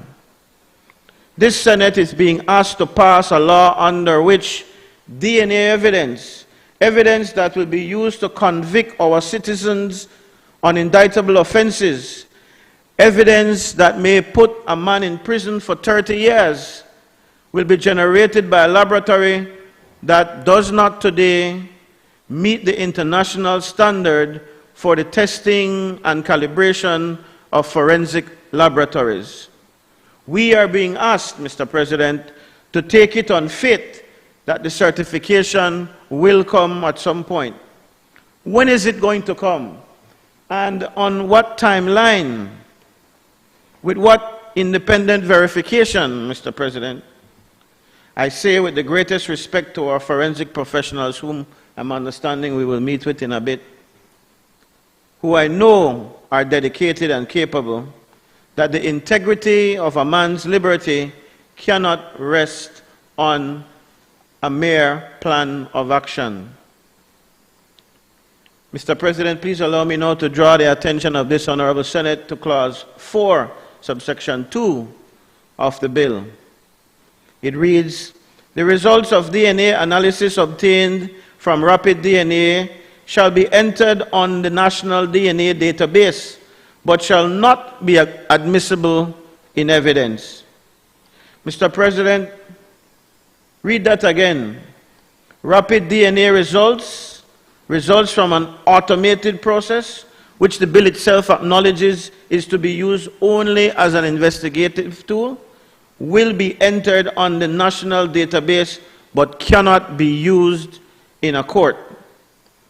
This creates, with respect, a paradox, a profile of disputed evidentiary reliability generated by an automated process will still in the same database, will sit in the same database, will be searched against the same indices, will produce the same matches, will direct police investigation toward the same suspects, but cannot itself be tested in the witness box. It will shape who is investigated, who is arrested, who is charged. And the citizen drawn into the criminal process by a rapid DNA hit will never face that hit in open court because the law forbids it. Mr. President, we ask the government, how is the citizen to challenge what cannot be tendered? How does counsel for the defense cross-examine an investigative lead that the Crown is statutorily barred from producing? Is there to be disclosure to the defense that the original lead was a rapid DNA hit, or will it be obscured behind the more polished evidence that follows it? Mr. President, I now come to the most serious of the matters before the Senate today, and to the amendment that I flagged from the beginning, Clause 4.1 of the bill. as drafted already, provides that the act shall apply to offenses committed or reasonably believed to have been committed before, on, or after the date of commencement, retrospective in scope from the moment of the commencement. In the consultant's own final report at paragraph 8.4, we are told, and again I paraphrase, that the bill makes provision to allow the retrospective sampling of offenders in general, but that some accommodations would have to be made in terms of determining a basis on which to conduct such an exercise, quote, so as not to target some persons unfairly, close quote. Mr. President, those are not my words. Those are the words of the very consultant who drafted the bill that is before the Senate today. She herself, Mr. President, flagged that the retrospective regime carries the risk of unfair targeting. She herself, Mr. President, flagged that the costs and the manpower implications may prove difficult to manage. And what does the government now propose? It proposes in the amendment tabled by the Attorney General's Ministry the insertion of a new subsection 5 into clause 22, and I read it into the record. Open quote, where a person has been convicted of an offense, a magistrate may, on application made by the Director of Public Prosecution or the Commissioner of Police, and on being satisfied that it is in the best interest of the administration of justice, order the collection of a DNA sample from that person for the purposes of identification, comparison, or inclusion in the DNA database. Mr. President, let the Belizean people understand what this single amendment does. It creates in our domestic law the statutory mechanism for the retrospective sampling of every convicted person in this country, past, present, and future. Every man, woman who has been convicted of an offense, whether last week or a decade ago or 25 years ago, may now be brought before a magistrate on application by the state and ordered to surrender a DNA sample for inclusion on the national database. And what are the safeguards in this new subsection? The proposed subsection 6 tells us that the magistrate must consider the nature and seriousness of the offense, the age and health of the convicted person, the reasons for any refusal of consent, and any other matter relevant to the balancing of the interests of justice. These are, Mr. President, with respect, the same factors the bill already prescribes for ordinary applications under clause 22(2). They are factors that govern the individual case before the individual magistrate. They are not, and I repeat, they are not a policy framework. They are not criteria of selection. They do not answer the consultant's own warning. Who will be sampled first? On what basis will the Director of Public Prosecutions or the Commissioner of Police choose which convicted persons to apply against? Will it be the man convicted of murder 20 years ago, whose case has long been closed? Or will it be the young man convicted of a hybrid offense in a magistrate's court last Tuesday? Will the regime fall heaviest on the wealthy white-collar offender? Or as every expansion of carceral power in this hemisphere has fallen on the poor, the black, the Maya, the Garifuna, the Mestizo, the very communities the bill itself at clause 36F acknowledges deserve special monitoring? Mr. President, the consultant herself said it. There must be a basis. There must be a criteria. There must be a published policy framework, lest the regime target some persons unfairly. The amendment, Mr. President, that is before us today gives this gives the state the legal tool, but withholds the discipline that the consultant herself said must accompany it. And so we say to the government, Mr. President, if this amendment is to pass, and we recognize that in some form it likely will, then commit on the floor of this Senate, and we were happy to hear Senator Courtney, the leader of government business, say that there is a deep desire for us to work together to ensure that these bills are cleared from this honorable House, especially those that have been here for a while. We hope to get a commitment on the floor this afternoon that no application under the new clause 22.5 shall be made until the minister has tabled by regulation under clause 50 the criteria by which the director of public prosecutions and the commissioner of police shall select cases for retrospective sampling. And I heard Senator Corey say that these things are SIs, and so SIs must be brought up for negative resolution here as well. So even when, is that correct? You can't change it, but it must be brought to the House and to the Senate. So we do need to see any of these regulations are schedules, additions to the principal piece of legislation, but we must at some point get to see them, and they have to come so that they can lie on the table at least here. Without that commitment, Mr. President, this honorable chamber is signing a blank check on the genetic privacy of every Belizean who has ever stood in the dock of a courtroom. Mr. President, Clause 42 of the bill governs the destruction of DNA samples and profiles. It provides that a sample collected from a suspect may be destroyed 3 months after the suspect is acquitted, or after the charge is withdrawn, or after a conviction is squashed. It provides that in the case of a conviction, the sample may be retained for up to 30 years. 30 years, Mr. President. A young man of 20, convicted of a hybrid offense, perhaps a robbery for which he serves 3 years and is rehabilitated, will have his most intimate biological information held by the state of Belize until he is 50 years old, long after he has paid his debt, long after his children are fully grown, long after the offense has receded into the distance of his past.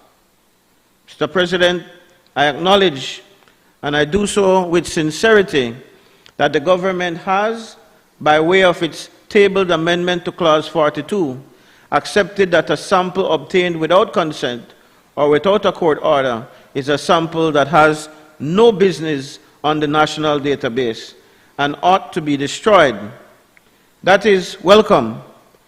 That responds to one of the concerns this side of the Senate has been raising. But, Mr. President, the deeper structural problem of Clause 42 remains untouched. And here is what the Belizean public must understand. Under this bill, even now, even with the welcome amendment, the destruction following an acquittal, a withdrawal, or a quashed conviction is not automatic. The consultant's final report at paragraph 9.5 makes this explicit. The obligation falls on the suspect, the very person the state has accused, the very person the state has prosecuted, and ultimately the same person the state failed to convict, to apply to the High Court for the removal of his own DNA from the database. The acquitted citizen, Mr. President, must hire an attorney. The acquitted citizen, Mr. President, must file an application. The acquitted citizen, Mr. President, must serve the Director of Public Prosecutions and the Commissioner of Police, both of whom have a right to be heard in opposition. The acquitted citizen, Mr. President, must appear in the High Court of Belize and ask, please, sir, please, ma'am, may I have my DNA back? Mr. President, this is the inversion of every principle of natural justice. The presumption of innocence does not end at the courthouse door. A man acquitted is a man innocent. The state should bear the burden of removing the data of the innocent, not the innocent the burden of recovering his own genetic privacy from the state. And so we say to the government, Mr. President, that the amendment to Clause 42 is welcome, but it does not go far enough. Make destruction automatic upon acquittal, upon withdrawal, or upon quashing. The custodian can be served by the courts directly. There is no administrative reason this burden must fall on the citizen, and every reason of principle that it must not. Mr. President, the consultant's terms of reference, as she records in her own final report at the response to question 6, were to draft a bill for use in indictable matters. That was the mandate. That was the political authorization. And yet, in the definition of offense at Clause 2, the bill captures not only indictable offenses, but also hybrid offenses, offenses which may be tried summarily before a magistrate. The consultant's own explanation is that this was done so as not to lose the benefit of DNA evidence collected on what initially appeared to be an indictable matter, but was subsequently tried summarily. A pragmatic explanation, Mr. President. I do not dismiss it. But a pragmatic explanation is not a sufficient one.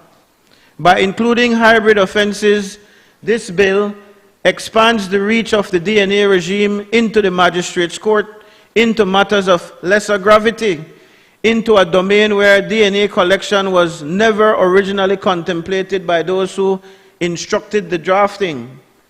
This is policy creep, and policy creep in the domain of biological surveillance is exactly the kind of thing this Honorable Senate exists to scrutinize. It also matters, Mr. President, because the new clause 22.5 tabled today will reach into the records of every conviction in every magistrate's court in this country, including hybrid offenses, that, but for this bill, would never be crossed, would never have crossed the threshold for forensic DNA at all.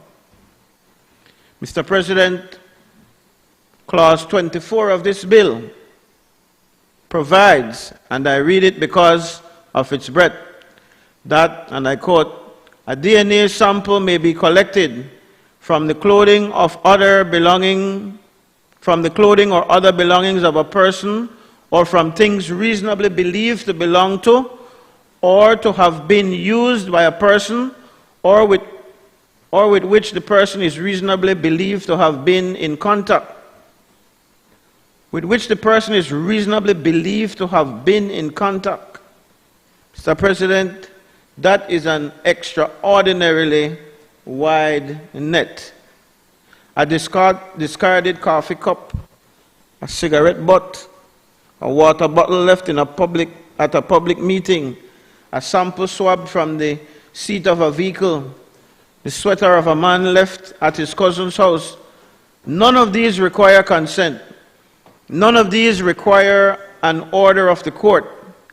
None of these even require the suspect to know that his genetic material has been harvested by the state. Now, Mr. President, I am not so naive as to suggest that the surreptitious collection of abandoned biological material is unknown to forensic practice. It is well established, but the practice ought to be circumscribed in primary legislation, not delegated to police discretion under a clause as wide as this one. We note, Mr. President, with appreciation, that the government's amendment to Clause 28.1 now subordinates the use of force to the consent and court order regime of Clause 13. That is welcome, as I said earlier, but Clause 24 operates on a different logic entirely. It requires neither consent nor force, because the citizen never knows that the sample has been taken. The amendment to Clause 28 does not touch it. And so we ask, Mr. President, what are the limits? What is the procedure? What is the test of reasonable belief? And who gets to apply it? What recourse has a citizen who learns after the fact that his DNA was lifted from a discarded cup by an officer who simply followed him? Mr. President, turning to Clause 27 of the bill authorizes the government, pursuant to a mutual legal assistance treaty, to transmit a DNA sample collected from a Belizean citizen and a DNA profile generated from that sample outside of Belize. To which countries is the question, Mr. President? Under what data protection regimes is another question, Mr. President? With what guarantees of return or destruction of such evidence, Mr. President? With what assurances that the sample will not be used for purposes, say, biogeographical ancestry analysis or DNA phenotyping? The very techniques the consultant herself, Mr. President, recommended against at paragraph 8.5 of her report, that the citizen never consented to and that Belizean law itself excused. The bill is silent. The matter is left to whatever treaty exists. And while we have, of course, the Mutual Legal Assistance in Criminal Matters Act with the United States, the question of what becomes of Belizean DNA once it crosses our borders is one that this Senate is entitled to ask, and the government is duty-bound, Mr. President, to answer. Mr. President, Clause 35 establishes a DNA Oversight Committee of 11 members, and we commend the inclusion of an attorney with expertise in human rights, an attorney with expertise in criminal law, an expertise in data protection, and a retired holder of judicial office. These are good and necessary appointments. But, Mr. President, we note that the Director of Public Prosecutions and the custodian, the two officers most directly invested in the operational success of the regime, sit on the committee as ex officio, non-voting members. We further note, Mr. President, that there is provision for one single member of the public, one member of the public, Mr. President, on a body that oversees the genetic database of the entire nation. We submit that civil society in Belize is more robust than that.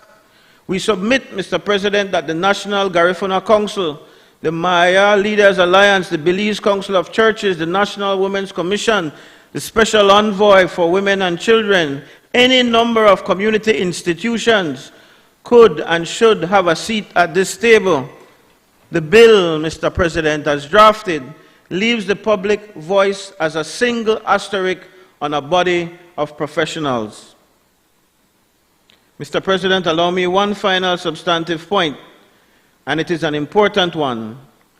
In 2021, Cabinet Memorandum Recommendation number 6 called for a consultancy to conduct a population study to establish a representative DNA database for the multicultural Belizean population, consisting of admixed and conserved groups. The estimated cost was $50,000. The reason was scientific necessity, the statistical interpretation of a DNA match, the very probability calculations that determine whether a profile is 1 in 1,000 or 1 in a billion, depends on the allele frequencies of the population from which the suspect comes. Mr. President, has this study been done? Has the Belizean genetic population, or Mestizo, or Maya, or Creole, or Garifuna, or East Indian, or Mennonite, or admixed populations, have they, Mr. President, been characterized? Or are we to interpret matches against statistical reference populations from the United States, or from the United Kingdom, or some other jurisdiction before genetic structure, whose genetic structure, does not reflect that of the Belizean tapestry? Because, Mr. President, if it is the latter, then every probability statement made in a Belizean courtroom under the Act will be founded on a population that is not Belizean, and the man whose liberty depends on those numbers will be convicted on someone else's genome. Mr. President, we acknowledge and we record again on the floor of this Honorable Senate that 3 of the 4 amendments tabled by the Attorney General's Ministry today move the bill in the right direction. To that extent, the government has heard us and we appreciate it. And again, we move forward in faith that the leader of government business, who is a man usually true to his word, will do his endeavor best to ensure that some of these recommendations recommendations that we are making, Mr. President, will see its way to the bill. The work of this Senate is not done in the spirit of not obstructing, but of constructive scrutiny. We make the following requests of the government before the bill receives the assent of this Honorable Senate. That the government table on the record of this Senate the current status and timeline of the ISO IEC 17025 accreditation for the National Forensic Science Service. That the government commit on the floor of this Senate that no application under the new Clause 22.5 shall be made by the DPP or the Commissioner of Police until the Minister has tabled by regulation the criteria by which convicted persons shall be selected for retrospective sampling, so that the consultant's own warning against unfair targeting is not honored in the breach. That Clause 42 be further amended to make destruction of DNA samples and the removal of DNA profiles automatic upon acquittal, withdrawal of charges, or the quashing of a conviction without requiring a citizen to apply to the High Court, building on the welcome amendment already tabled by the Attorney General's Ministry. That the government clarify the disclosure obligations to the defense in any matter where a rapid DNA hit formed the basis of investigative leads. That the government table the status of the population study contemplated in the 2021 Cabinet Memorandum and confirm that no DNA evidence will be tendered into a Belizean court relying on probability calculations derived from non-Belizean reference populations. That the regulations contemplated under Clause 50 be brought before this Honorable Senate for review prior to the commencement of the Act. That the composition of the Oversight Committee under Clause 35 be expanded to include representation from the indigenous communities of Belize, given the bill's own acknowledgement under Clause 36F. That the committee shall monitor the effect of the regime on indigenous people. And finally, Mr. President, that the government report annually in writing to this Senate on the operation of the database. The number of profiles, the number of matches, the number of acquittals, the number of removals, the number of cross-border transmissions, and the number of orders made under the new Clause 22.5, so that this chamber and also the lower house may carry out its constitutional duty of oversight in fact and not merely in form. Mr. President, the question before us is not whether Belize should have a national DNA database. The question is what kind of national DNA database Belize should have. A database that solves cold cases, identifies the missing, exonerates the innocent, and brings the guilty to account. Yes. 1,000 times, yes. The mother in Lake Independence, whose son was murdered 7 years ago and whose case has gone cold, deserves this database. The family of the unidentified human remains found in the bush deserves this database. The man wrongfully serving time in Hattieville, Ramada for a crime another man committed deserves this database. But Mr. President, and this is the burden of my address today, that database must be built on a foundation of certified science, of constitutional protections, of automatic safeguards for the innocent, of meaningful oversight, and of a Belizean genetic frame of reference. Anything else, Mr. President, is not the gold standard. Anything less, Mr. President, is the appearance of the gold standard, dressed in the language of the gold standard, whilst the citizen pays the price for the gap between the two. Mr. President, the Honorable Chief Justice himself back then, we are told in the consultant's report 9.3, weighed in adamantly on the question of whether magistrate ordering DNA collection without consent should be required to commit reasons to writing. He insisted back then against contrary submissions that, and I quote, on an issue of such importance there must be a written record of the guidance of the court in the event of a challenge, close quote.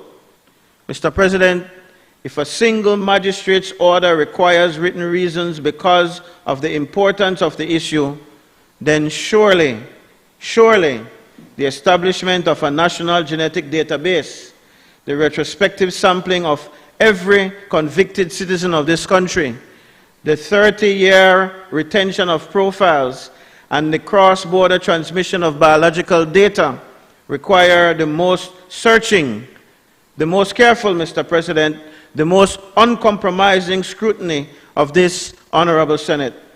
That is what we owe the people of Belize.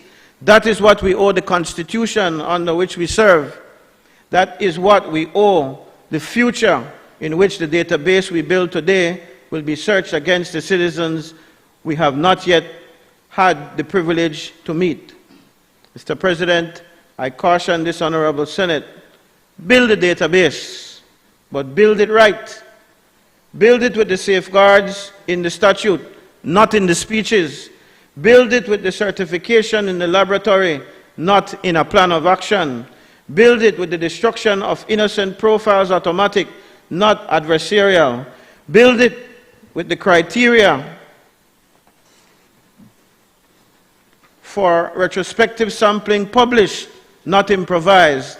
Build it as a Belizean instrument founded on Belizean science, governed by Belizean oversight in service of Belizean justice. Thank you.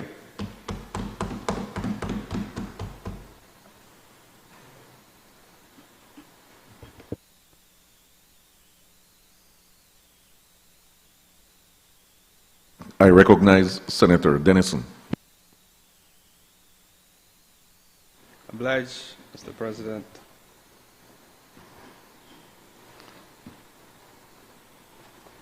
Better debates make better legislation.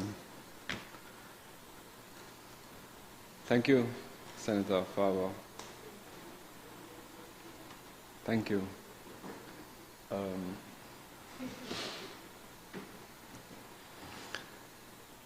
I was going to rise today to just start saying how wonderful the DNA bill is, and you caused me to pause for some reflection. I had some points on gaps, indeed, but I appreciate a lot of what you said. I align fully with the automatic removal for the database of anybody who is not convicted, automatically removed.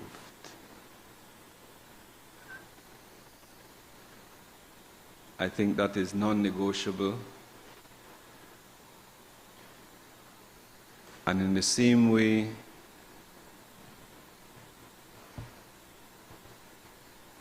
your name must be vindicated.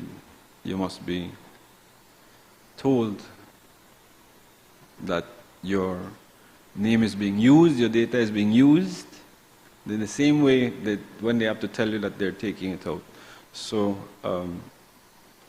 I think I have to start with acknowledging that that was a very strong rights violation point that was raised. And it's important, the context of shifting that burden to the government and not making some burden on somebody who would have been sampled or may have offered their sample. And so this is one of the important aspects of this legislation. It offers two regimes to collect a sample. And one could appreciate that if while the person has no burden to prove they're innocent, absolutely no burden to prove their innocence, right? I make that very clear. You could go to a police station and refuse to do anything because you don't have to go prove that never you commit the rape, commit the murder, commit any crime. And no adverse inference ought to be drawn for your refusal to participate in anything that could result in you convicting or assisting to convict yourself. That burden lies solely on the state, solely and wholly. That the state to prove that a man is guilty. So,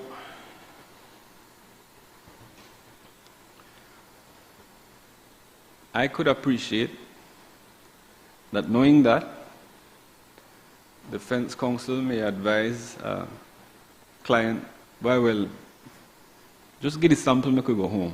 We're going to test that and then no charge, you're going home. I can appreciate that.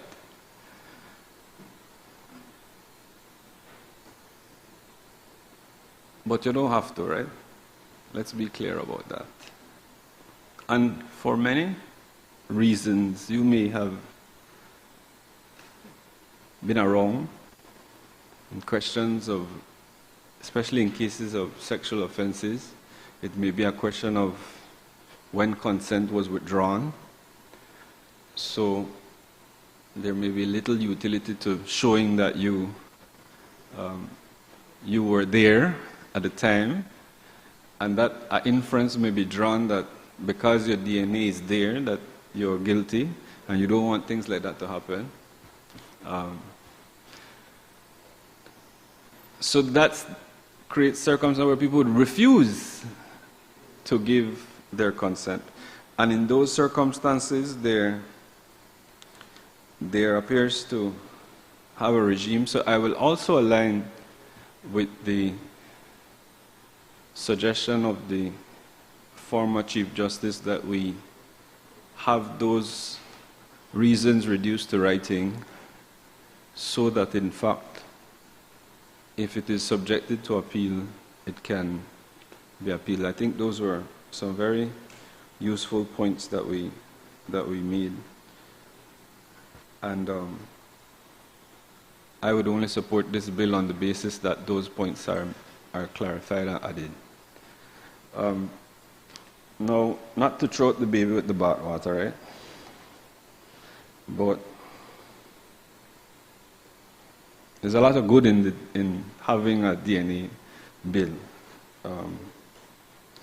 And one thing I could tell you, a few things are very apparent based on the caliber of the legislation that is produced. One is that it was not a reaction. This is not an amendment that is being brought because something happened. This is a well thought out process of how we can use, as my friend says, science in the courtroom and the regime that would need to be there. It draws heavily in complementing what it did. It draws heavily on our regional frameworks and some of the case law that has guided how you should treat with some of these privacy bills that would lean on privacy concerns. And one of the suggestions that is out there is that bills like this need an automatic sunset clause so that you can review the utility of continuing the legislation. Maybe not to close the bill itself, but aspects of it so that we could test whether some of the things that are being suggested, like 36F,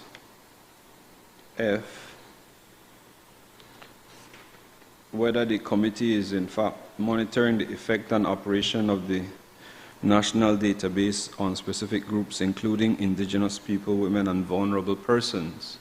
So there's, you see, this is here, but there's no mechanism that says to us how we're supposed to do that, how we're supposed to tell, and whether they have any obligation to act. So after they monitor that, then what? What do they do next? And so, I wasn't going to start like that, you know. I was going to start like this. Belizeans, I just got a new book. I actually got two. And perfect timing because the next one is appropriate for tomorrow's sitting. John Grisham is one of my favorite authors. He's a lawyer. He co-authored this book, Framed, which is subtitled Astonishing True Stories of Wrongful Convictions. I only get to read one chapter, right? But the second chapter is entitled Guilty Until Proven Innocent, Senator Favre. And I will use that title chapter to suggest that there is utility in having the DNA sampling be retrospective. And there is some utility in permitting someone of the caliber of the DPP to make requests for sampling to be done in cases where maybe you're never sure, somebody wrote to her and said, they got a DNA, please test my one. And so I find that to be, it could do more good than bad. That part with the DPP, I say nothing else about your other comment, right? So, I would like that to stay, insofar as there are people who were wrongfully convicted in Colby, right? Let's be, like, I think I can make that statement as a statement of fact. That's why appeals are made. That's why appeals are successful. And where you have we have the ability to use scientific evidence to prove your innocence. I think the genuine men at Colby who knew they were wrongfully convicted and could use it to exonerate themselves should have the benefit of it, at least through the DPP, after we raise her salary to that of a judge, for the extra work that we are given, right? We're dealing with the salary of a judge tomorrow. But I wanted to big up, because a lot of the people who will do this work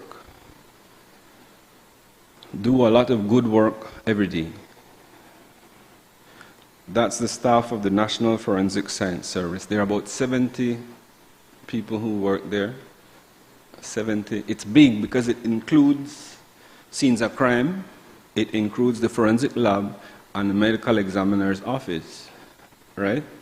And the last case I did, used somebody from all three. All three department units under that National Forensic Science Service. A witness came from every single one of them, and they are exceptional. So, I want to big up Assistant Director Gibson. I want to big up Scenes of Crime Technician Robert Henry. I want to big up Medical Examiner Dr. Roque Blanco. And Miss Lino, she's the Firearms Examiner. Some of these people are so good that the Association of Defense Attorneys, once they sit for their name on the report, we not got no lot of question for that. So it works to speed up the trial process, you know.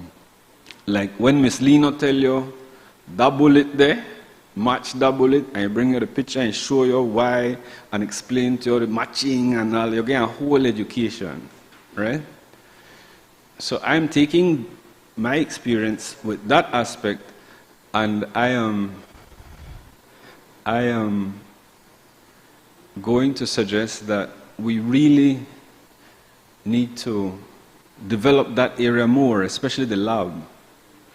I join with you and my colleagues who would suggest that the lab needs its own space. I understand they broke ground at UB the other day, but I don't know, ceremony.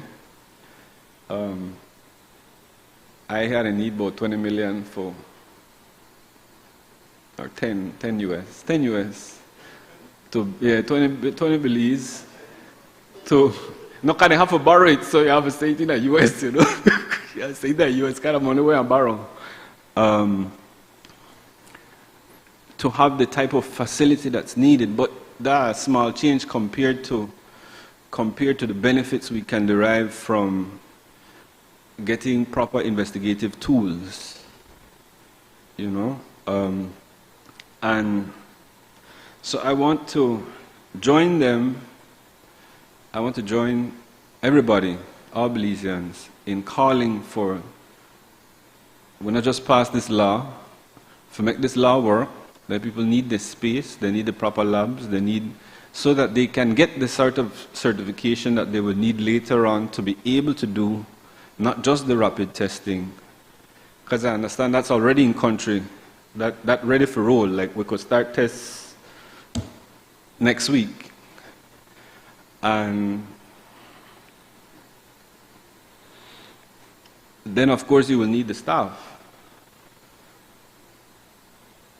So there needs to be a full complement of staff that will accompany these new duties that will, and the flood that will come, because I tell you, them and the Kobe, they watch you right now, and they know, then hear me say, that if you're innocent, you could write DPP, or this other person and ask that your things go get tested, right? And they will. So I imagine at the beginning there will be a sort of flood, but I don't want to take away from the fact that notwithstanding how beautiful the legislation is, there are some realities on the ground that need to be safeguarded. There will, and in my mind, there is and will always continue to be the need of the justice system to backstop the collection to ensure that the collection of the sample was done properly. Like that, I think that will always continue, Senator Faber. Like, no matter how they do it, short of they have a consent form, whatever it is, I think there will always be, and that's why you need the decision in writing, because when you get to the Court of Appeal, and they did use your sampling now, because while this lab can't test it, they can use that to sift out and don't test the people who clearly aren't involved, but to send the one abroad. I had a 3.5 US to send for that person to do the basic testing, and then you have to pay that person when they can testify. $400 US an hour. So there will be need for us to support with funding there. Now, I will say, Senator Faber, besides the point that you raised, the bill, to me, didn't raise any strong constitutional questions if you have the safeguards in. You see, on the one side with the consent, I don't say you don't have to prove your innocence, but it would be useful for you too, especially because police harassment, right? That's the truth, police harassment. And in a case where police they harass you and you know then just to try chance you, they're like, well, go test me then. You hear me? I will hear why I not say to me. I will hear why I not say. Right? So I take the point of the hybrid offenses being used at the magistrate's court, where the decision is later made to use it to take the matter summarily.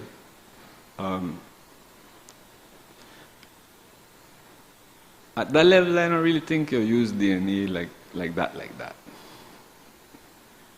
But it safeguards the ability to have it there, and it could be useful to have it there, especially if you are saying that was an objective criteria for you to start to investigate that particular person, right? Because anybody could go say, well, that person touched me, and then whole investigation, you get arrested, charged, dragged before magistrate's court, go through PI, go through the High Court, and have the matter discontinued when you could have ended that early if you gave the sample. But if it then doesn't go hybrid, and it's the DPP that makes the decision to send the matter summarily or hybrid, so and the considerations are usually like if it's something of a higher profile that has public interest, public outcry, the evidence is very technical, and you would benefit from an attorney with training from the DPP office taking that evidence, taking lead on that evidence at the High Court. You would do that. But where the matters are usually straightforward,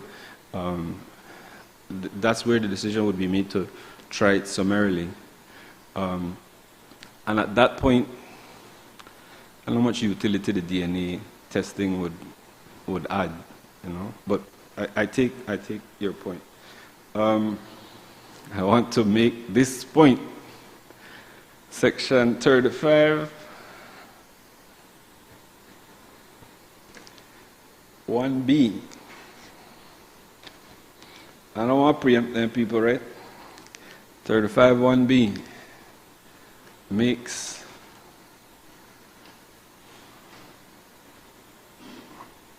provisions for an attorney with expertise in criminal law nominated from the Association of Defense Attorneys. That is the first time, to my knowledge, and I think I did since they formed, that group is being recognized legislatively. They weren't regularized and so before, but we have them now in a piece of law, and they, I say, for this piece of law, need for there. What would have happened in the past is you may say bar association, then you get to a civil law practitioner who have no idea how the criminal, when I talk about you, Senator Guerra, because we know you help the criminal bar sometimes. But you have some people who go there and have no idea what happening in the criminal court. And I still want somebody with little more experience than you, though, Senator Guerra, right? So,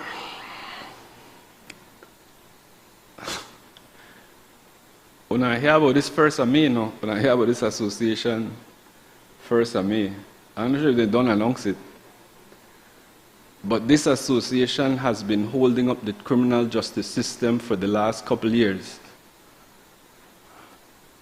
They have been doing so because they have been acting on appointment of the court for a pittance of a sum when they could barely collect sometime,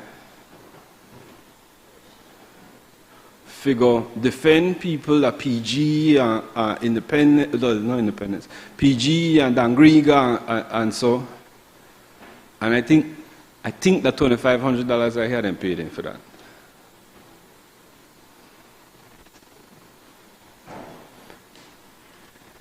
It's curious because they are paid by the court, but when civil attorneys assist the government system, they are paid by the Attorney General, right? It is my understanding that the court system will have a big gap come May, unless and until a discussion is had that bears fruit with these attorneys to pay them a sensible social rate to represent clients. Because the people who they are being assigned to help, they not got it.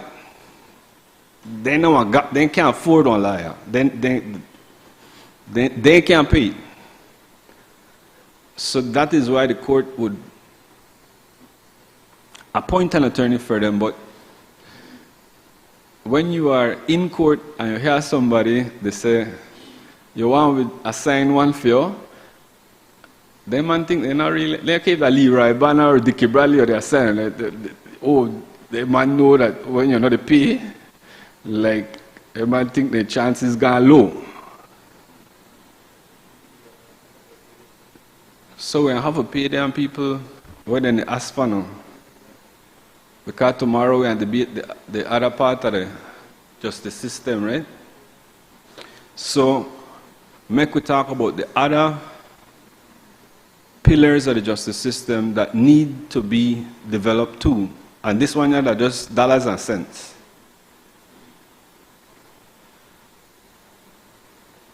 I'm talking at Gibbridge and I don't like that. So I say it plain out. There are people who stop take court appointments for $2,500. And when the courts can't appoint defense counsel, we can't get trials. So the DNA bill, we can't use.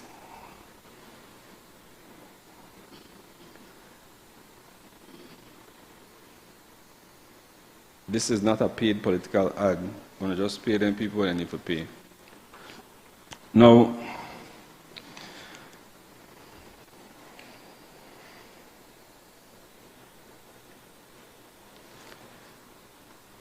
let's talk about how we compare. Regionally, this is an exceptional piece of legislation. It's stronger than a lot of our counterparts in Trinidad and Jamaica, simply because it uses and builds on their experience to make it better, right? So I'm happy for that. But it has some gaps. You've identified some of them already, Senator Faber, so I won't repeat some of those.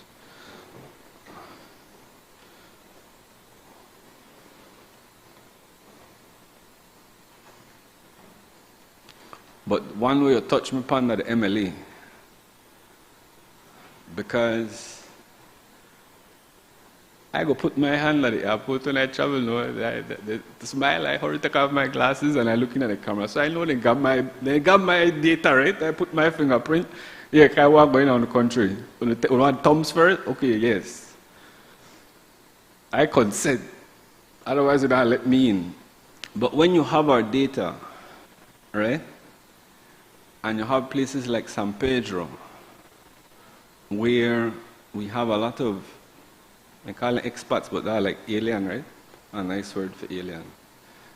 People who come into our country to live, and we need to talk about if there's any reciprocity between the exchange. So we want to know if we are given enough we database, we could tap in a phone one too, because we got some phone people here where we don't want to test and run for thing against.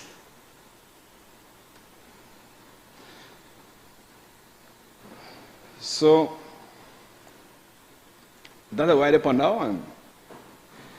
Now, we have a thing in here that talks about vulnerable persons, but it excludes people who are vulnerable due to intoxication. The law is that if a man drunk, you can't talk to them and you can't investigate them. The law, any police, any CIB could tell you, you have to make him cool off first. Otherwise, when it bucks up in trial about the voluntariness of the evidence that you get from him, the judge not allow that. So that provision, Senator Courtney, needs to change, because intoxication is something that is currently, I think, capable of being used to say that the giving of the consent was not voluntary. So don't exclude that.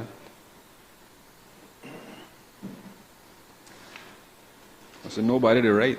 So I guess we're going to pass it. So I pay attention to the laws, and when I'm going to practice on the fence that then they will use to get clients off.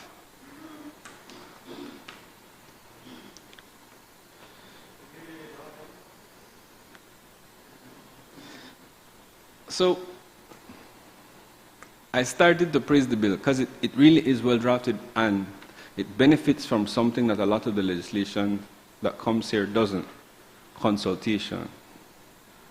Proper stakeholder consultation with the technical people who understand what is needed in our system and have been made to make it better. We wouldn't have known that, but we get the paper, we get the analysis, we even see who are gone at the consultation. You got, yeah, you have a big note because consultation happened on this one. Big consultation, actually. And this consultant, she put the people in, like for an attendance sheet that back of one of their things. But this one?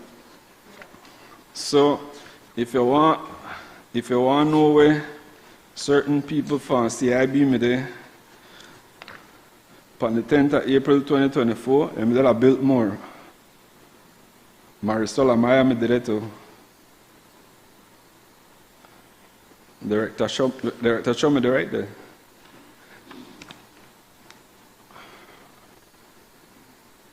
But this is the importance of when we get information, people of Belize, is that we can make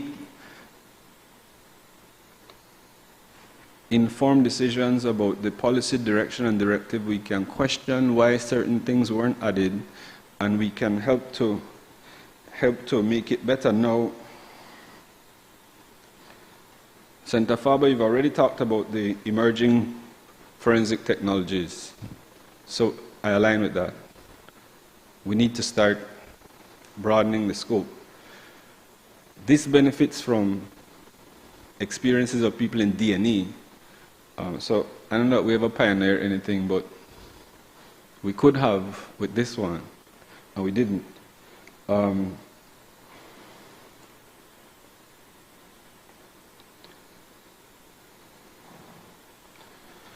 Because of those gaps, I think we will be back here in the next 4 or so, 5 years, to re-look at those emerging technologies to see how we can use those, or maybe we'll have amendments, I said within the next 5 years, where technologies become available to help with investigations and our law can't accommodate for it.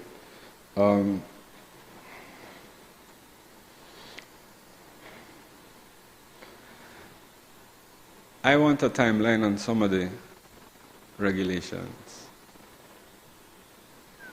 I feel like we get ambitious now, like we just get it, you know, as for timeline, we face this crowd out order.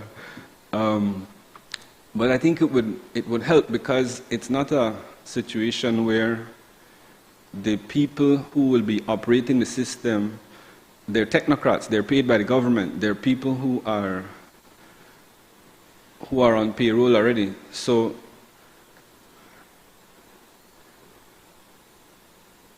the commissioner guidelines definitely not have nothing on this, on how you collect a DNA sample, but trust me, you need to tell them police. So I could tell them, I could implement the regulations, because then there's no question about whether or not they followed the procedure or so. Because Hector, you don't know, but there are chance man for get sample, right? Now,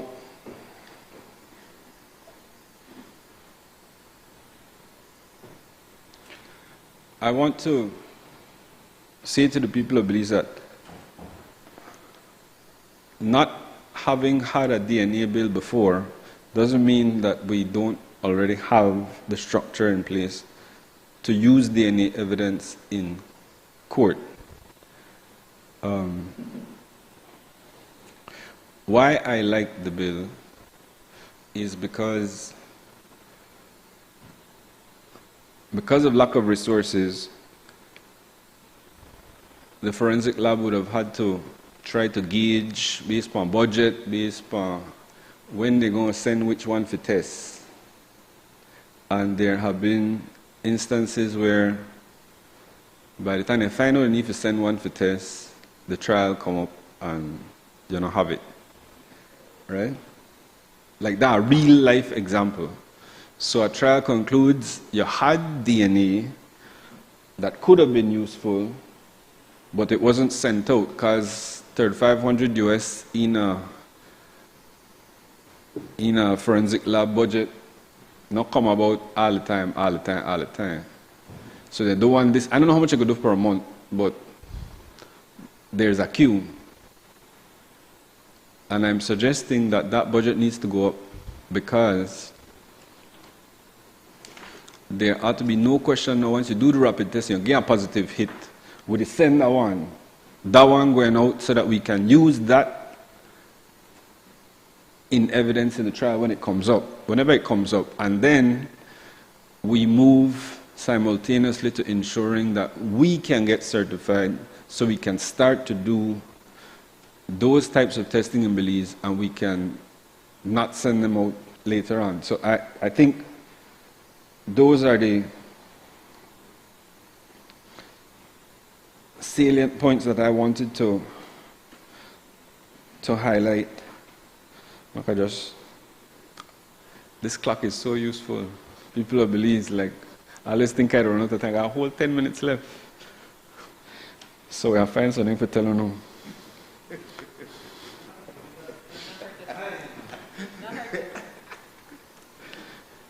No, because I had some stuff in here. I want to caution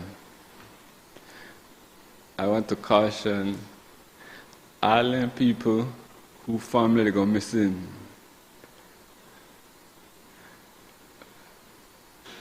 Kind of get to youths so mostly, right? Be careful how you volunteer no DNA for go into the system for go look for your brother. Because you might get hit for something else completely unrelated to the disappearance of your brother. And then you might catch a charge for that. So I like that there are expiration periods on particularly that area where your data will be removed. And when we hear that the data not get removed and people are being convicted because they're in the system for a missing person thing, and then they need to come up on a shooting or a burglary or a robbery or a rape, and they run it through the database and we get a hit. That's a privacy violation.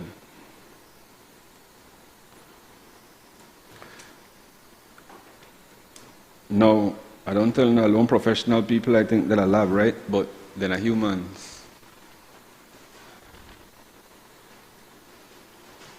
In that same vein, while we're talking about developing our evidence gathering mechanism, I want to ask for a data sharing between the Firearms Board and the arm of the forensic lab that deals with firearm examination.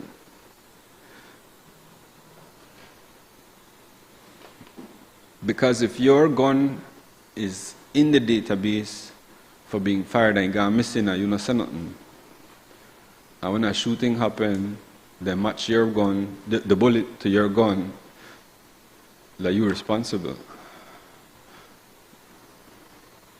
I want that type of data sharing. You understand what I say, Senator Wade? You go get a license for an arm, then shoot it there, you go in a database, forensic lab have that. So when a shooting happens on the street, you go shoot that in the system, and if you're gun that gun, you're gonna come out. When I say people, things happen, you know. But you have to take responsibility for holding a firearm. And if you're not got a reasonable explanation for why your gun get used in a shooting, it's you. Provided you have other circumstantial evidence to prove their guilt, right? But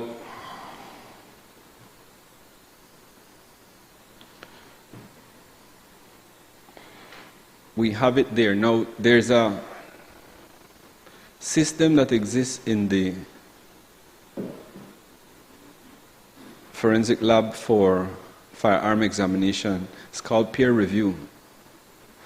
So when they say a thing match, then not just one person go look for a thing and say match. There's a requirement, I think it's only policy, that they take a colleague, and the colleague then does their own examination. Then you put the two together, and if there's a match, then that forms a part of your report that, yeah, your thing was peer reviewed.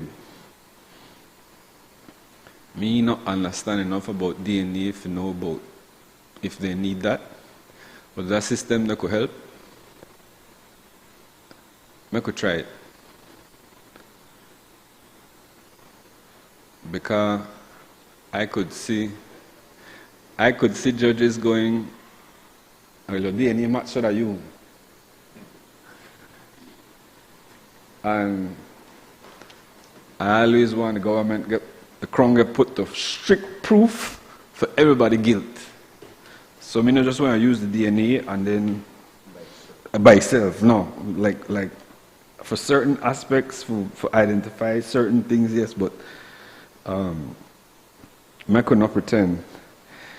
Of note is that some of the what we call in developed countries, Then I have no time period for when you're convicted. You need to stay in that database. You're a convict, you need to stay. So anything you do after that, they run your name. Forget about reform. Once a criminal, you're staying at the database. So I don't know if 30 years is thing, but it's a step in the right. It's a step in my mind. I mean, I want to keep my thing in and all. Database. I think it's a step in the right direction, especially because a lot of the convictions, Senator Faber, will happen for like murder, where you get 25, 27 years anyway. And so by the time you come out of jail, that 30-year limit done there. And if you put a lower amount of time, you are spend that time in jail, and we said no need for test your DNA for any crimes you commit afterwards. I think it's a useful tool for that, and you get convicted, you come out, you reoffend, because the reoffending rate is pretty high. Your data done in the database. So they run the sample that they find, and you go and feed, right? Now,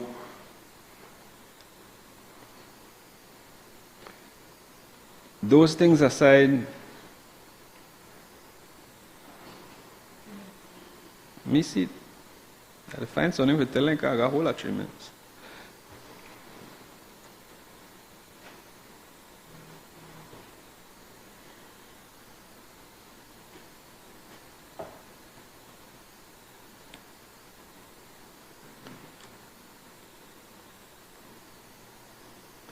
The section 4 that Senator Faber read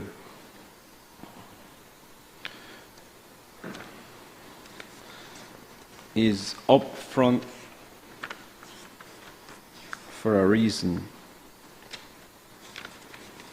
The sky will not fall because we have DNA legislation in place. People of Belize,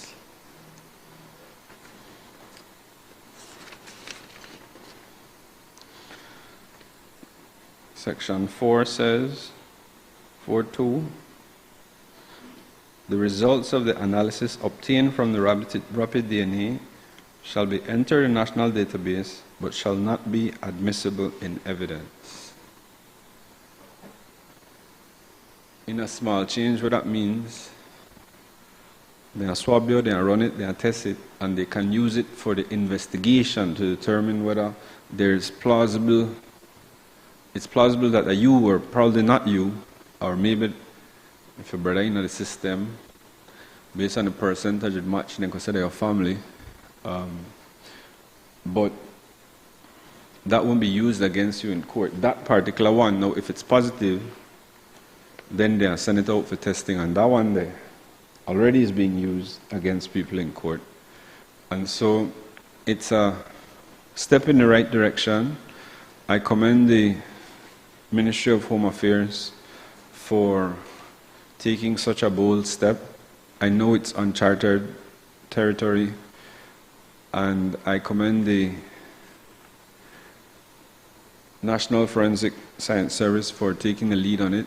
My ask for this one, Senator Courtney, besides the ones I've mentioned up front, is support for the forensic science and the work that they're doing. Start the school trips to that place, because we have to start to get our children excited about science and about the jobs that are available to them in the STEM field, and we start to open their mind and help to develop a positive cadre of young Belizean professionals who are science-minded. I yield, Mr. President.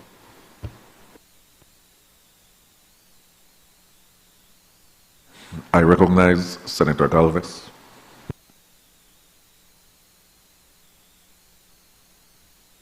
Thank you, Mr. President. And I want to start off from where Senator Dennison ended off, because for me, I have been a science major and someone interested in science, and so seeing this bill, it really makes me feel like we're moving in the right direction. Fun fact about me, I actually wanted to be a forensic scientist growing up, and that came mostly because my brother was lost to gun violence, and it showed me the necessity of having a bill like this and the capacity to be able to test for DNA. And so I rise today in support of the deoxyribonucleic acid bill 2025. And Mr. President, at a time when countries around the world are collecting and using DNA to solve crimes, identify the missing, and exonerate the innocent, Belize has lacked a comprehensive legal framework to do the same. Currently, we have the science, but not the system, the capability, but not the coordination, the potential, but not the policy. And today, with this bill, we are being asked to correct that, as this bill seeks to establish for the first time in Belize a national DNA database.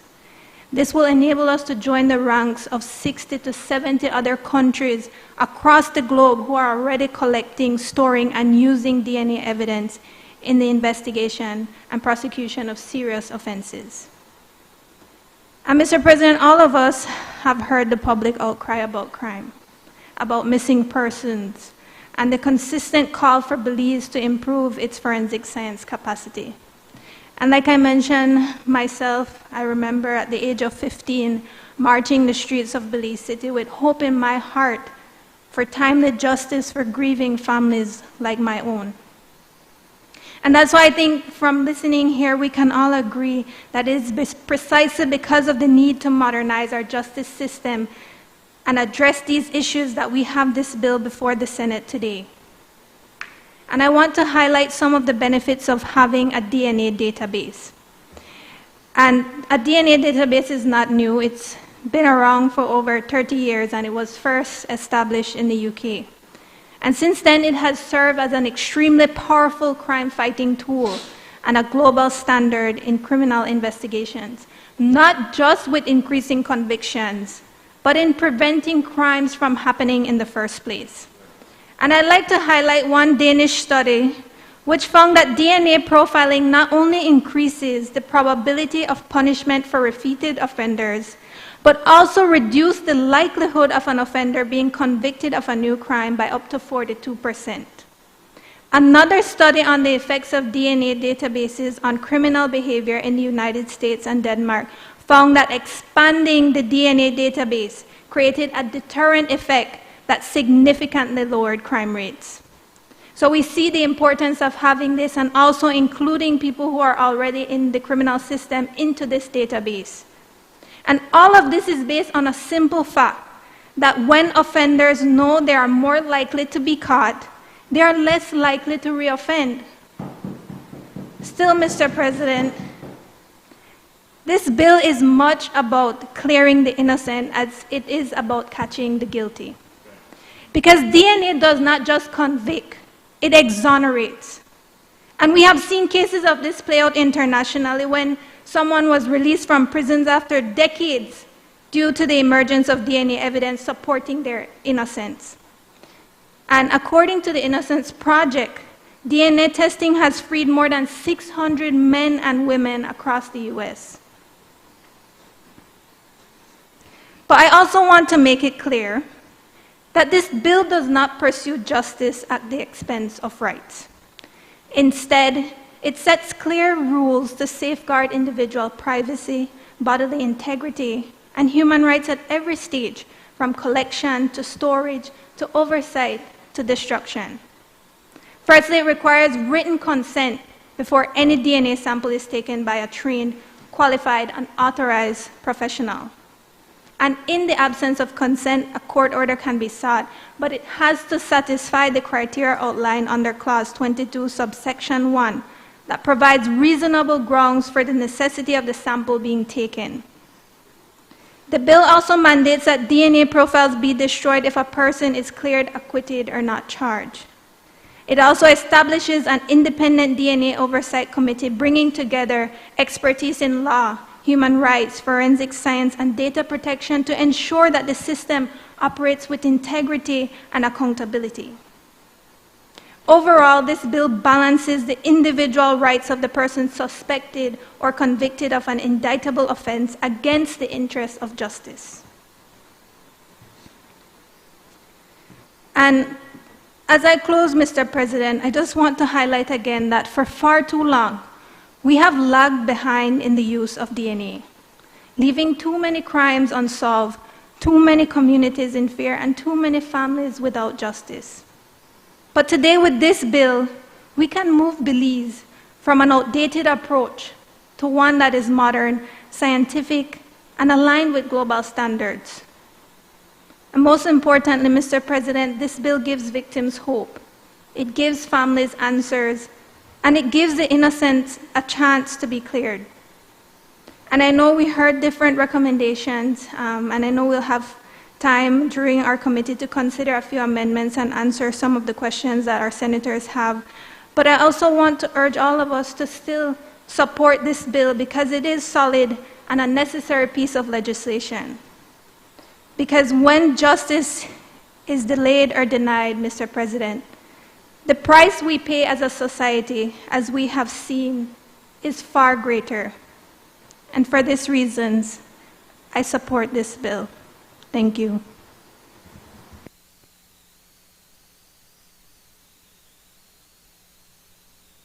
I recognize Senator Wade. I rise to give support to this bill. It is exciting for me to see the use of science, more science, I should say, in the court. I was not always a pastor, and yes, I'm religiously trained now, but I spent over 15 years in the scientific domain. It's where I come from.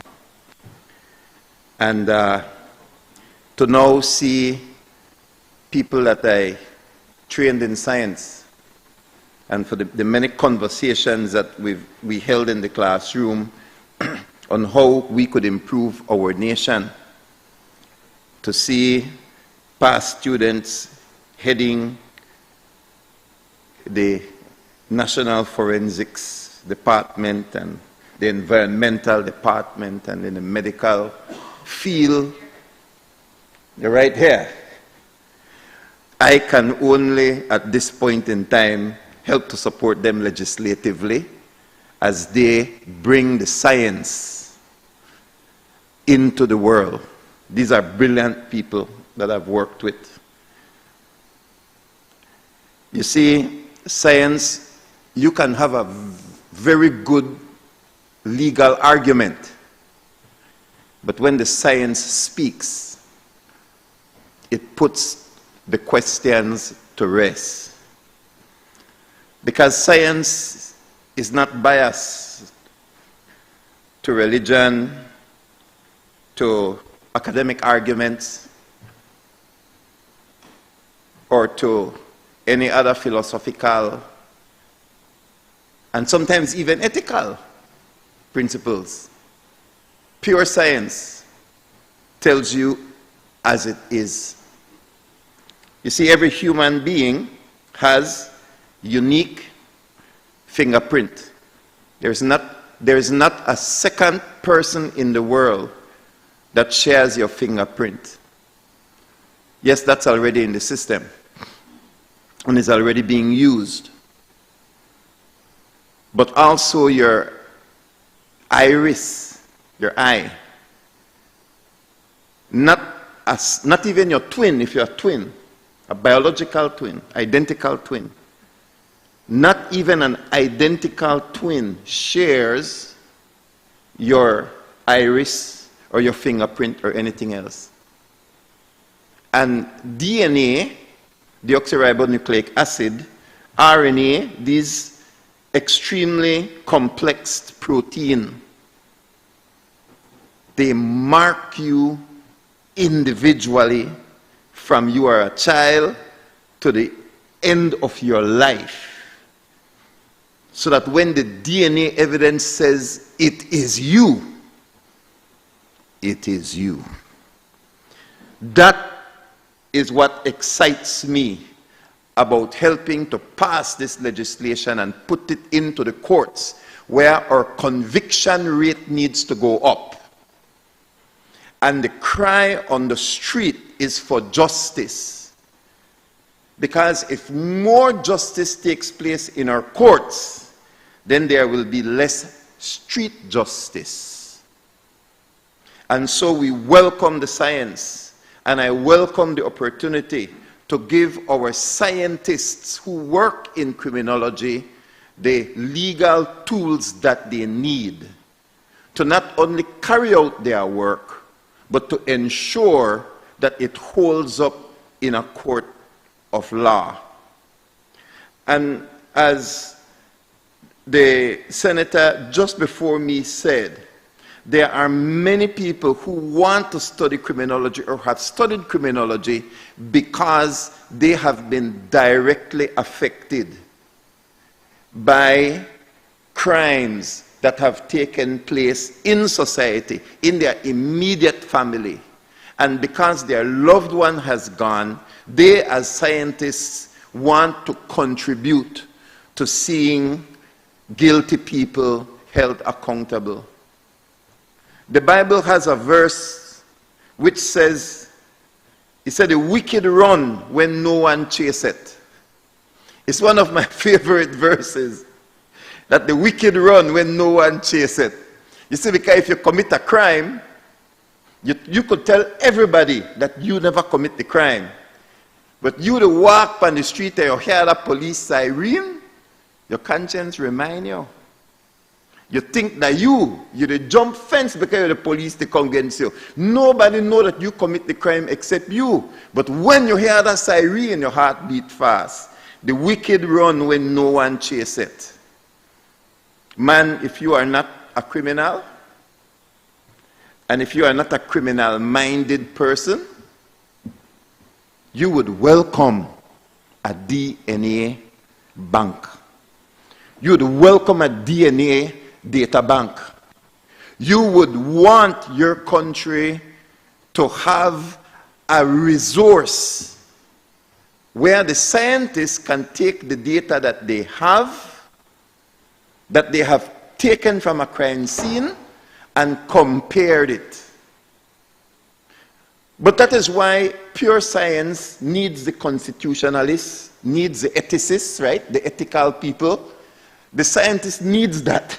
Because the scientist will want to go for the pure. Listen, if the scientist had his way, you ask the experts, they would take the DNA of every single person in this country, put it in a database, and say, let the science speak. That is how we are trained in science, no? That we will say, put everybody in the data bank. But that's why we need the community together. So the pure scientist is there that would want everybody in the data bank. But then you also have your lawyers and your constitutional specialists, and we've heard some of that today, who are saying, hey, I don't think you can keep it this long. These people, if they've been declared innocent, please let them go, and so on. So I welcome the ethical conversation and also the constitutional legal framework. But I notice, and I pause to congratulate and thank the Senate, the National Assembly workers, and of course the government, those who have decided to give us additional information. Because on this DNA bill, we've been given a lot of additional information. So now should I take that and use that against the passage of the bill, or should I use it to educate myself to understand the lengths that the departments have gone in consultation? Yes, to see the weaknesses that they have identified, but do I take a good thing, like getting all this additional information and then turning it against itself? Do I see some things that need to be improved? Yes.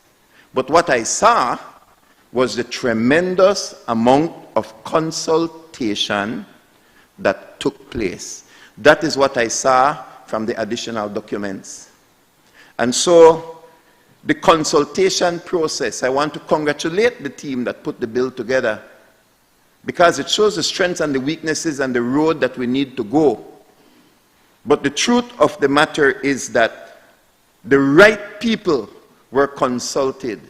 So we saw that even the High Court Chief Justice, other justices and other people were a part of the process to ensure that we have a bill that is balanced.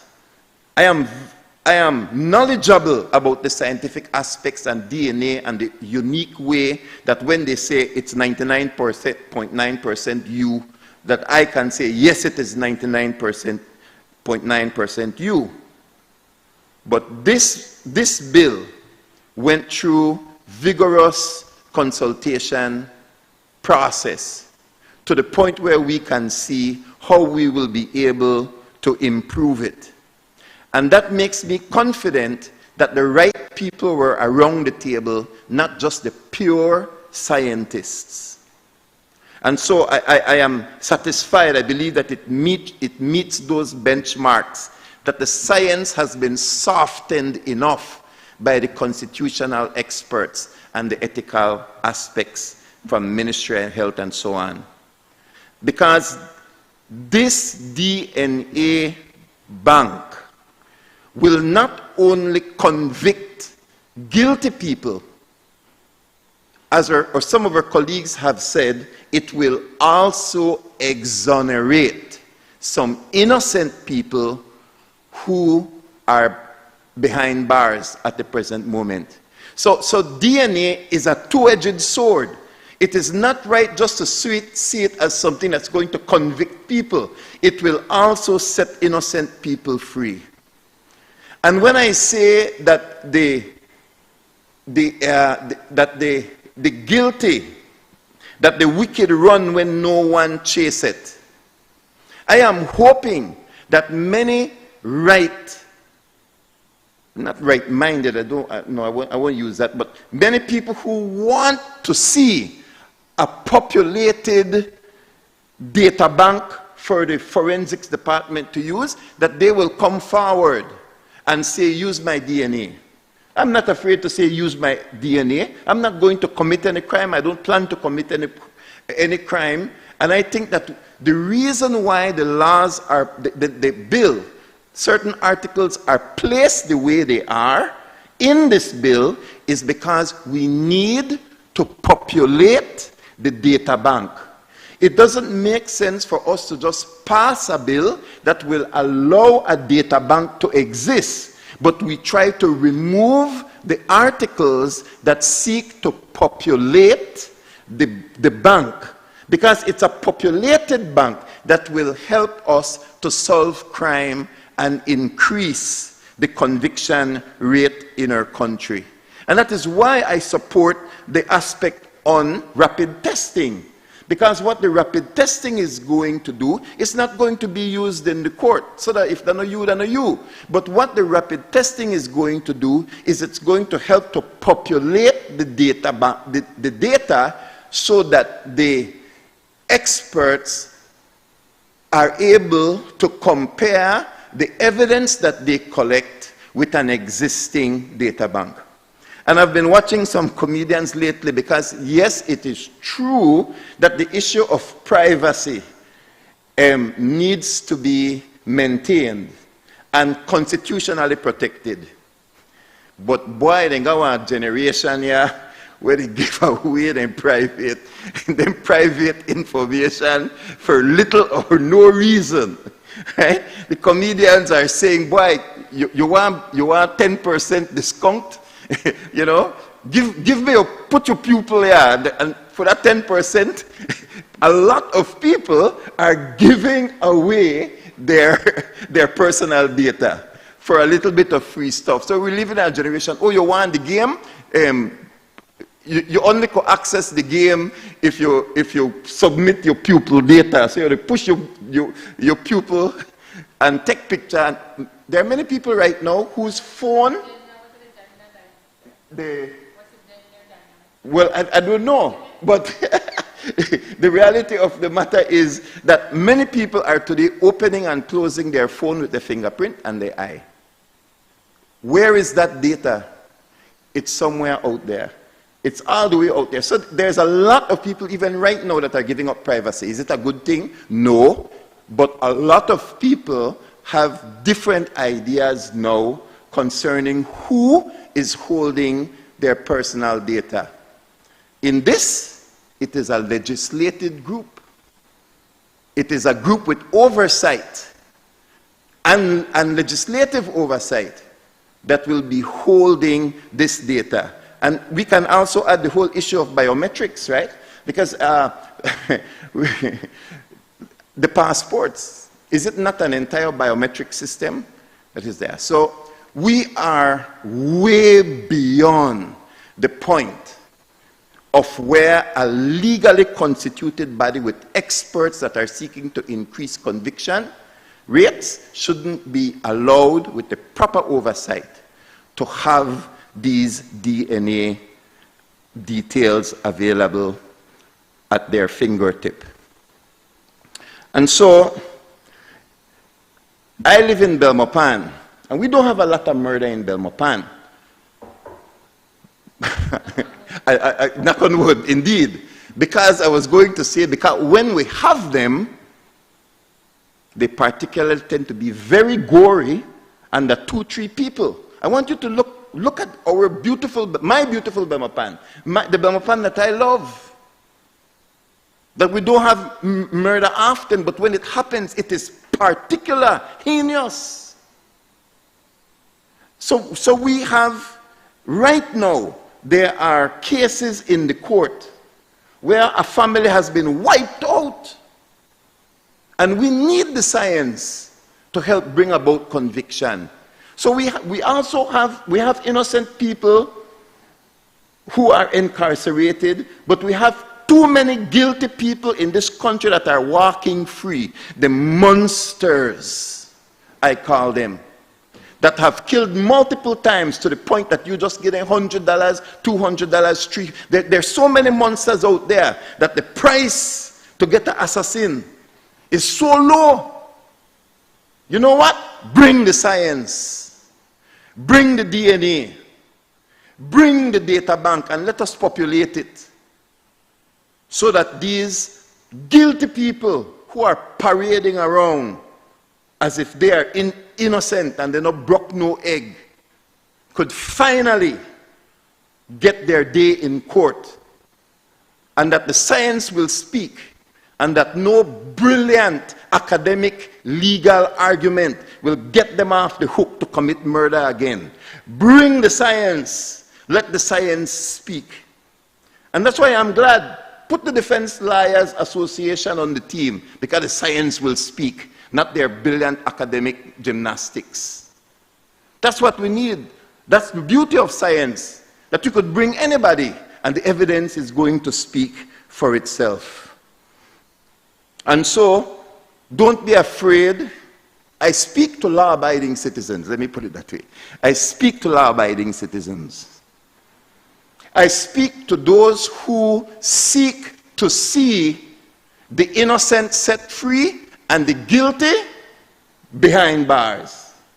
I speak to those who have lost family members and that the police can't help. They just console you. We just write RIP, rest in peace, on the social media page, but we can't bring justice. I speak to you and I say, help to populate the DNA bank. Because if you do not commit crime, you have nothing to fear. Because it is 99.9% accurate. But I close with this.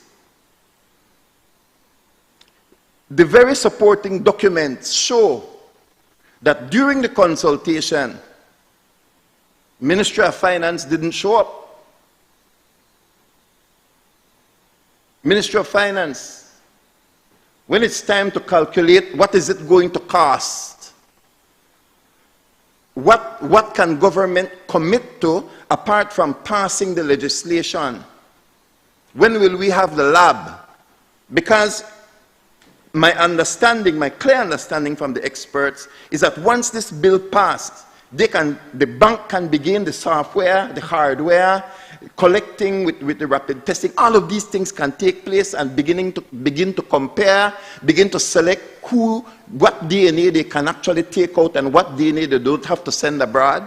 All of these things can happen very fast.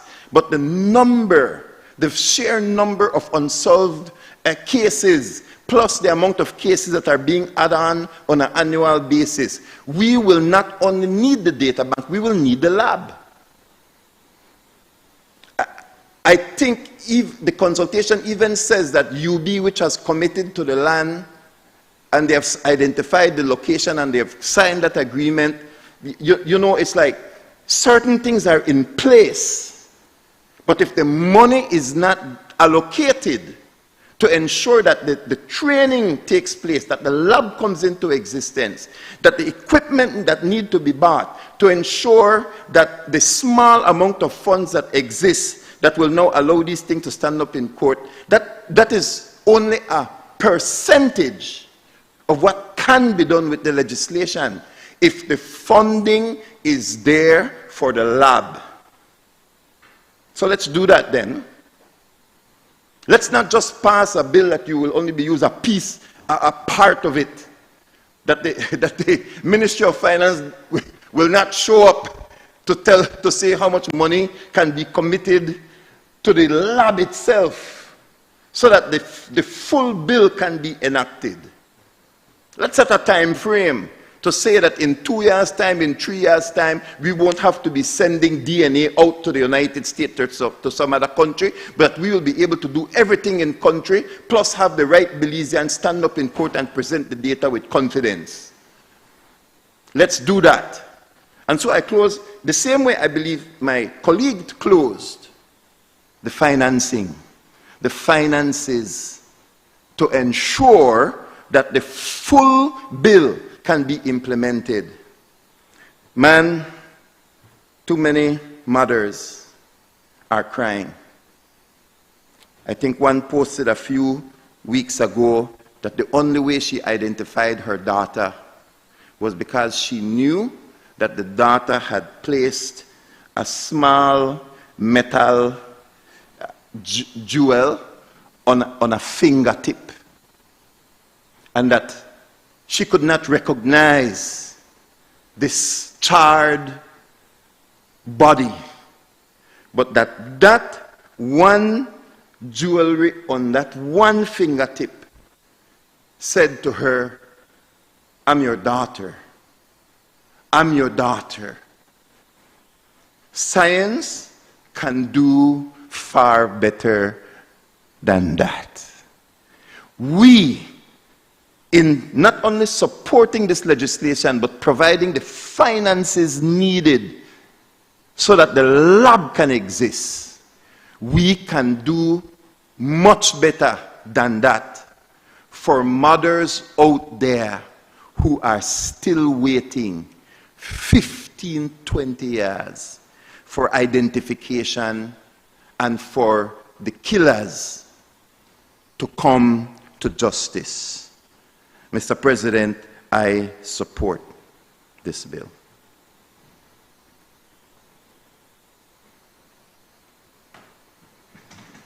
I recognize Senator Chanona. Thank you, Mr. President. I will start by saying that I think what I'm hearing my colleagues that have spoken so far talk about is transparency and accountability, because I think that's what everybody has wanted across the spectrum, just some transparency as to who did it, maybe why they did it, and then accountability for it. That is the justice that I think our society has been crying out for. Parents, not just mothers, parents, families, and I want to acknowledge the sharing of our colleagues' family connection to violence, and I know each of us have stories about how personal this is. So I think it is universal that we look at the support for this bill, the strengthening for this bill. And Mr. President, I don't want to repeat what has already been said, but I need to underscore a few points specific to this legislative move. And I will start certainly on the financing, but where others have already called out, the balance between the science and the ethics, I will point to the infrastructure. I don't see where the maintenance of these samples will be provided for in terms of physical. I know, and I think I've shared in committee, I know of some international cases that have hinged on whether 25 years on, that DNA sample that was maintained in a way that was still viable could be tested and could produce an identity from some article of clothing, some blood sample, some other type of sample. And I think it's important that we look at making sure that the storage, particularly if we're talking about 30 years on in some instances, will be able to provide that opportunity for sex abuse cases, rape cases, and other cases to at least have the viability of that sample preserved in a way that it can come to test. I will say as well, and you've heard the peer review and the balance, I differ slightly with Pastor Wade, Senator Wade, in terms of criminal minds, because I know in law enforcement you have to think like the criminal to catch the criminal and to look at that, and I know that's what you're trying to infer. But at the end of the day, it is also going to be important for us from a financial point of view to look, and Senator Guerra will tell me I can't anticipate, but also to look ahead at what it will cost us if we believe, as has been asserted, that this will exonerate fellow citizens who have been accused of some very serious crimes and perhaps have been jailed innocently, and looking at how we will do right by those persons for that errors. So I come back to reiterating, Mr. President, that it is clear that the expectations are going to be, if they're not very high already, that this move will provide the justice that the society has been demanding.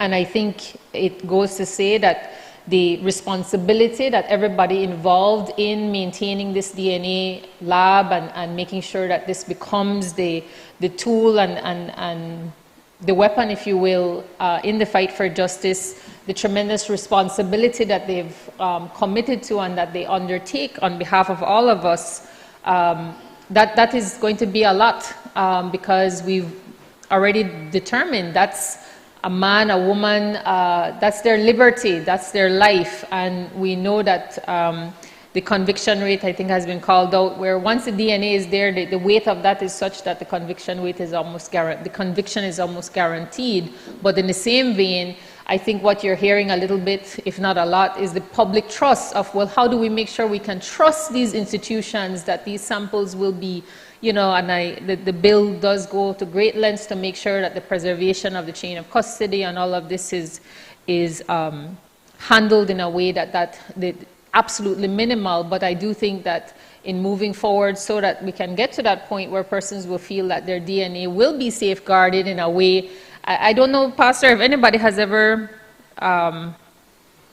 followed through and read the user guide for any of these smartphones, but they do make legal commitments there that data won't be, or biometrics and facial recognition information will not be sold or used for any other purpose.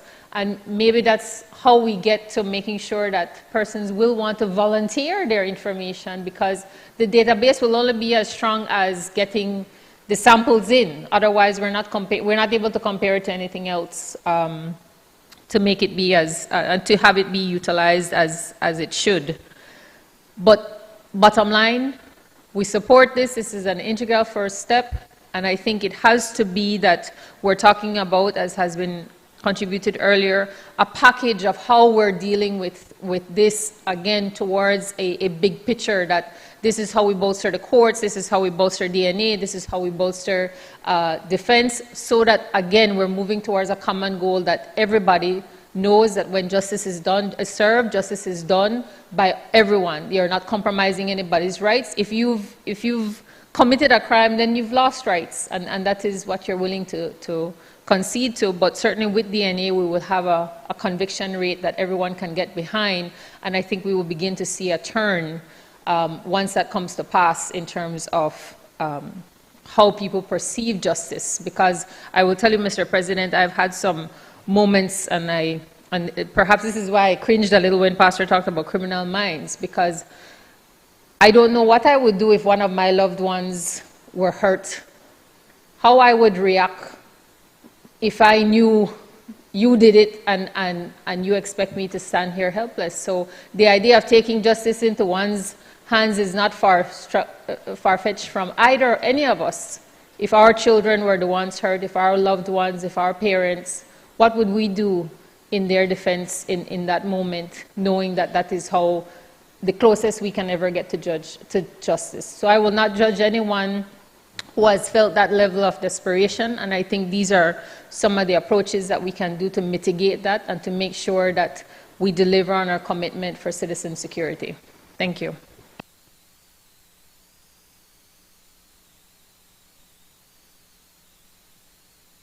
I recognize Senator Arana. Good afternoon, everyone. To share a short, or to give a short contribution on the DNA bill. And while I was listening to my colleagues, I can remember December 2017 when my father was killed about 1.5 miles away from Belmopan. And so I support the bill because it brings a modern essence, transformative essence to the justice system and cases in our country. A lot of cases have gone unsolved. And so we need something that is going to be faster. And we believe that the DNA bill will help to bring faster convictions. Or, if you're not convicted, you're either confirmed or you're eliminated from being confirmed. So, another important thing that I want to highlight is that, let me put it this way, when this bill is passed, we can collaborate with the region, the Central American region, the Caribbean region, as creating a forensic hub where we can help one another in solving cases. And so I believe that this bill here is urgent. We look at the news, we look at the social media, and we realize there's a lot happening. A lot of people are going missing. A lot of people are being killed. But are we solving these cases fast enough? We're not. And so this DNA bill will help to speed up the process to solve cases and to have people convicted. Thank you.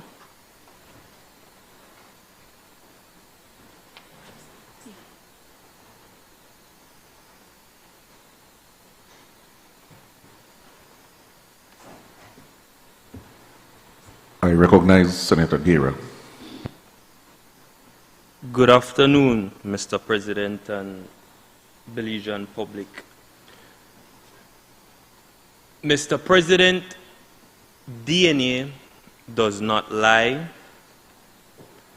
It does not forget. It does not take sides. In a justice system which heavily relies on eyewitnesses to lead to a conviction in a justice system where we rely heavily on what's called circumstantial evidence and the need to web together various parts of the evidence that is before a court in order to lead to a conviction. In a justice system which depends on the memories of witnesses, this DNA bill is transformative. It means that families who are oftentimes voiceless when they're facing despair because their family members have been victims of crimes or because their family members have disappeared with no trace, DNA provides an answer. And so, while I have heard concerns, it appears to me that this bill needs to be improved, yes, but it must not lose our support because our Belizean people are expecting us to provide solutions in this Senate chamber. And a part of providing solutions means that we must equip our justice system, our police officers, to be in a better position to investigate crime. And so, Mr. President, this bill has my full support. It allows for DNA to be obtained under two circumstances which respect the rights of every single individual, every single Belizean. In the first instance, you either give it with consent. If you are a child, it must be with the consent of your guardian or parent. If you are a vulnerable person suffering, unfortunately, from some mental affliction, it must be from what's called a curator who is appointed by the court under what we have in our law, under the law of unsound mind persons. In terms of safeguards, it identifies a custodian who will be in charge of the database and who will be responsible for the storage of the DNA that will be collected. That custodian has to then report, number one, to what is called in the bill an oversight committee. And that committee is made up of a cross-section of society, including a member of the defense, the Defense Counsel Association in Belize, as well as an attorney who is versed in human rights law, ensuring that the protection of our citizens remain at the forefront. Where consent is not given by an individual, the court must be approached to seek an order to be able to collect the DNA sample.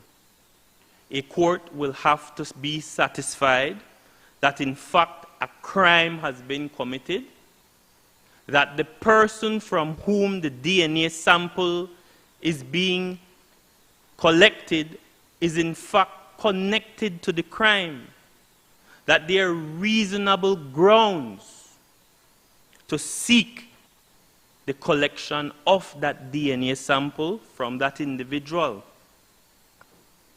Then there is the obligation where a person's name has been cleared in court to destroy the evidence within 3 months before the expiration of 3 months, or where a person has been acquitted within the expiration of 3 months from that date.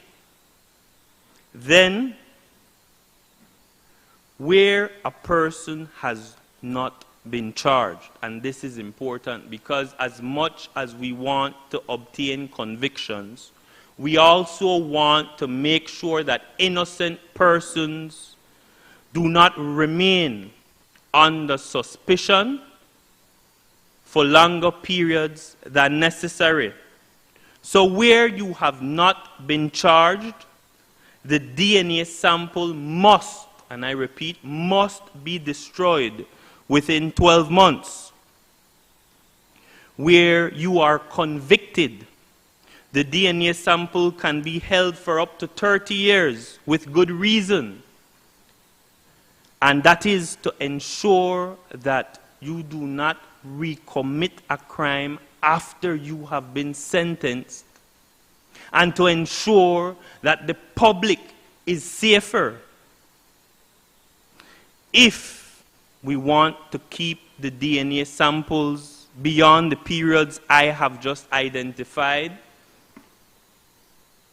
a court order has to be given for the extension of that period, and a court needs to be satisfied that in fact circumstances exist which require that the DNA samples be held on for longer than the prescribed periods in the bill.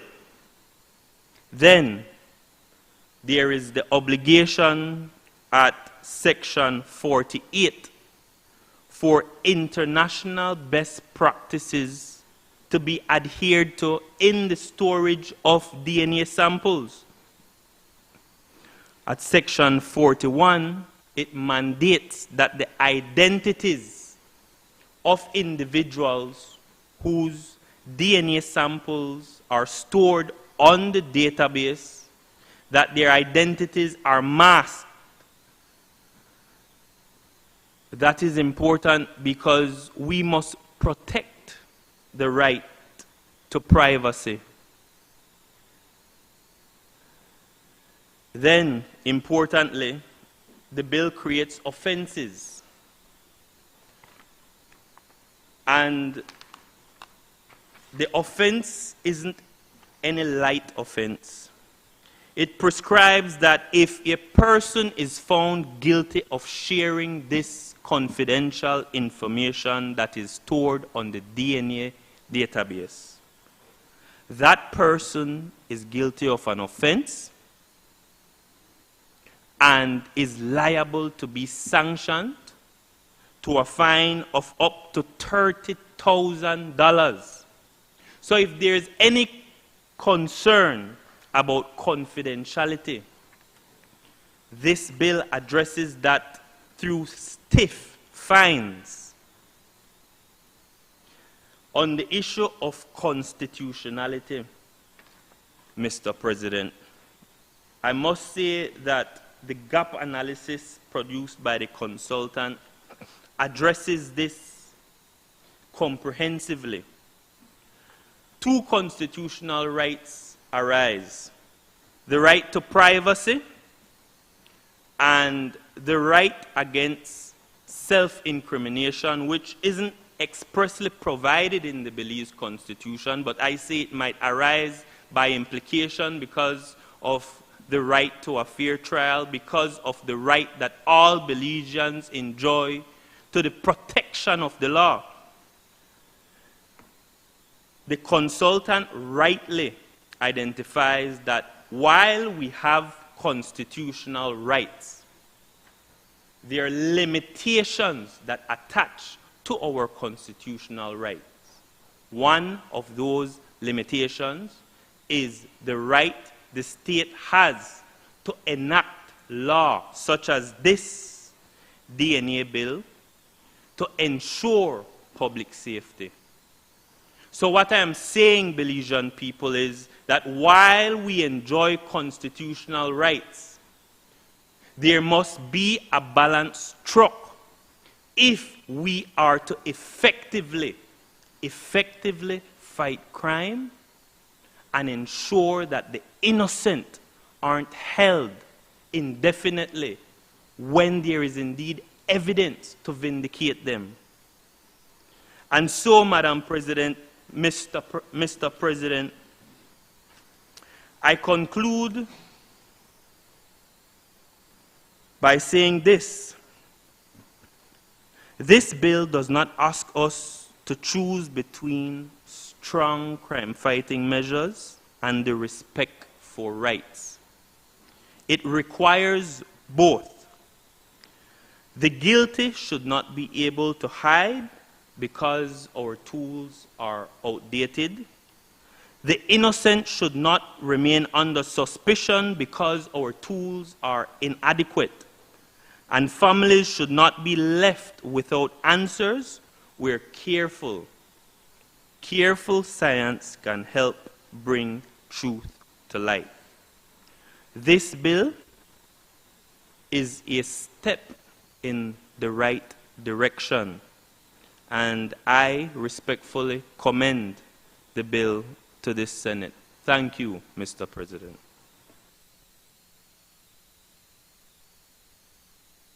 I recognize Senator Pitts.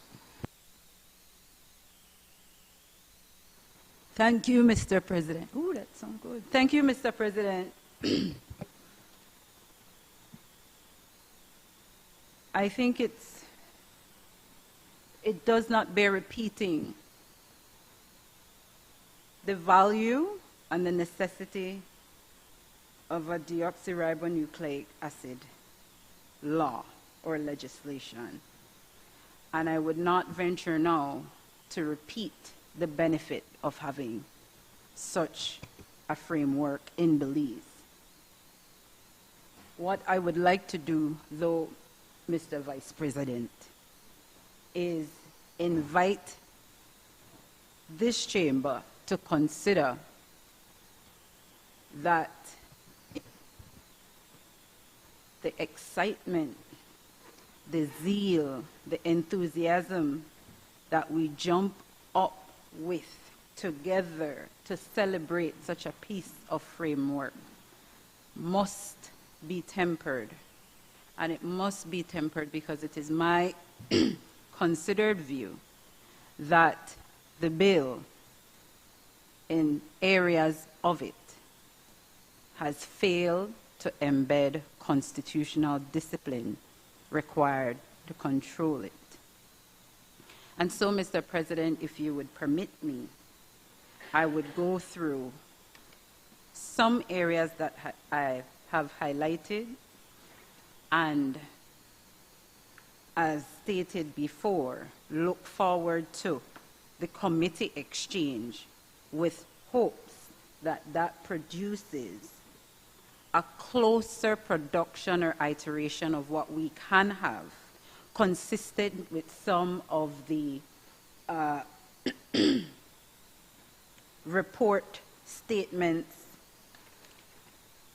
done by the consultant, because at first it must be noted that even the consultant and her recommendations, when you go through them and you go back and look to the legislation, they were not taken into account or reflected in changes that ought to have been made and could have been made.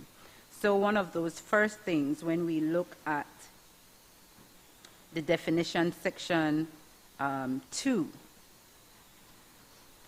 and authorized person for the collecting of intimate sample, in the case of blood, is a phlebotomist. And it gives different instances of what the authorized person for those circumstances, different circumstances, ought to be. Interestingly, when I look at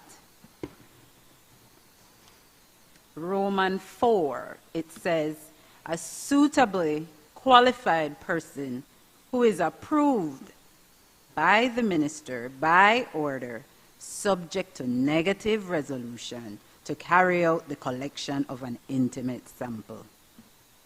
And I asked myself, but didn't the previous definition in terms of blood samples specifically indicate a phlebotomy? Why is it do we have a minister having the ability to approve any other person?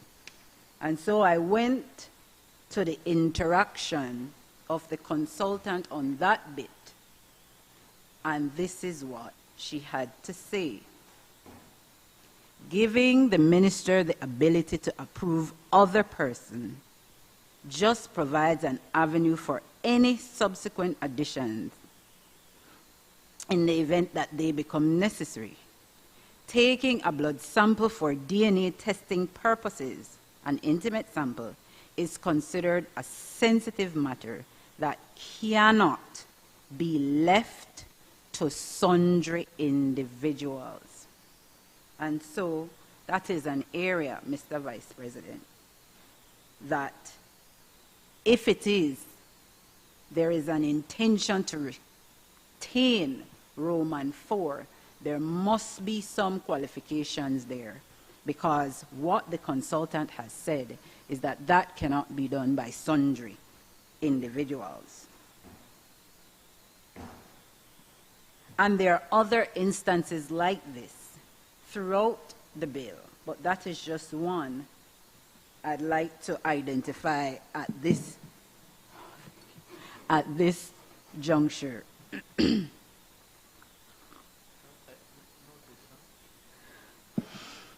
it helps. When I look at DNA profile and the definition provided, I look forward to assistance in ensuring that what is expressly stated, that there will be a distinction between genometric data and genetic data, and that there must be an appreciation that when we build this database post, because I'm not a proponent supporting any retroactivity of any of the provisions, that familial searching and genetic profiling or any other predictive analytics like genetic data, that it is expressly provided that that is not what will be done with genetic samples, with DNA profiles. It should be genometric data only, markers for identification only, not information that also include or extend to your health markers. And I will get to why I've said that. In relation to the other definition, offense, which means an offense punishable on indictment under the laws of Belize and includes a hybrid offense. And then we look at section 4.1 that says the act apply to offenses before, on, or after the date of commencement. The consultant made note of the broad-reaching effect of the term, and that what is very real, and I will come to it again, is that there must be some treatment of violent versus non-violent offenses, because it cannot be that we're here to legislate and allow the state to go a step further into securing persons' genometric data just so for non-violent offenses without the relevant person, that being the Director of Public Prosecution or the Commissioner of Police, going to a high court to satisfy why such information is necessary. And so when we have offenses in the broad, and we apply the act to offenses in the broad, there will be situations where we end up and in the future weighing the system with information and DNA samples that ought not be there. I am sure the person who is guilty of embezzlement, of fraud, the so-called white collar, blue collar, should not be subject to any extraction of his or her DNA, as those offenses are nonviolent offenses.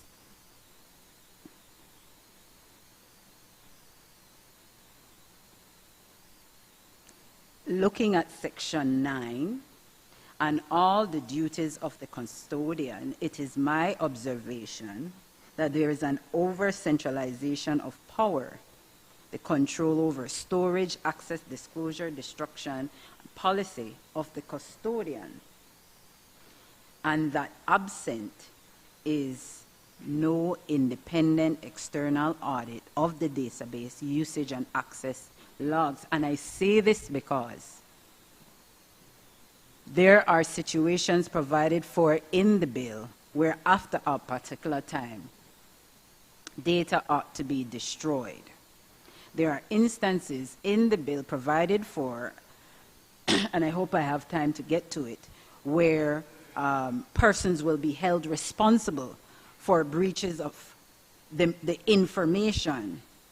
And the question is real, that we are relying on a custodian, and this is no imputation on professionals, but we are relying on a custodian to report his personnel. And the reason why I have such a knee-jerk reaction to this is we've seen recently where the mother and the child were subject to violent attack by the officer.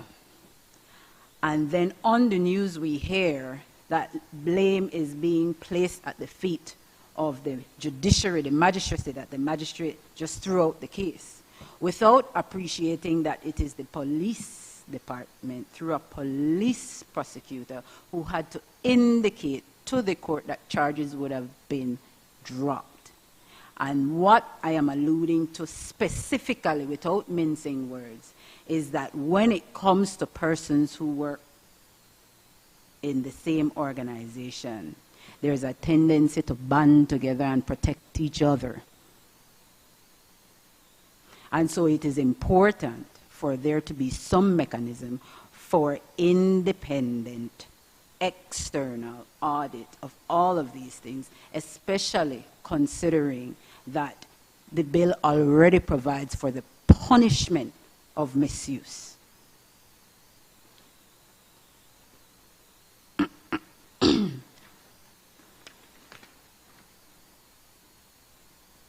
In relation to, and I'm just trying to skip through much of it, in relation to Section 22, my colleague Senator Faber has spoken on this, and I associate myself with him. What I would like to point out is that I cannot, in good conscience, support the proposed amendments to 22 because we are creating an environment from scratch, profiling and surveilling citizens. Senator Faber spoke about a creep, pardon me, for 22, 4, 5, and 6, especially 5 and 6.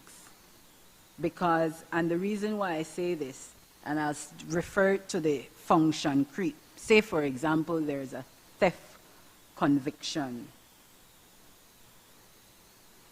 the excuse to build a genetic map for future investigation is like a search without a warrant, which violates constitutional protections.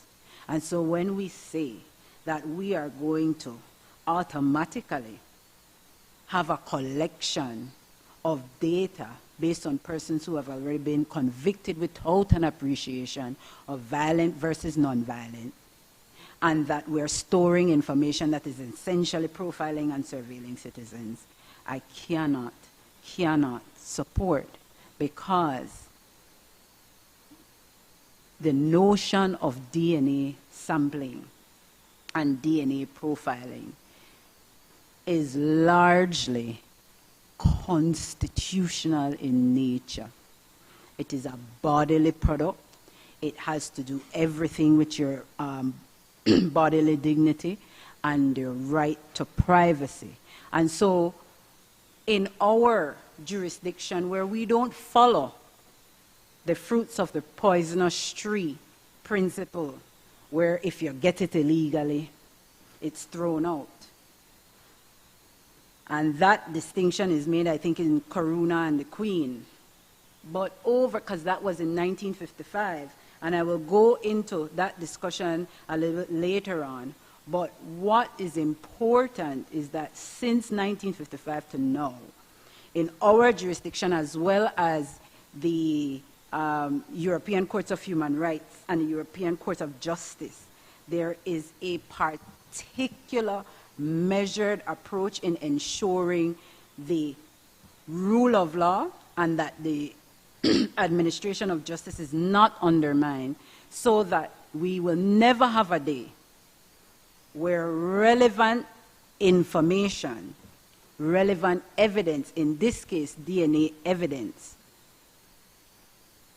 can fit in the category of the Corona principle, where relevance trumps admissibility, because that does not apply in a constitutional context, especially, Senator Guerra, where we have said our Constitution is supreme, and any other law that violates it to the extent of its violation is null and void.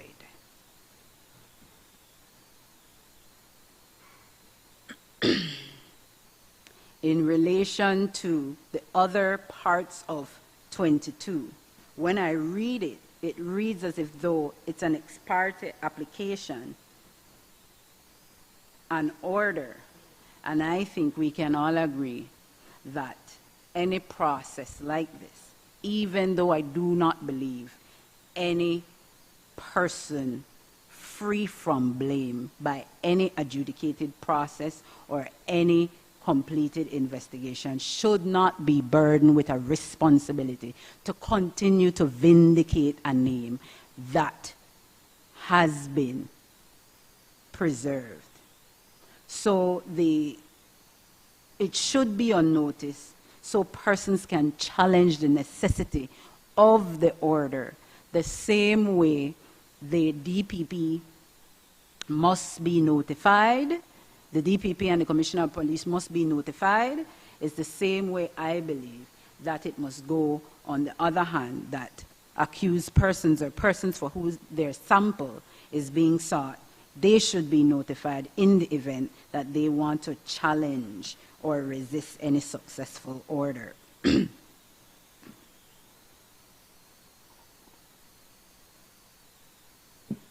In terms of 22, the amendments, it comes off like a digital scarlet letter, because there is this stigmatization of maintaining the profile, it follows you.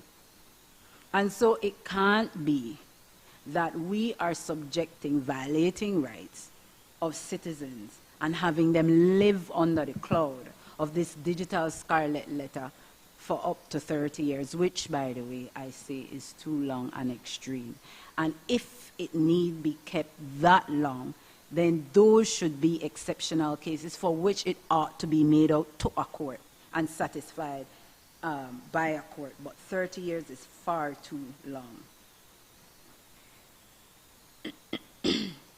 And 22, the amendment suggested in my respectful view, has a net widening effect, and I've alluded to this before, where the state is indirectly creating a universal database and therefore lowering the threshold for whose biological data belongs to the government and any other state that they may choose to share it with. And I think my view on that is that that goes too far. And if that is what the state is legislating to do, then it must be that the state can appreciate what samples and profile are absolutely necessary to form part of this database.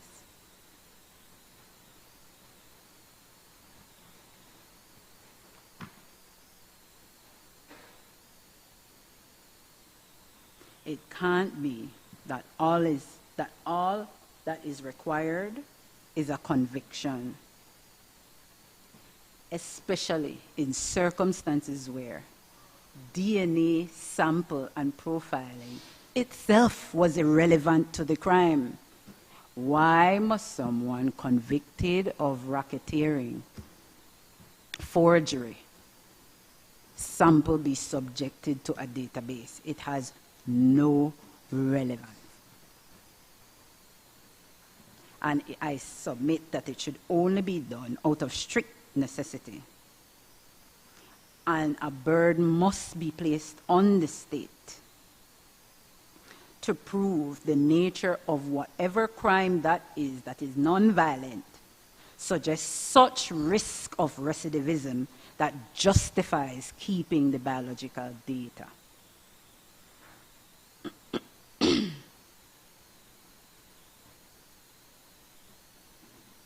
Let me correct the record. I indicated I didn't support 4, 5, and 6. But when I look at my notes and I review what I see for 4, I have to correct the record and say no, because that one is straightforward. In relation to Section 24, this particularly I associate myself with Senator Farber. We have a legislative framework that expressly recognize there are ways to secure DNA data and sample by consent or compulsion, which I don't like still, but by consent or compulsion by court order. But yet we have a Section 24 that creates,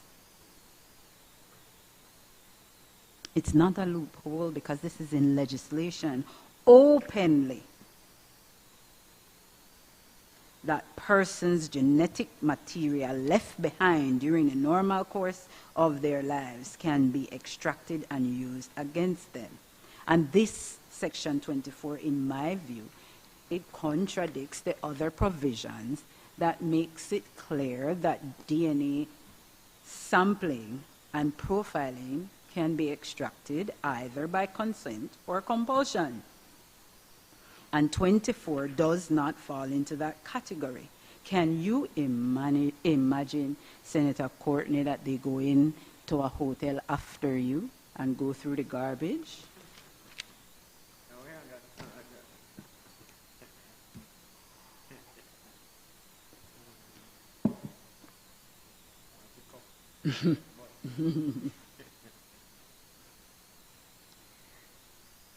Mr. President, that should concern you. It should concern all men. It should concern all citizens. Because this is serious. What that section is doing is telling you that you have no privacy. And we have seen where there are instances where these places, whether of repute or ill repute, has been visited. And in cases of sexual offenses where it is most important, you ought not start off a defendant who has nothing to prove with a foot already in prison.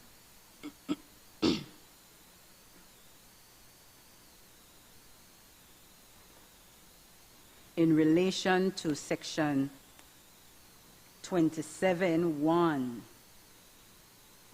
Senator Faber has already alluded to this and made his arguments, but the consent given ought to be for the use and benefit of the state only. And I submit that if it is the government wants to go as far as to be able to take your sample and share it with any foreign state, it can only do so by court order after satisfying why that is necessary.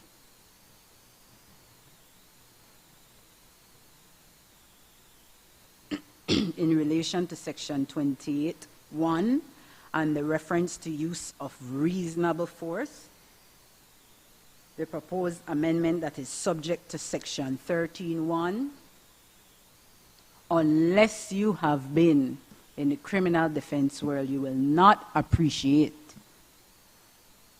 how a term like reasonable force can mean so many different things in so many different situations.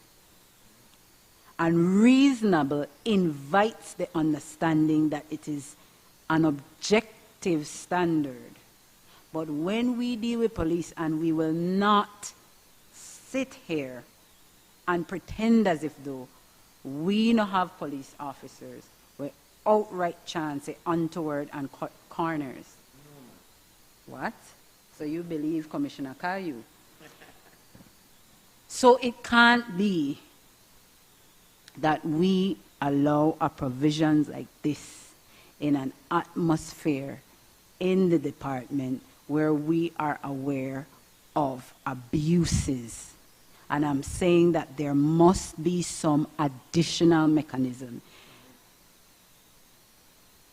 When in criminal matters and we go to voir dire and admissibility is determined, we have to hear from people like a JP, we have to hear from people like a police officer about the use of force, etc. And voir dires and admissibility turn on the use of force. Where force is used to extract, whatever is extracted is not admissible. And so we must be careful with a section 28 that makes provision for the use of force. And that word reasonable not mean the same reasonable to us reasonable people, the same way how it mean reasonable to unreasonable policemen from the start.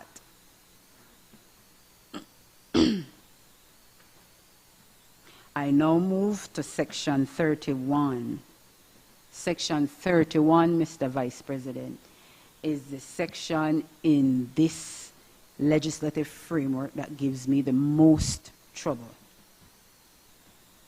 because it is the one section that attempts to throw away the great effort of the entire bill.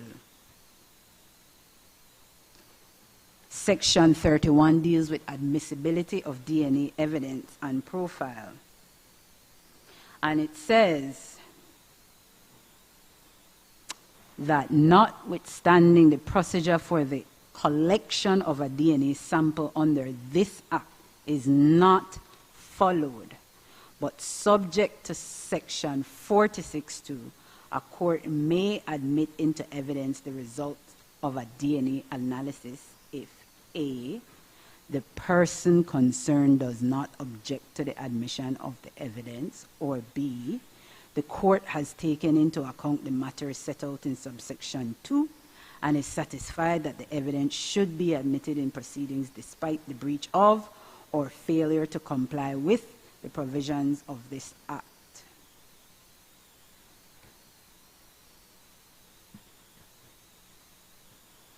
There are sections that deals with procedures at length. And here we have, in one fell swoop, only one section with 3 subsections that is the most constitutionally problematic provision in the bill, by removing the consequences of illegality and undermine procedure and fundamental rights. In my respectful view, it weakens and neutralizes the safeguards in the bill, and therefore it becomes internally inconsistent with the bill.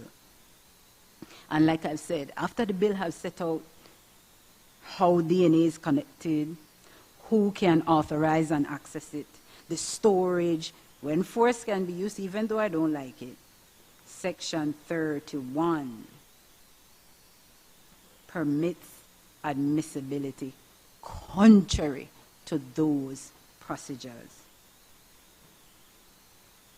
It is creating a rule, then removing the consequence for breaking it when it strikes at the heart of undermining what the rule of law is. And so that is why I'm saying what is important is an independent external audit, because for something like this, where you're going to recognize that there's a procedure that must be followed, and then you're saying, okay, we will permit admissibility. In order to do so, there is an acknowledgement that something wrong was done. Who then will be on the other side saying, yeah, you're to get charged, go and answer to your $30,000 or your year's imprisonment? I believe that it collapses the enforcement mechanism of every protection. This is making it okay for procedures to be shortcut, for you to bypass consent, which is very real, for you to use force easily, subjectively, and your exposure to rely on post hoc justification. I've said before that DNA is a private bodily product that carries constitutional protection, and it cannot be that we will prioritize evidence over rights, because the same clamor we have to have something in place to bring offenders to justice, we end up with the same byproduct of, hey, creating an environment where people have to go on appeal because things weren't done, trials weren't fair, there was an abuse of process, the administration of justice reputation was brought into disrepute. The integrity of the justice system and fairness are pillars of fair trial principle. And so admissibility, despite breach, creates an exception and/or an exclusion of a voir dire process that tests admissibility. And I don't want us to have a provision that sets a legal precedent like this. And I will go further by going down the constitutional arguments this way. I've already stated that we, as a country, recognize supremacy of the Constitution. Section 3 of the Constitution affirms right to life, liberty, security of the person, and protection of the law. Personal liberty safeguards in Section 5 and 9. Any arbitrary search of a person, an entry upon property is collected, a buccal swab or a blood draw is a search of the person and an intrusion into bodily integrity. And so we have to appreciate that DNA sampling and profiling on its own carries a different creature of constitutional underpinnings that we cannot treat the same way as any other aspect of law and admissibility. Because what we do in this country is grant redress, including exclusion of evidence, declarations, and damages. Mr. Vice President, permit me to go through a little bit of the case law and why my position on this is decidedly cautious, and I invite the government to reconsider 31. Because I do have a recommendation of a replacement provision that falls squarely in line with what the current position of the courts are. But so I mentioned Karuma and the Queen that says relevant suffices for admissibility. But that principle is limited, and it ought not to be treated as if though it is sweeping. Courts still retain a discretion to exclude improperly obtained evidence to secure fairness. And that was determined in MacLeod and the Queen. In Herman King and the Queen, it reaffirmed exclusions where admissions would undermine fairness and integrity.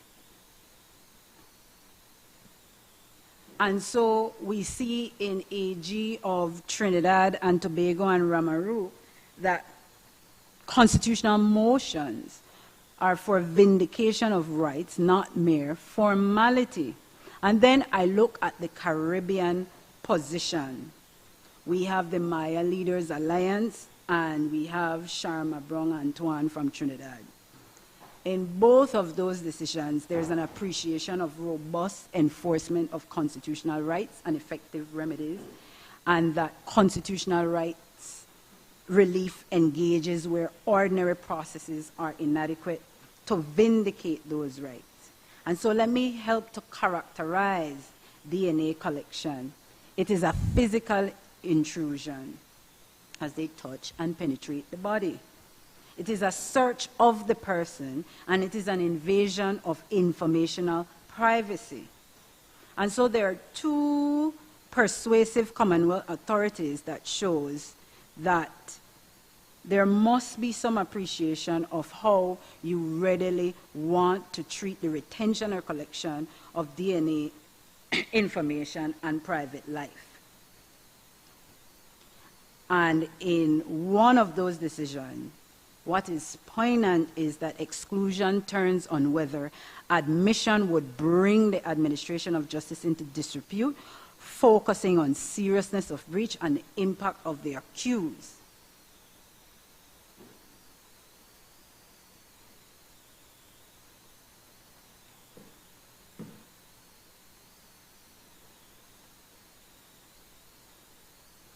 When we look at the principle at common law versus our constitutional guaranteed rights, it must be easily accepted that common law principles does not, cannot, and will never trump constitutional rights. And if that is the case, it must be that when it comes to Section 31, we can allow ourselves to entertain a rewriting of the section that allows the court to do the exercise, to consider whether or not there is any need for the admissibility in the sphere of breach, but appreciating properly that it does not start with an admission to explain an admissibility of evidence that you can explain away.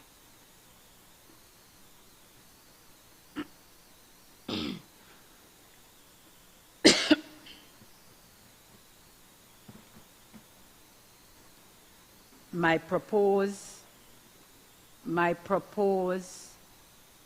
suggestion for a Section 31 reads this way: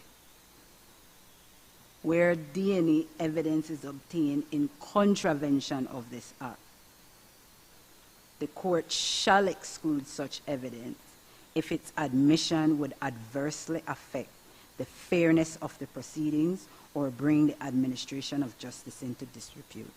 Simple, straightforward, and the justice system, the court will have an appreciation of the balancing act it needs to do and the considerations from all the jurisprudence and how it gives deference to constitutional supremacy as opposed to try to trump up relevance over admissibility.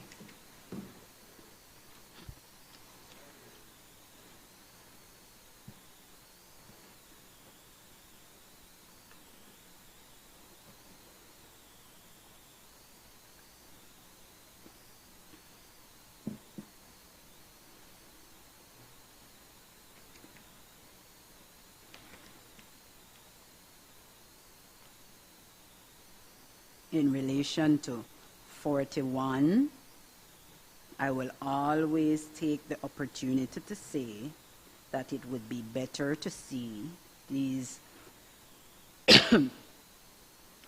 regulations or any other accompanying document with the bill to appreciate how it works. In relation to section 42, Mr. Vice President, if I may be permitted to treat 42 and I believe 45 together. Section 42 on the face of it recognizes that a person is entitled to have their sample destroyed and profile removed. When I read is entitled, I understand that to be as of right. And if it is, when you look further in the sections, there is a time limit assigned to the destruction. It is my respectful view that no burden ought be placed on any person to go to court to get such sample destroyed or removed when it can be done as a right by operation of time. And the check and balance to that is the external audit, who will be looking to see that post-convictions of certain persons within that 3-month deadline, those samples and profiles were so destroyed and removed, and that if they were not, the custodian or whomever responsible to do that is held responsible.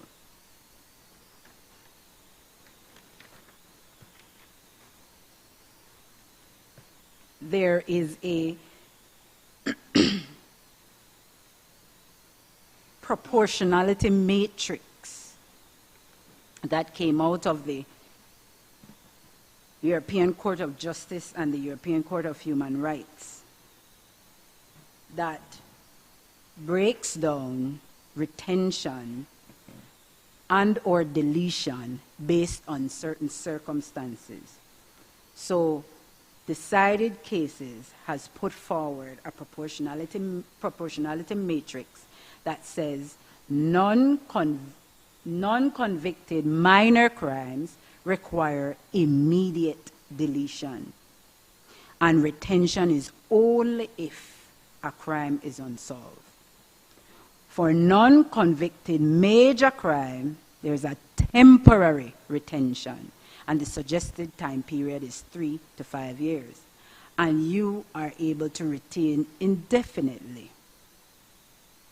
In terms of convicted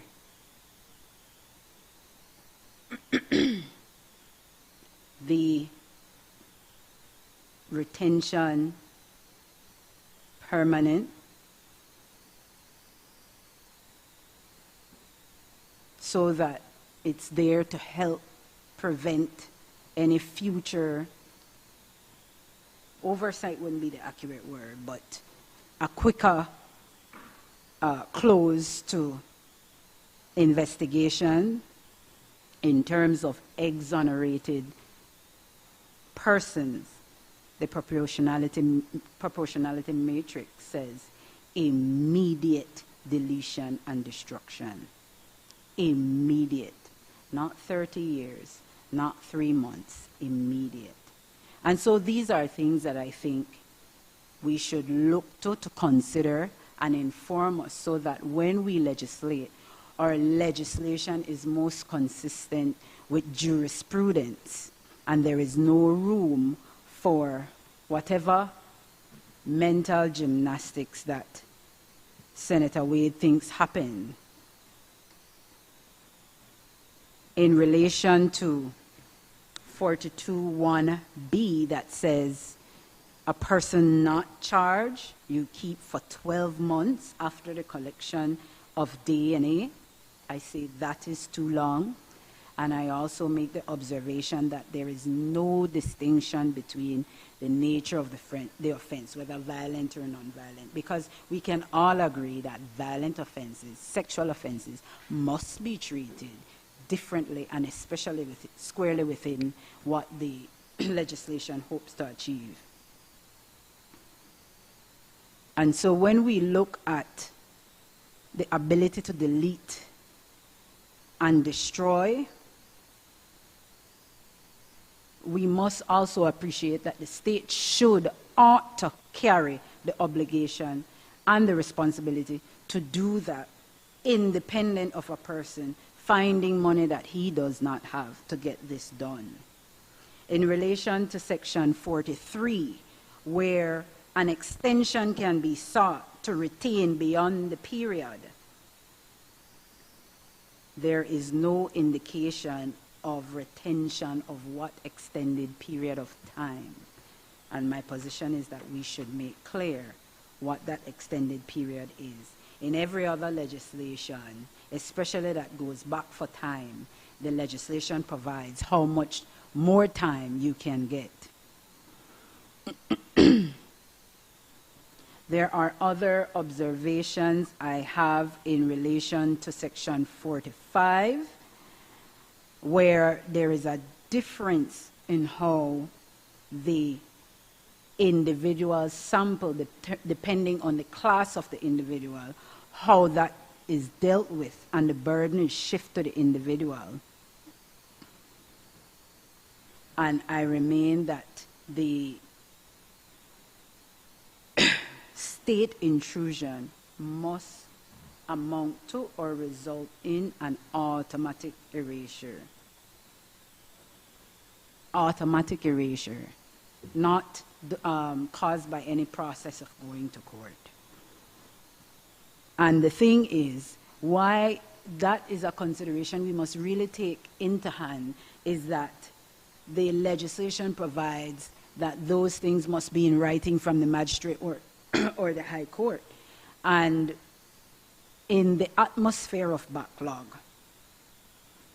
where we have a section that says 3 months you can get it out, you will implore a procedure that will take you well beyond 3 months. And now I will be standing here and say, I am twice vexed and doubly provoked to sue you because you have my information, and the process you asked me to employ retains my information, and I have that digital scarlet letter on my chest.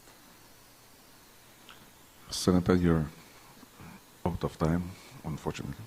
And in accordance with the standing order, Mr. Vice President, if I may be permitted a few more minutes just to wrap up. I don't have a lot to go. Standing orders say I can get up to 15 minutes, sorry. I don't require that much. I would just like to finish. So I would need maybe about 2 to 3 minutes. Much obliged. Pardon me?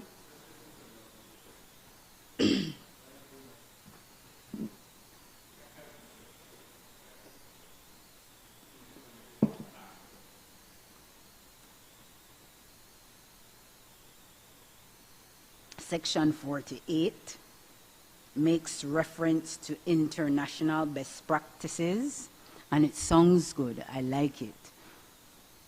But it should be better defined. For example, what I've found is that with genometric data, what is digitally stored is numerical barcode with information. And that is also a part of best practice. And so in certain situations, Senator Chanona, the physical sample, there would be no need to want to have a big warehouse to store these things under controlled temperature, etc., etc. There is a space where within this framework, if it is we're clear on what these standards should be, we can properly make provision for them. Because as it is, there is no clear understanding of what these international standards are that are enforceable.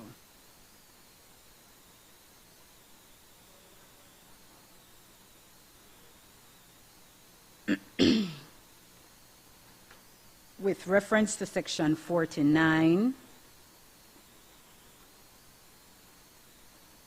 G and H,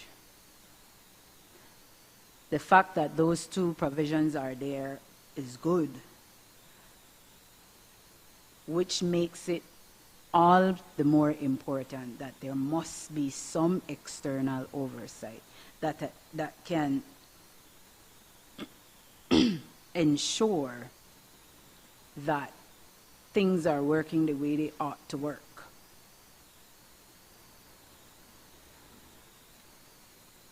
In relation to 50, I conclude by saying, and it's always the case, that when we legislate, there ought not, we must not legislate to give ministers too much reliance on discretion instead of a set of clear rules. And although this section is couched in a way that it says the minister, having consulted with the custodian, make regulations, it is just better. And at this stage, I don't know how possible it is, but considering how long this bill has been in consultation and batted about, that by now those things ought to have been created and should have accompanied the bill. So, Mr. President, let me end the way I started. There is no question whether or not the bill enjoys support, but it is important to temper our enthusiasm, because what we don't want to end up doing is invite legislated breaches of constitutional rights by ensuring that we have a framework and a sampling system and a DNA registry database that does not sit consistently with constitutional protections, and we should not take it lightly, much like the bill can be used to free those falsely imprisoned just by operation of some of the provisions. It can operate to impinge on citizens' rights. And so I commend to the floor that when we go to committee, we look at this with a sobering approach so that we do the work to get the bill through, but also get it through in a way that it is not offensive to all citizens. Thank you.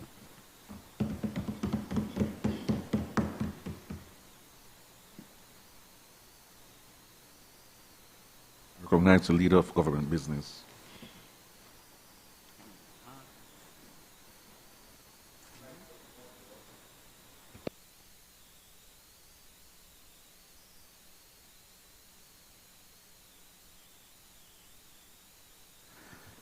Mr. President, in light of the commitment to look at these matters in committee, I ask that the question be put.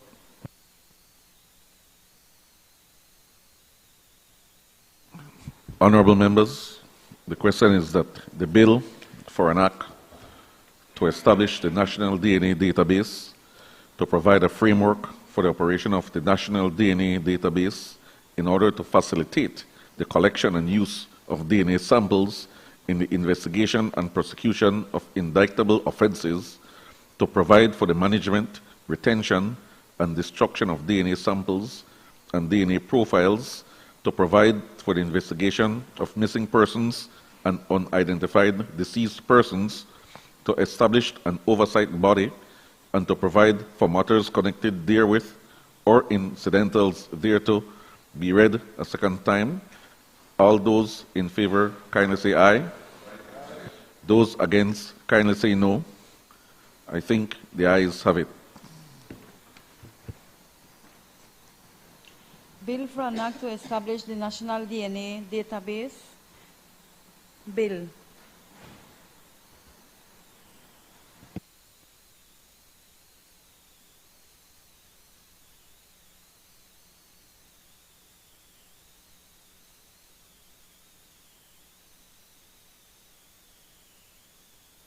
I recognize the leader of government business. Madam President, I rise to move a second reading of a bill for an act to develop, implement, manage, and regulate mechanisms to enhance climate resilience and low-emission development for the sustainable development of Belize, to respect the objectives and principles of the international climate change regime ratified in the United Nations Framework Convention on Climate Change and Paris Agreement, to establish a market in Belize to trade carbon credits and to provide for matters connected therewith or incidental thereto.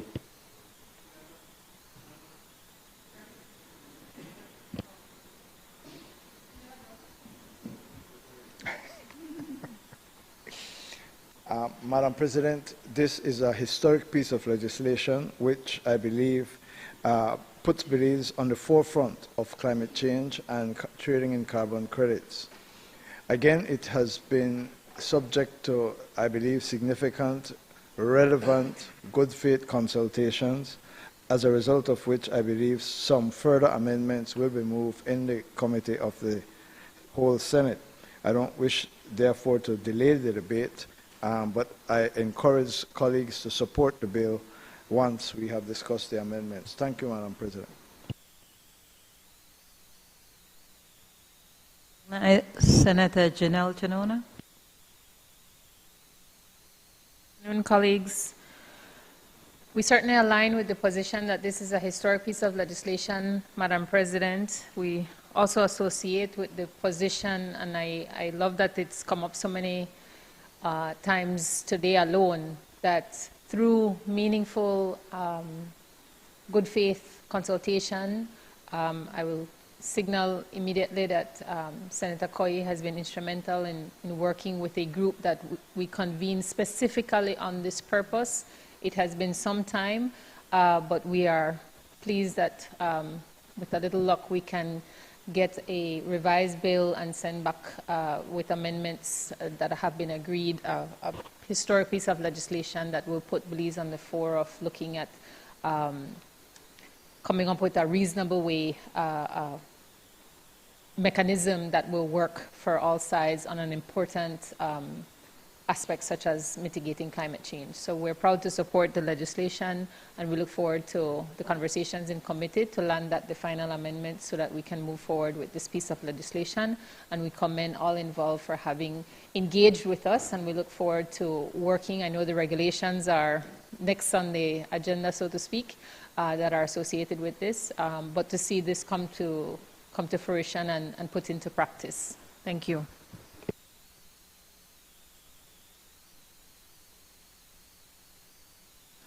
I recognize Senator Patrick Farber. Thank you, Madam President.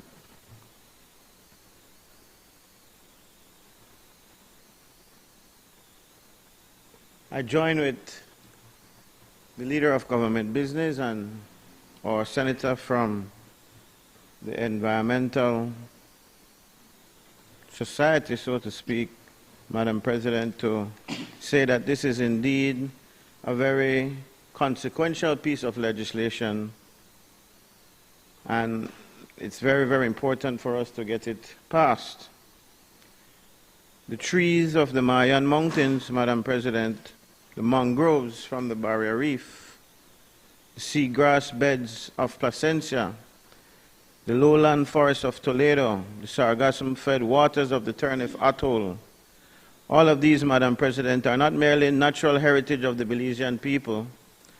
Under the Paris Agreement, under the international architecture of carbon markets, under the legal framework that this bill seeks to establish, these are also today monetizable assets, tradable, saleable, convertible into the hard currency of climate finance flowing from the wealthier emitters of the global north to the forested and reefed nations of the global south.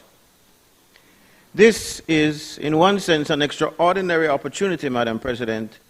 A nation of fewer than 500,000 people sitting on natural capital that the international community is, for the first time in human history, prepared to pay for. A nation that has for centuries been a price taker in the world economy may now become, if we legislate wisely, a price maker in one of the most important emerging markets of our century. But, Madam President, history is not kind to nations that legislate badly at moments of opportunity. The story of the Global South is too often the story of valuable resources extracted on the contracts that benefited the few, the foreign, and the well-connected, while the communities whose ancestral lands held those resources received a pittance or nothing at all. Bauxite, oil, timber, sugar, banana, rubber. The catalogue is long and the lessons are written in the dust of villages that were promised much and given little. Madam President, the opposition does not oppose this bill in principle. We recognize that Belize must have a comprehensive legal framework to govern climate action and carbon market participation. We recognize that without such a framework, fragmented governance, weak oversight, and exposure to double counting will leave us at a disadvantage. We recognize the work of the Ministry, the Attorney General, the Climate Change Department in its present configuration, and the international partners who have helped bring this bill to this chamber. But this is the Senate. This is the chamber of sober second thought, as I said earlier.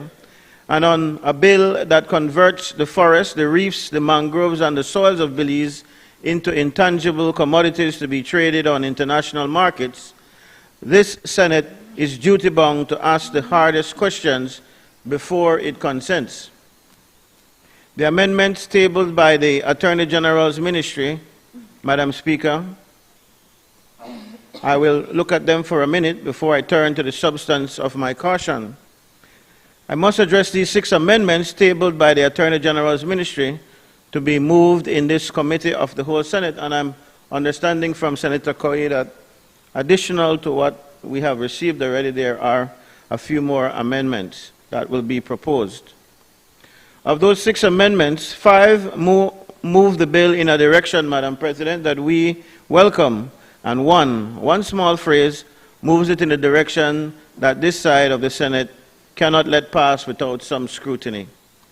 We welcome the amendment to Clause 6, adding to the function of the Climate Change Council the duty to encourage and foster climate change education and outreach through engagement with academia and civil society.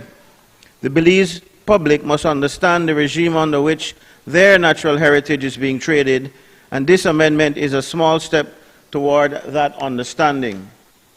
We welcome, Madam President, the amendment to Clause 22, requiring that any assignment of project rights be notified to the other party and binding any assignee to the terms of the original agreement.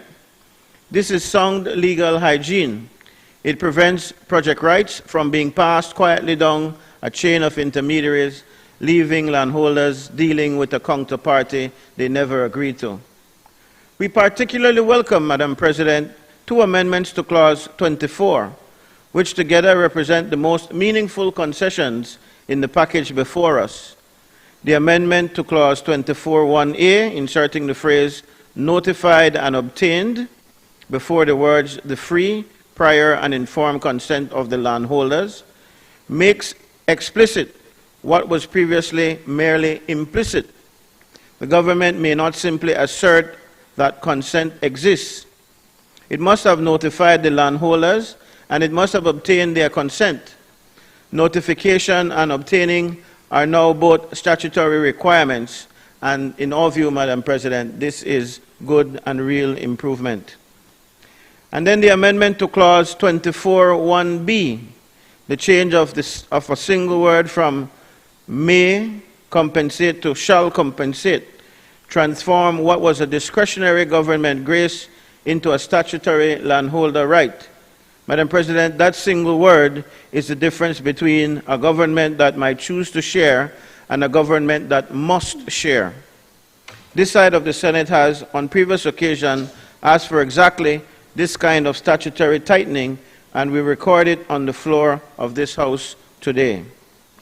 We welcome, Madam President, the amendment to Clause 36, limiting the Department's power to conduct unannounced inspections to premises that specifically concern a carbon project in which the person is engaged. The original drafting was, in our view, Madam President, too broad. The amendment circumscribes the inspection power within sensible boundaries. But, Madam President, there is one amendment that this side of the Senate cannot welcome without serious question, and that is the amendment to Clause 17D, which inserts the phrase "where required" into the requirement that all emission reductions and removals be accurately, in quotes, accurately recorded and documented for every carbon offsetting scheme, using appropriate accounting terms, including corresponding adjustments and the location of the carbon offset, end of quote. Madam President, those two words, "where required," are the difference between a hard rule and a soft one.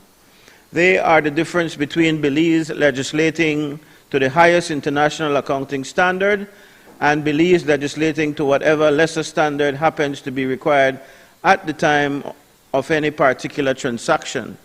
Corresponding adjustments, for those listening who may know the term, are the technical mechanisms under Article 6 of the Paris Agreement that prevents a single ton of carbon dioxide from being counted twice, once by the seller and once by the buyer. They are the cornerstone of environmental integrity in international carbon markets. To make their application contingent on "where required" is with respect to soften the very discipline that makes Belize carbon credits worth selling in the first place. We ask the government then, Madam President, on record in the Senate, who decides what is required? Under what circumstances will corresponding adjustments not be required? And does the government appreciate that softening this provision exposes Belize to the very accusation of low-integrity carbon market activity that the Cabinet's own white paper in its opening pages identifies as a risk? So, Madam President, with 5 welcome amendments and 1 grave concern, allow me now to proceed to the substance of my intervention. The question that cannot be avoided: customary land rights. Madam President, I begin with the question that no Belizean legislator can in good conscience avoid when speaking on this bill. The question of customary land tenure, the question of the Maya, the question of the Caribbean Court of Justice. The Honorable Senate is well aware, as is every member of the Belizean legal profession, every officer of the Attorney General's Ministry, and every justice of our Superior Court, of the long line of jurisprudence affirming that the Maya communities of the Toledo District hold communal property rights over their ancestral lands. From the Supreme Court decisions of the past 2 decades through the Caribbean Court of Justice's consent order, the law of Belize recognizes that there exists on the territory of this nation lands over which traditional and customary rights have legal force. Madam President, this bill before us at Clause 3 declares that the provisions of this Act are applicable to carbon credits in respect of, and I quote, "everything done in, on, over, above, or below the land and airspace of Belize." Everything done on land of Belize. And in Clause 3.2, the bill declares that, quote, "carbon credits constitute intangible commodities that are created upon registration in the National Registry and belong to the project developer or landholder," end of quote. Madam President, what does this mean for the carbon restored in the trees of the Maya communal lands? The bill defines the landholder at Clause 2 to include any person who has a legal right or interest to copy or use a parcel of land or have or exercise traditional or customary rights over the land. The definition is welcome, but it opens the door. But it does not walk us through it. The bill as drafted does not explain how a project developer is to identify which land are subject to customary tenure before applying for an approval letter. It does not explain how the Maya Village Council or the Alcalde system or the Garifuna community is to participate in the approval process. It does not explain whether the council established under Clause 4, on which there sits a single representative from the Belize National Indigenous Council, has the practical capacity to identify customary tenure issues across every project that comes before it.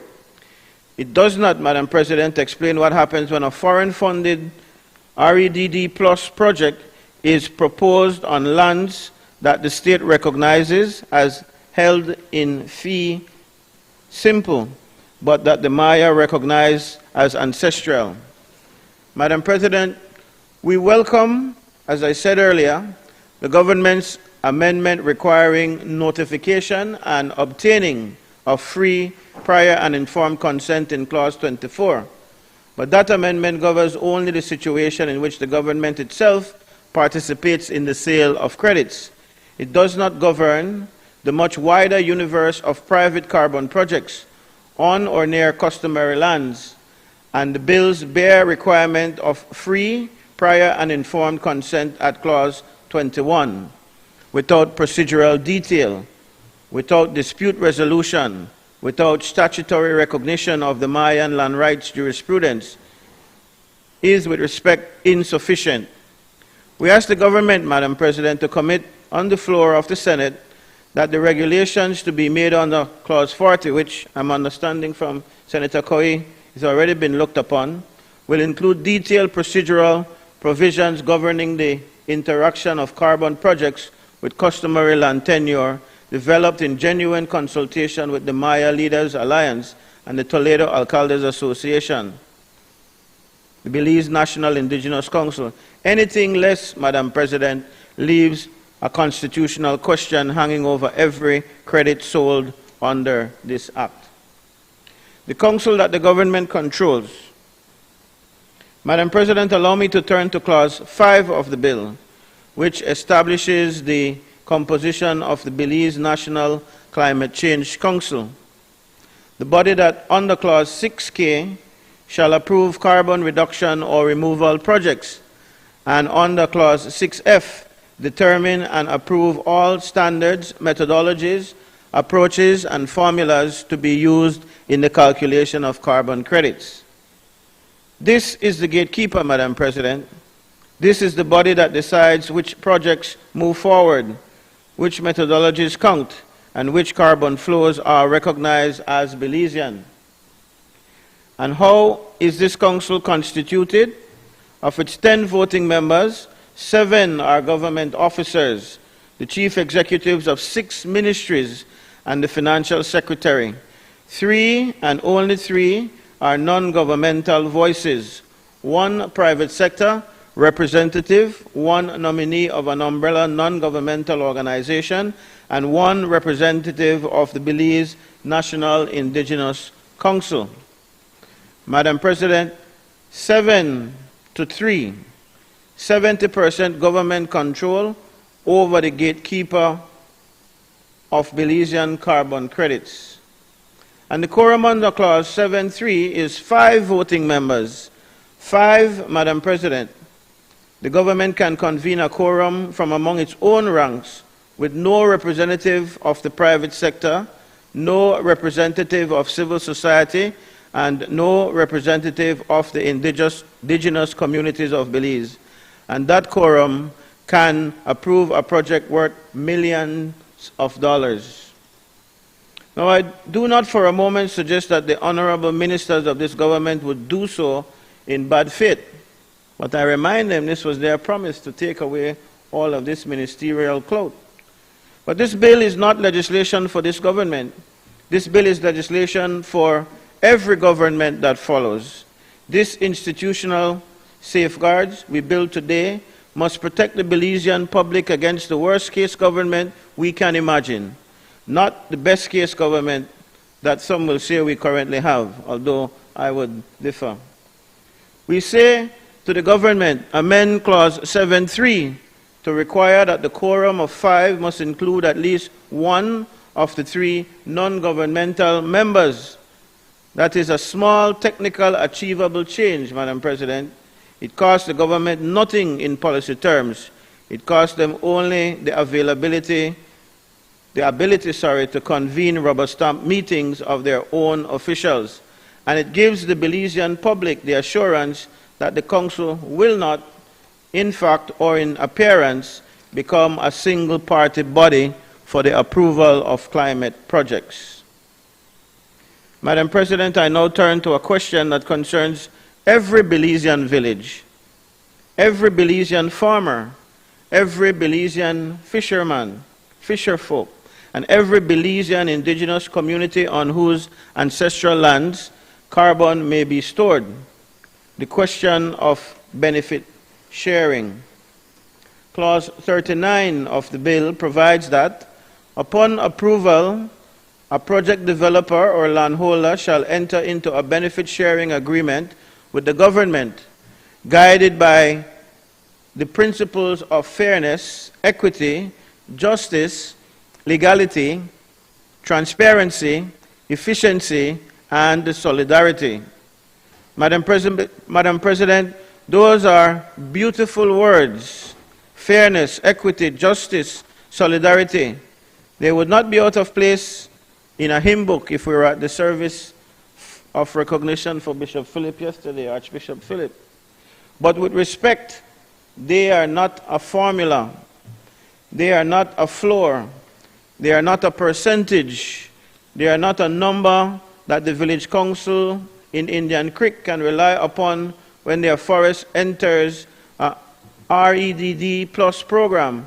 They are not a number that the cooperative in Trio can hold the government to when their mangroves are valued for blue carbon. And the amendment that this government has tabled, the welcome change of may compensate to shall compensate in clause 24(1)(b, establishes that compensation must occur, but it does not establish how much. Madam President, the regulations contemplated under clause 24(2) and clause 41(c) will, we are told, define the benefit sharing framework. But until those regulations are tabled and scrutinized by this Senate, the Belize public is being asked to trust that the percentages, the formula, and the timelines and the dispute mechanisms will be set fairly by ministerial discretion. And I point out again that Section 40 is one of the sections that Senator Cowie has indicated will undergo in short order some suggestions for amending. We ask the government, Madam President,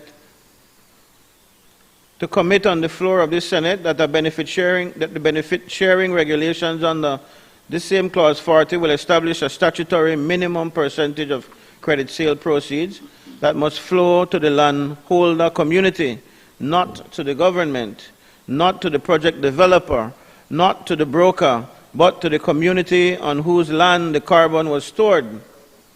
We ask further that those regulations be tabled before this Honorable Senate for review prior to commencement of the Act under Clause 42.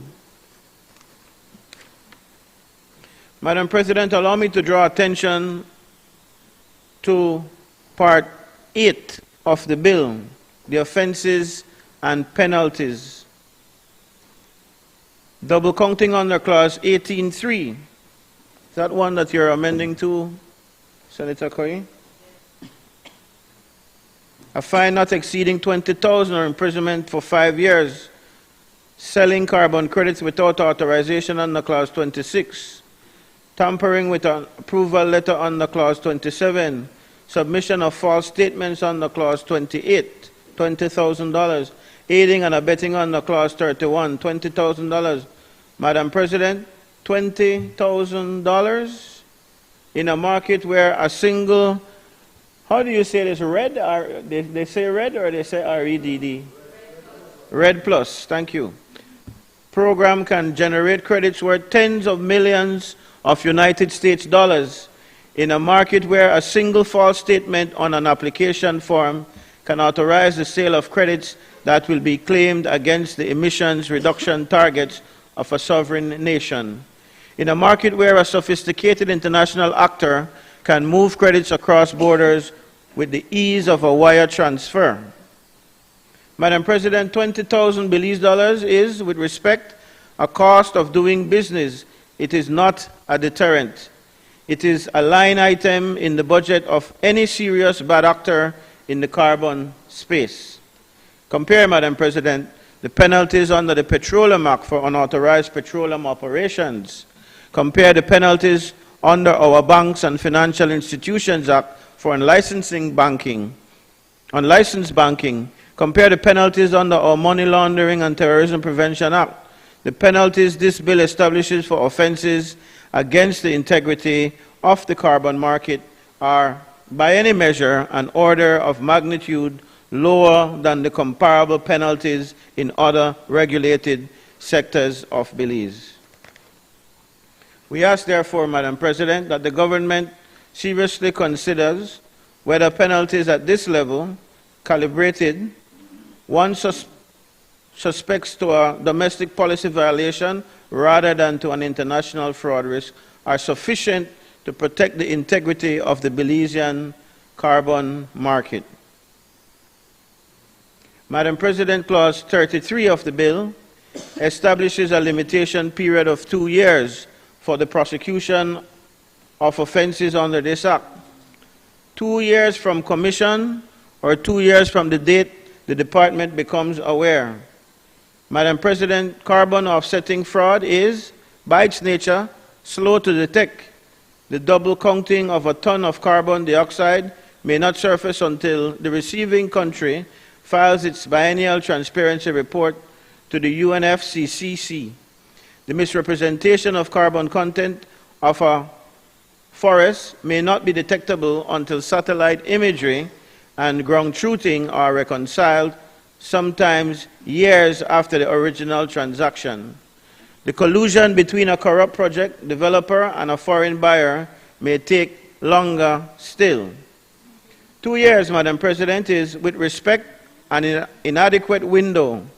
We invite the government to consider extending this to 5 years from commission or 3 years from awareness, in line with international best practice in the prosecution of complex environmental fraud. Madam President, I draw the Senate's attention to the application form set out in the schedule to this bill. The form that every project proponent must complete to obtain an authorization permit for the sale, trade, or transfer of carbon credits. Section C of the form asks for buyer details. It asks whether the buyer has been identified. It asks the type of buyer, national government or other. It asks for the name and contact details of the buyer. It asks the country in which the buyer is based and whether the country has entered into a free market cooperative agreement under Article 6.2 of the Paris Agreement. All of that information, Madam President, will be collected. All of it will sit in the National Registry. All of it will be known to the Department, to the Council, and to the Registrar. But will any of it be known to the Belizean people? The bill, as drafted, contains no requirement that the identity of buyers be made publicly available. It makes no requirement that the volume of credits sold to particular jurisdictions be disclosed. It makes no requirements that the prices paid be disclosed. The Belizean people may well discover, years from now, that the carbon stored in our forests was sold to companies and countries we never knew, at prices we never saw, on the terms we never reviewed. Madam President, we ask the government to commit on the floor of the Senate today that the regulations under Clause 16 governing the modalities of the National Registry will include a public-facing transparency portal, identifying identity of project proponents, location of projects, volumes of credits, issued, jurisdiction of buyers, and aggregate prices, all publicly available. The Belize people are entitled to know who is buying their natural heritage and at what price. Madam President, Clause 41 of the bill provides that any person engaged in a carbon reduction or removal project at the time of the commencement of this act shall be deemed to be engaged in a grandfathered project and shall register that project with the department within 6 months. Madam President, this is a matter that requires plain speaking. There are projects already operating on or near Belizean lands. There have been agreements signed. There has been money flowing, and not all of those projects, this Senate must understand, were brought into being under conditions that would satisfy the standards this bill is now establishing for the future. Were free, prior, and informed consent procedures followed in every such project? Were customary land rights respected? Were benefit sharing arrangements concluded fairly? Were the credits sold in transactions that would withstand the scrutiny this bill imposes going forward? The bill, by grandfathering all existing projects, declines to ask these tough questions. It accepts what is and it moves on. We ask the government, therefore, Madam President, to consider whether grandfather projects ought to undergo within 12 months of registration a one-time compliance review against the standards of this Act, not to invalidate them retrospectively, but to identify gaps, recommend remediation, and ensure that the regime moving forward operates on a clean foundation rather than on an inherited terms of arrangements that may have been struck under different rules. On our side then, Madam President, I summarize that we acknowledge and we record on the floor of this honorable chamber that 5 of the 6 amendments tabled by the Attorney General's ministry move the bill in the right direction. The government has heard the stakeholders, and I was pleased to hear Senator Chanona say that, working with Senator Koyi, that some of the major stakeholders have been satisfied. So the government has heard, and on those points, we set on the record that we appreciate it. But the work of this Senate is not done. In the spirit of constructive scrutiny, we make the following requests of the government before this bill receives the assent of the chamber.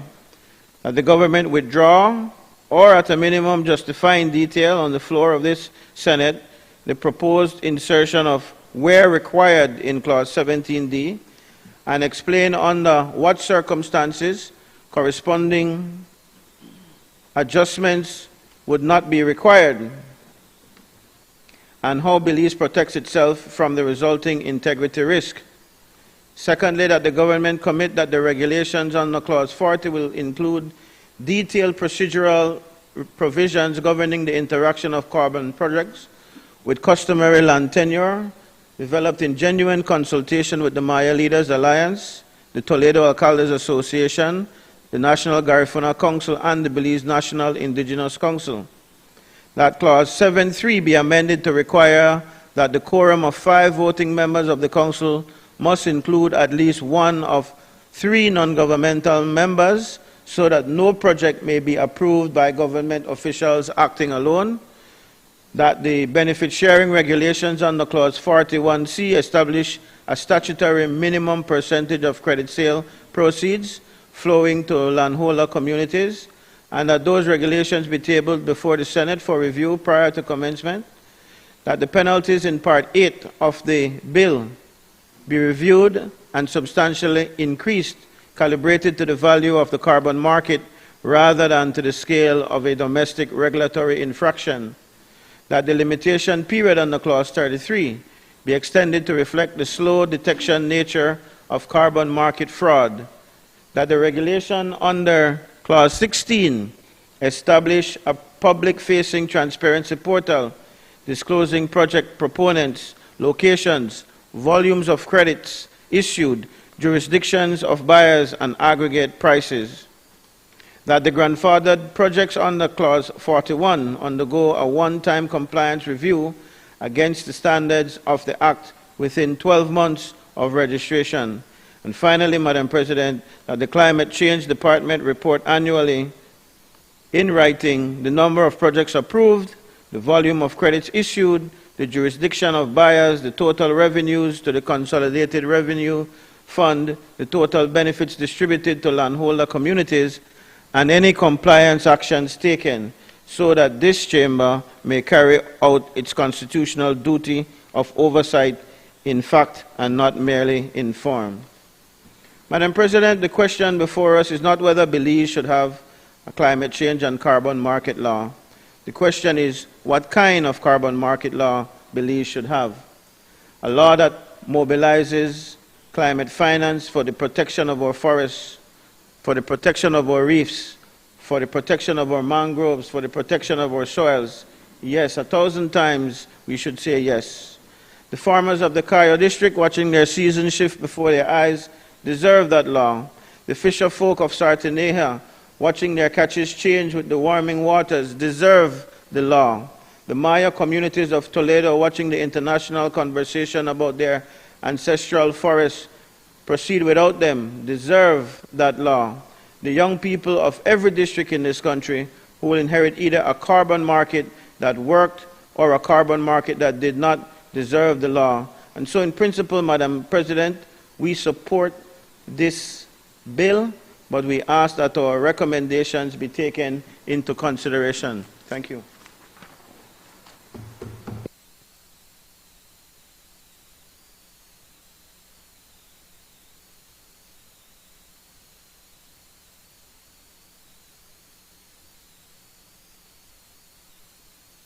Nice, Senator Gabriel Zatina. Thank you, Madam President. So, we always hear that there's a saying that says the lungs of our planet are the trees. The trees need the carbon dioxide and we need the oxygen which is produced by the trees. So we work hand in hand. Very important. But I have an issue, Madam President, a major one.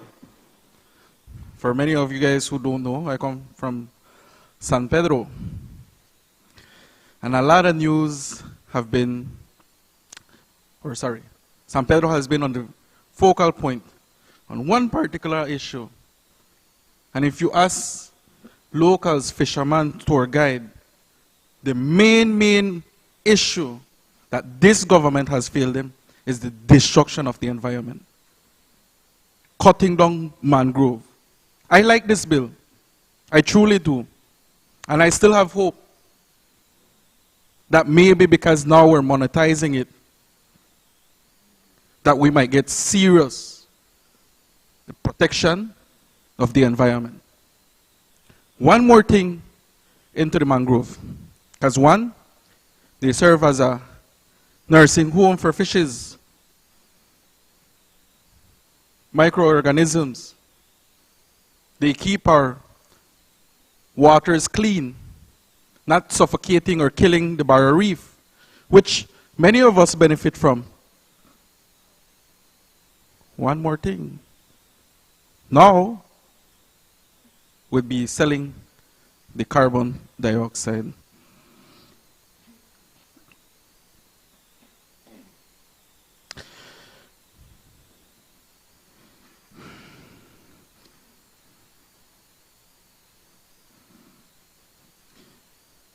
I know my colleague, Senator Faber, has alluded to this, but I will also highlight it because I want to see it in committee. With the recommendations taken into account, because when we get there, we're told we can't do these recommendations because then it has to go back to the House. And so we must pass it, because otherwise we won't meet X and Y, Z agenda. Clause 2 and 3, which Madam President, at its core,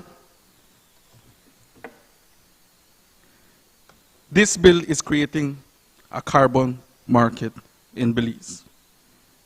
Definitely. Again, 1000%, I'm looking forward to this. This bill is saying that carbon stored in our forests, in our mangroves, can now be turned into something that is bought and sold. And I love that idea because that only means now that the mangrove would be protected. I just hope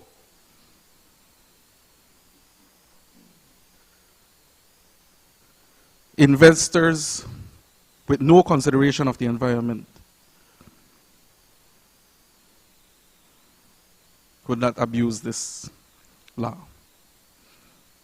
And those who were elected to protect not become corrupt.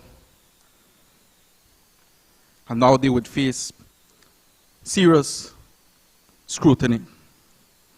Madam President, now that we're able to buy and sell this commodity, what this bill is saying, though,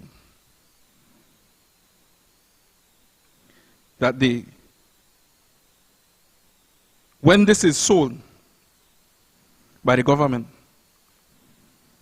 the funds and the proceedings would go directly into the consolidated revenue. But I can only think, who are the ones who are always standing on the front line protecting these things? Fishermen, tour guides. What about landowners or the Mayan in the down south? What percentage would be going into them? 50%, 1%, 2%? If we can be clear about this from the start, then we're heading on the right track. Because you guys know better than I am that if it's not in writing, then there's nothing that can be expected for them. I need to see it in black and white, guys.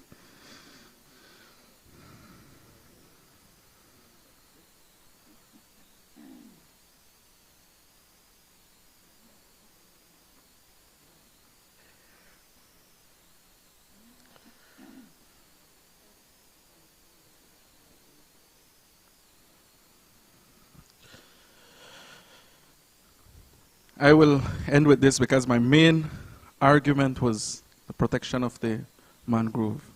A lot of the other stuff that I wrote, Senator Faber has already highlighted. So, with his contribution, I hope that in the Senate of the whole committee, his recommendation would be taken into account. Guys, let's try to get it right. To those who were elected to protect, to serve the people, let's do the right thing. I really, really hope that this government gets serious with the destruction of the environment. Sounds good on paper, and I applaud it. Enforcement, though. Thank you.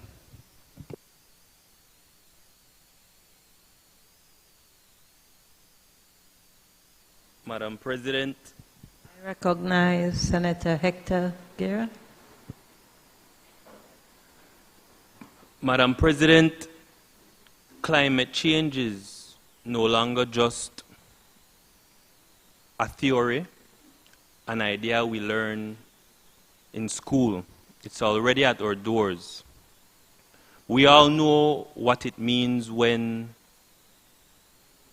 the rains become interminable, what it means to have to drive through flooded streets, what it means when flood waters enter our homes.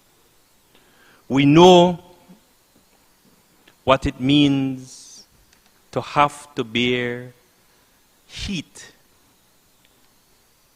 stronger heat waves, especially affecting the more vulnerable in our society, the elderly or kids.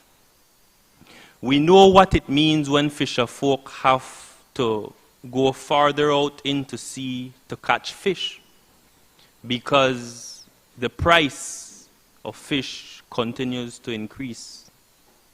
And so what I'm really trying to say, Madam President, is that this bill is a step in the right direction, because it means that as a country, we will no longer simply pay the price for climate change.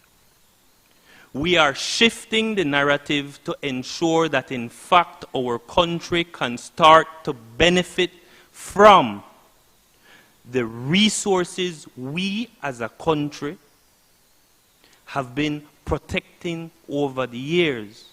The lush forests, the mangroves that Senator Zatina continues to talk about. We will be able to leverage this because the foundation of this bill is what is called carbon credit. In its most simplistic term, a carbon credit is a way to measure, Senator Zatina, the reduction in pollution, the reduction in the emission of carbon into our environment.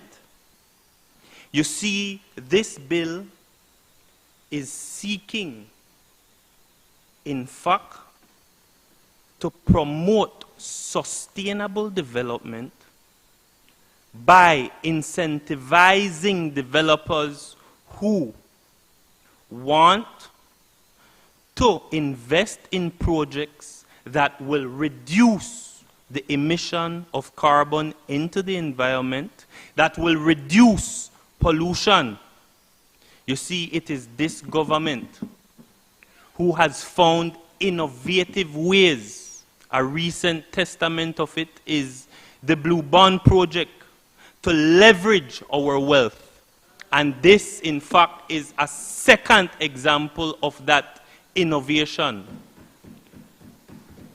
And so, Madam President, I must support this bill, and if it means anything, when civil society also says this is a good bill, it in fact means that this is a good bill, Senator Zatina. We heard concerns about landowners. Let's start with the definition section in this bill that speak to landowners. And we heard the concern in relation to our Mayan people down south. Landowner, and I'm reading from the definition section of the bill, means any person who has legal ownership of a parcel of land or has a legal right or interest to occupy or use a parcel of land, or, and now I stress because this is the important part, or have or exercise traditional or customary rights over land. It means that this bill, when it speaks to landowners, has recognized the ruling from the CCJ, which says that our Mayan people down south have in fact customary right over the land they occupy. And so when the bill speaks to landowners at section 21 and section 22, it is saying that when a developer of a project under this bill wants to use land, that developer must obtain free and prior informed consent of the landowner, which includes our beloved Mayan people. the bill provides a mechanism for landowners to, in fact, benefit under the scheme that the bill envisions. It says there must be benefit sharing agreements signed with the landowner and the project developer. What does that mean?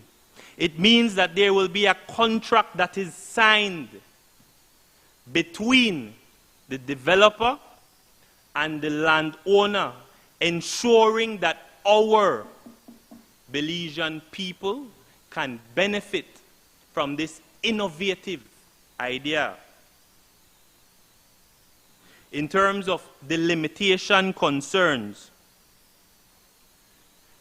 limitation is triggered two ways under this bill. It is either 2 years from when the offense is committed, or 2 years from when the department becomes aware.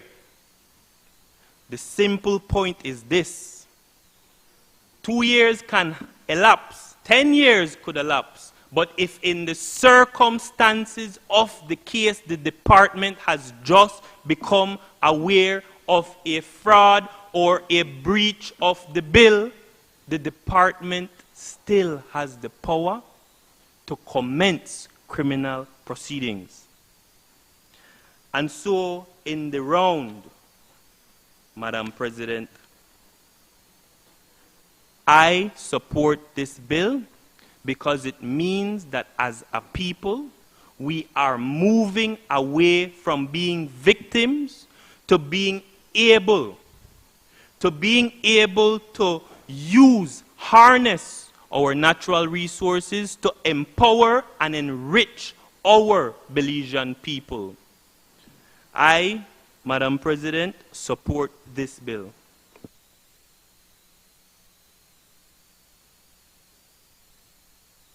Recognize Senator Roselle Arana. Madam President,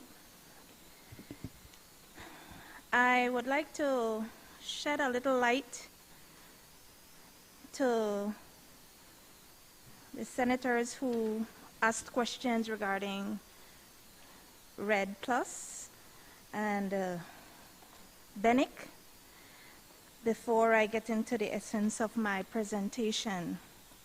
Now, Red Plus, which stands for Reducing Emissions from Deforestation, aimed at managing the forest, basically was in Belize for 2021-2022, because I can clearly recall when, as the National Garifuna Council Barranco branch participated with other National Garifuna Council branches in Hopkins to learn about Red Plus, how it works, and looking at the structure of how the indigenous people can benefit, can preserve, can conserve the forest, and at the same time generate income for the communities. And so Red Plus does not act on their own. They will consult with communities, indigenous communities throughout the country to work the plan of lowering emissions and protecting our forests while creating economic value for communities, indigenous communities. And so when you look at BENIC, the Belize National Indigenous Council is comprised of Mayans and Garifuna, people of Belize. Primarily, National Garifuna Council, the Maya Leaders Alliance, the Toledo Alcalde Association, Northern Belize, Northern Mayan Association of Belize. And so their purpose is to advocate for land rights. And so when I see the representation of a person from Benik on the panel, on the team, it is good. It's only one, but it's better than none. And so they also engage, Benik also engages in policy with Red Plus. And so I believe that I needed to share that to shed some light. Now as I get into my presentation, Madam President, I rise to share my contributions in support of the Climate Change and Market Initiatives Bill 2025. It is clear that this bill underscores the importance of climate change resilience in our country within the broader context of climate change action, regionally, nationally, and globally, while also creating new economic opportunities. This bill, Madam President, clearly establishes a framework that is aligned with our national interests while meeting its obligation to the international organizations. This framework will organize how Belize plans and creates its climate action, sets rules for reducing emissions and protecting the environment, establishes systems to trade carbon credits. The climate change bill is modern, strategic, forward-looking, focusing on long-term climate action and sustainable development, and dealing with global climate challenges and economic opportunities. It prepares Belize for the future. Therefore, it is noteworthy that this bill will help with climate change adaptation and mitigation. It will be an instrument in reducing greenhouse gases emission. It will assist in building resilience to disasters, where there are droughts, hurricanes, sea level rise. It will help in creating a carbon market for economic benefits, and it will improve coordinating national climate policies and institutions. There are some key features to this bill. Institutions like the Climate Change Council, they will coordinate climate policies, establish national goals and objectives aimed at making Belize a low-emission and climate-resilient country. Likewise, there is the Climate Change Department that will focus on and lead with capacity building, climate action, and resilience building activities.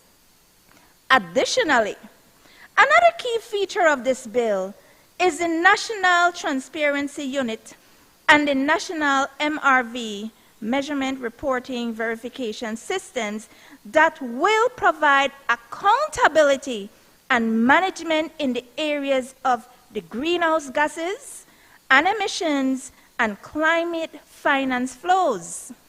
Moreover, carbon market frameworks allow Belize to participate in carbon trading, where environmental protection efforts can also generate income. The bill also make reference to the protection and inclusion of communities, including that of indigenous groups, to be considered and can benefit from climate initiatives. I must say, Madam President, that Belize is not the only country that has taken the initiative to make a difference in climate change. As a matter of fact, most, if not all, Caribbean countries have signed on to the Paris Agreement to help to combat climate change. There are Caribbean countries with climate change legislation or climate policies such as Jamaica, Grenada, St. Kitts and Nevis, Dominica, and St. Lucia. Belize cannot be left behind. What is unique about our bill is that it is a combination of climate governance with carbon markets in one bill.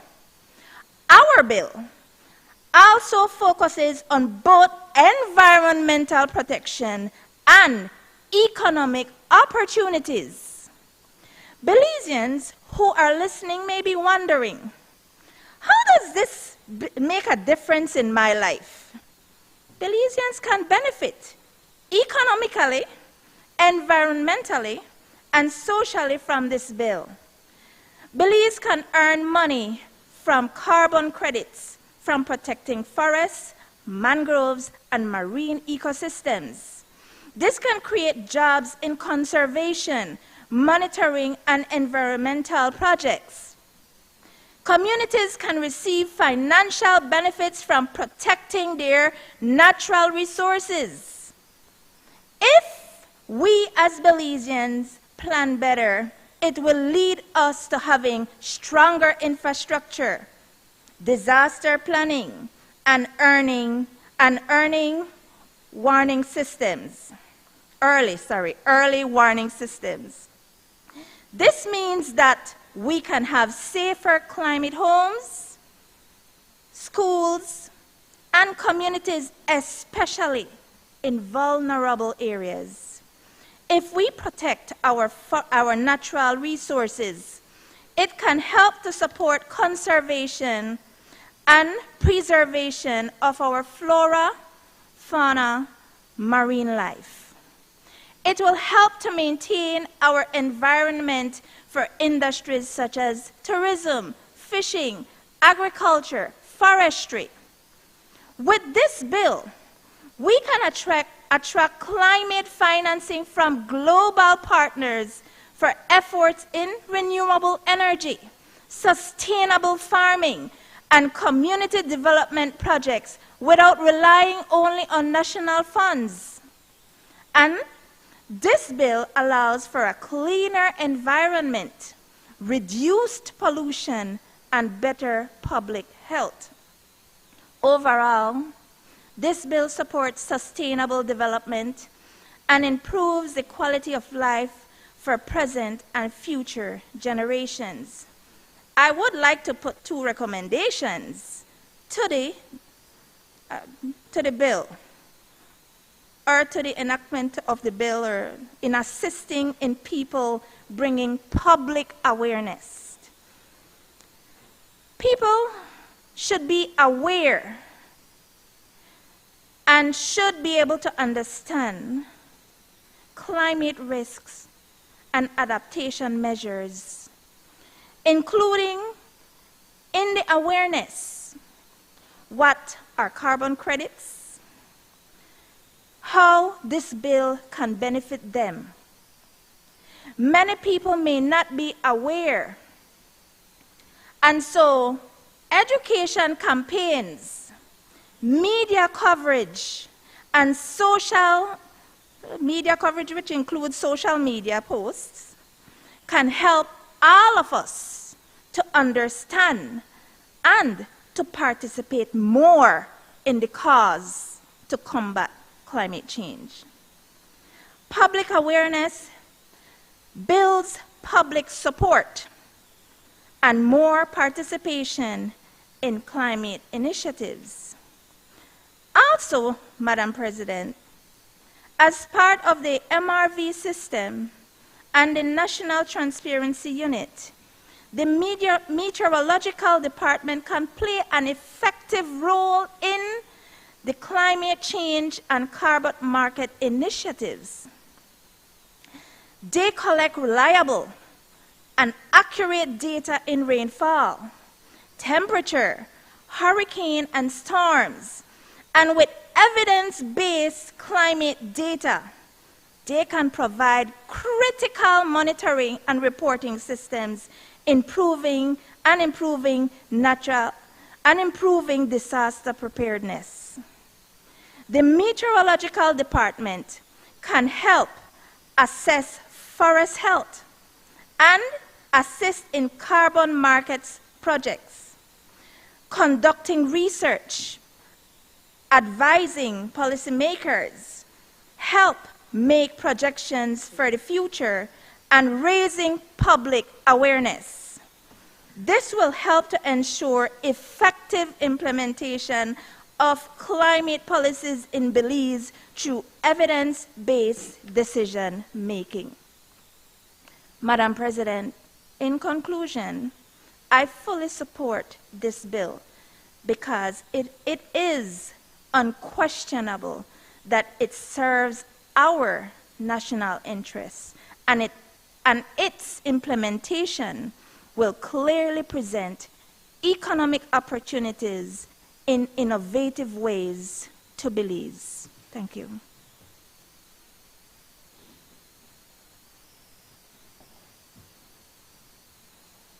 I recognize Senator Christopher Cowie.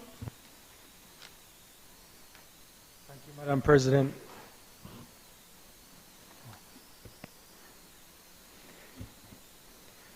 Yes, thank you, Madam President. To be frank, I have very little to add. I think Senator Arana went through in very much detail the tremendous value of this new legislation.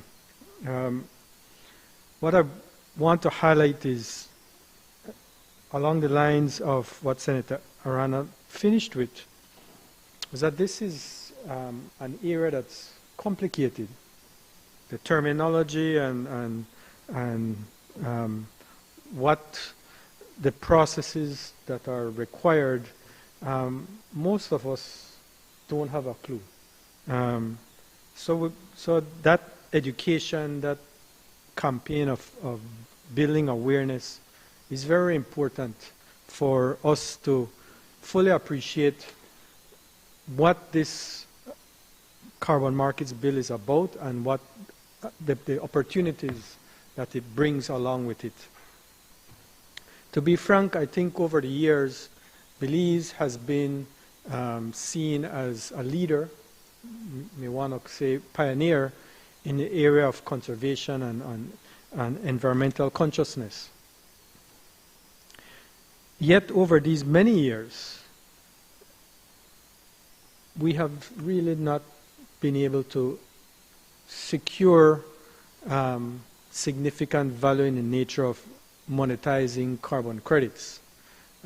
Senator Faber spoke about the grandfathering of projects. Really, there aren't many projects at all. I was communicating with Senator Chanona. I think you have the old program for Belize project, which maybe like $1 million worth of carbon credits were sold for program for Belize about 25 plus years ago. More recently, you have the Maya Forest project, and they were successful in monetizing about 10 million worth of carbon credits, which really went back right into the Nature Conservancy to repay themselves for the land that they bought. The government didn't get anything except for about 1.7 million. The remaining carbon credits would be forward credits that potentially we stand to benefit from, but that's not been verified or validated or monetized at this point in time. But that's it.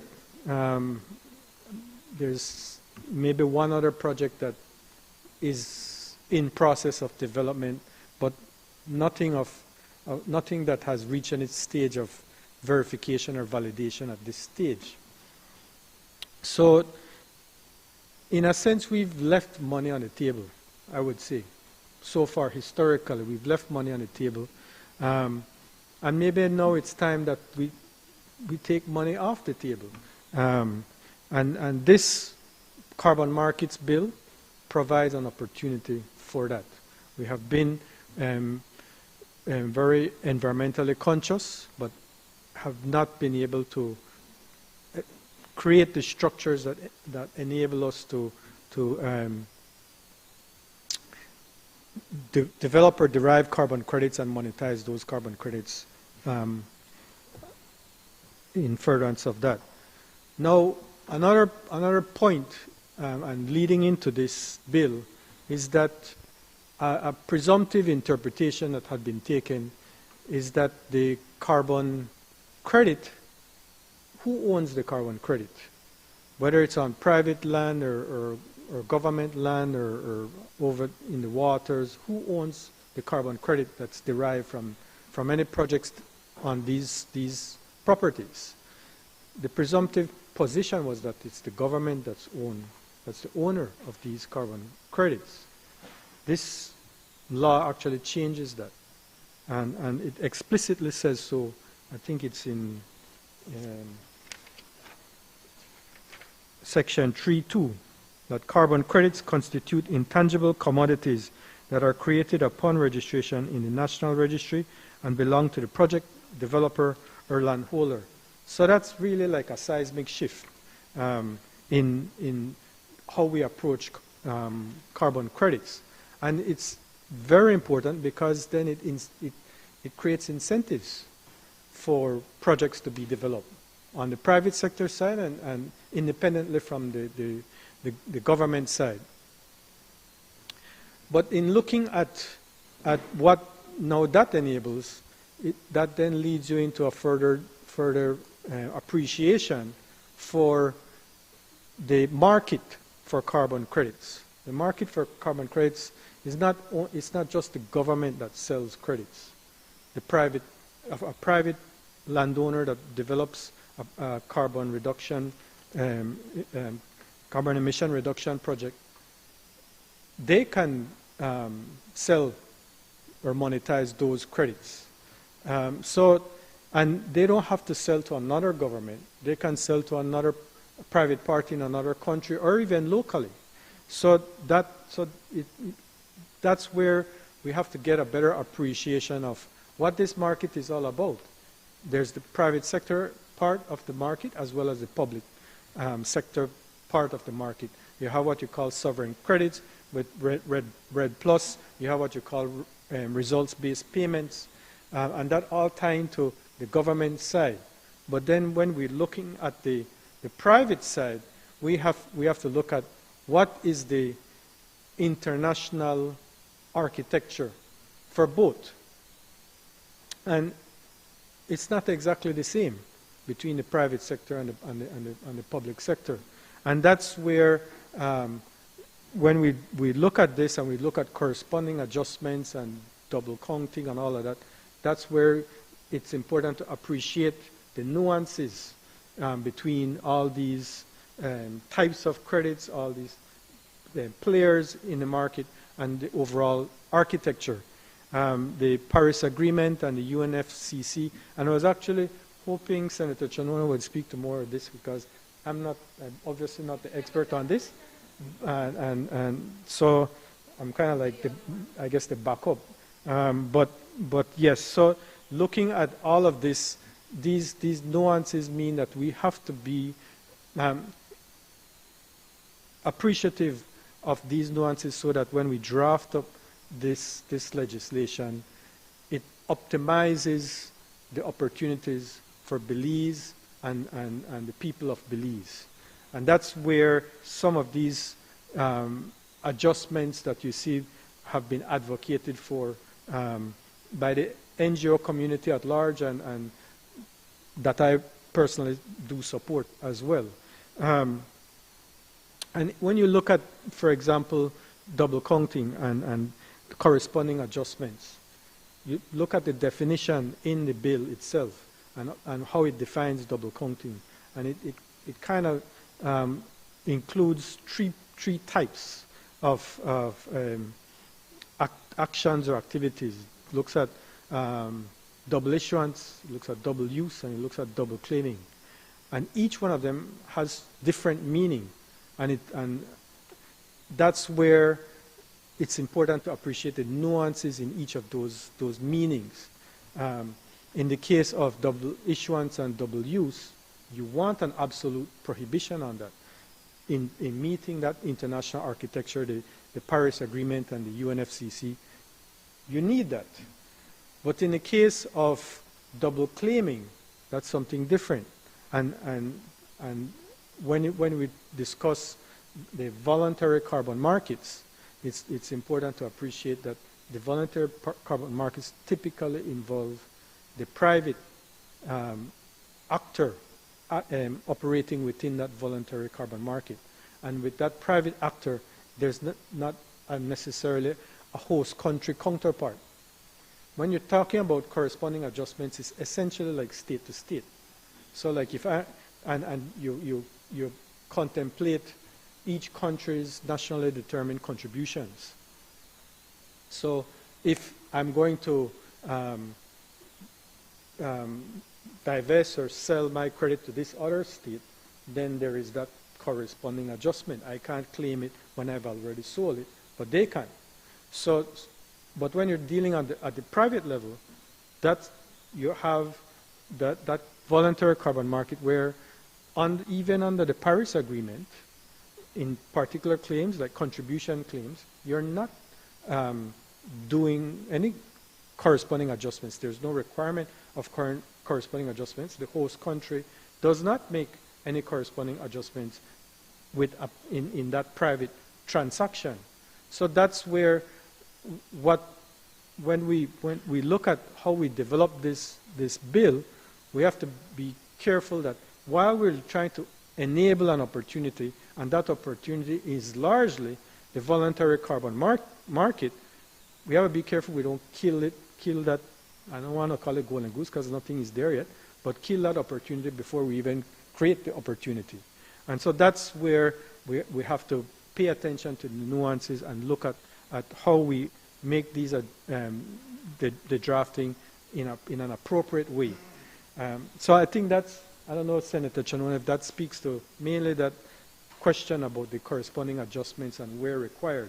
We're basically speaking about the voluntary carbon markets and contribution claims within the voluntary carbon markets.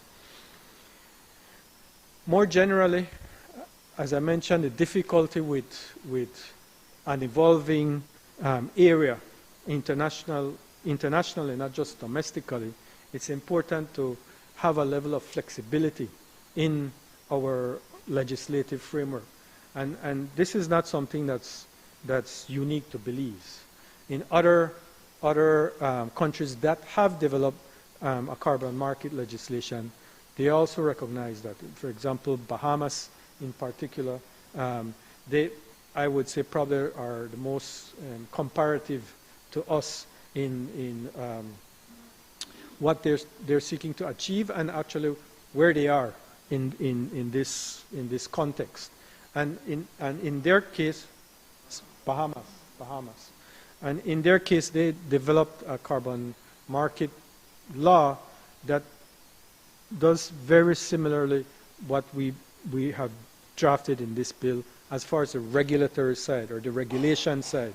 It's all provided for, meaning the benefit sharing mechanism is to be provided for by regulations. And bear in mind that benefit sharing again operates in different ways. So if it's a government project, what's the benefit sharing that would occur in that scenario? Maybe it has to provide for the indigenous community or communities in the area where that project is being developed by the government.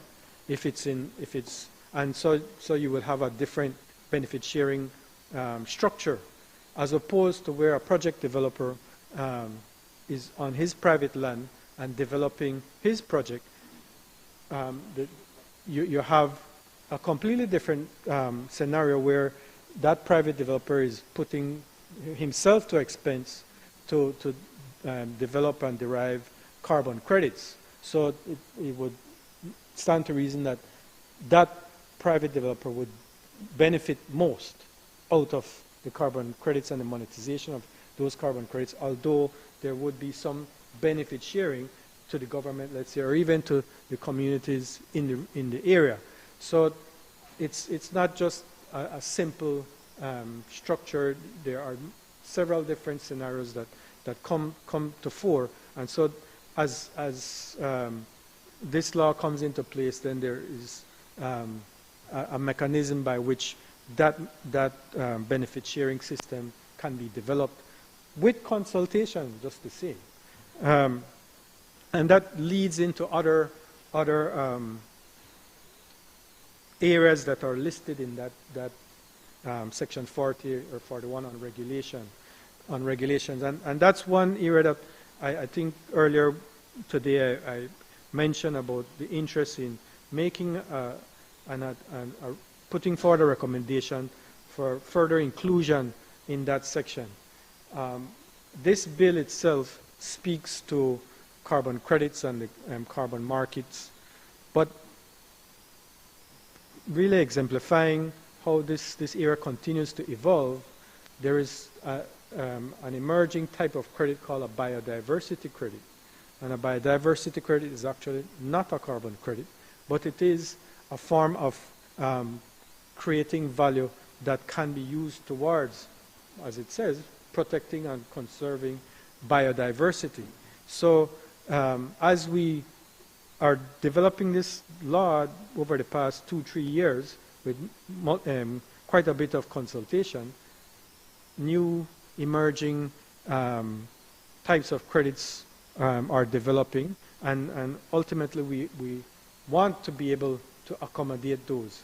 So that's where it's important to have that flexibility, and by providing for regulations, I know it's not the best to say, oh, the minister will make the regulation and have that discretion, but that structure does create the flexibility to meet with the changing technical environment that this market operates within. So I think that's maybe where I can end on, because Senator Guerra and Senator Arana went through quite a bit of the benefits of having this bill in place. Thank you.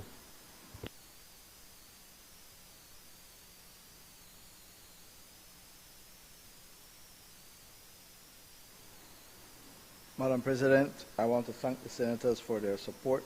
Second, I want to recognize civil society for the consultation, collaboration, and work that has been put in over the years in bringing this bill to the floor of the Senate. That work, as Senator Cowie alluded to just now, will continue. I will ask that the question be put, and to say, I believe, if they're still here, that the experts are here to address these bills in committee. Thanks, Madam President. Honorable members, the question is that the bill for an act to develop, implement, manage, and regulate mechanisms to enhance climate resilience and low-emission development for the sustainable development of Belize, to respect the objectives and principles of the International Climate Change Regime ratified in the United Nations Framework Convention on Climate Change and the Paris Agreement, to establish a market in Belize to trade carbon credits and to provide for matters connected therewith or incidental thereto, be read a second time. All those in favor kindly say aye. Aye. Those against kindly say no. The ayes have it. Bill for an act to develop, implement, manage, and regulate mechanisms relating to the Climate Change and Carbon Markets Initiatives Bill. Committee of the Whole, Senate on Bills.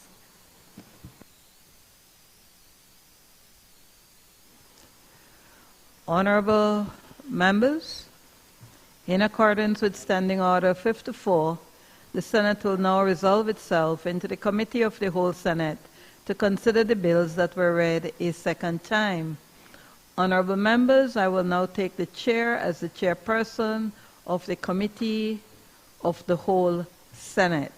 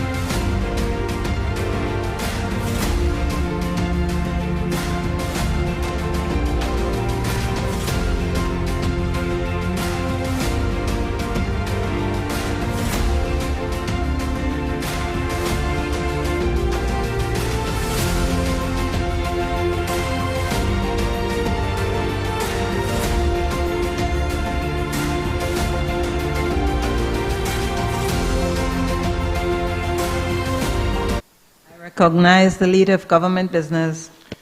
Madam President, I rise to report that the Committee of the Whole Senate has considered the Customs and Excise Duties Amendment Number 2 Bill 2025, the Money Laundering and Terrorism Prevention Amendment Bill 2025, the Financial Services Commission Amendment Bill 2025, and the Trade Licensing Amendment Number 3 Bill 2025, and pass them without amendment.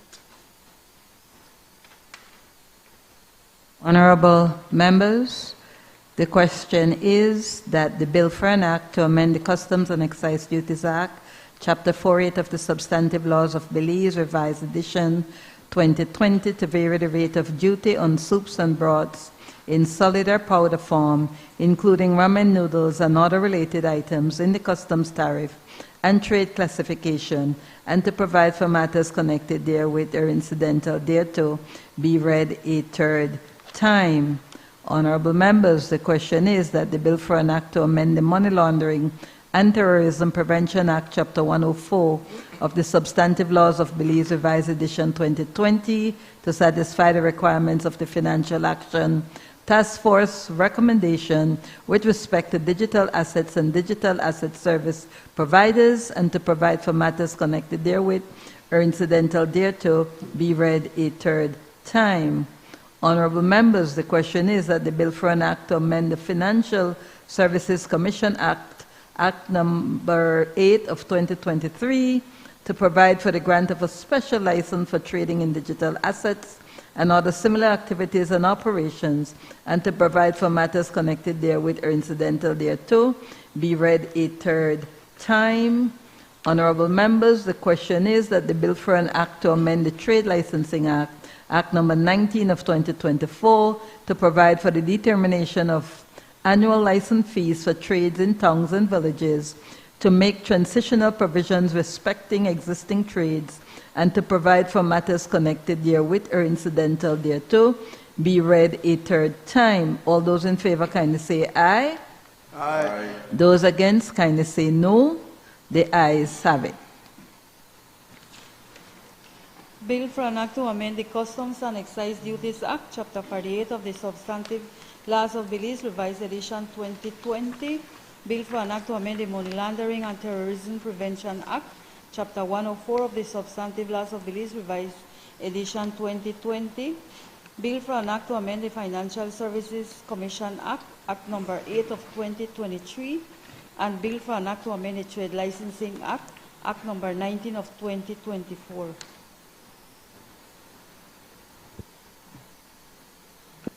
Madam President, I rise to report that the Committee of the Whole Senate has considered the deoxyribonucleic acid Bill 2025 and passed it with the amendments indicated on the as moved in committee. It appears on the amendments proposed dated the 27th of April 2026.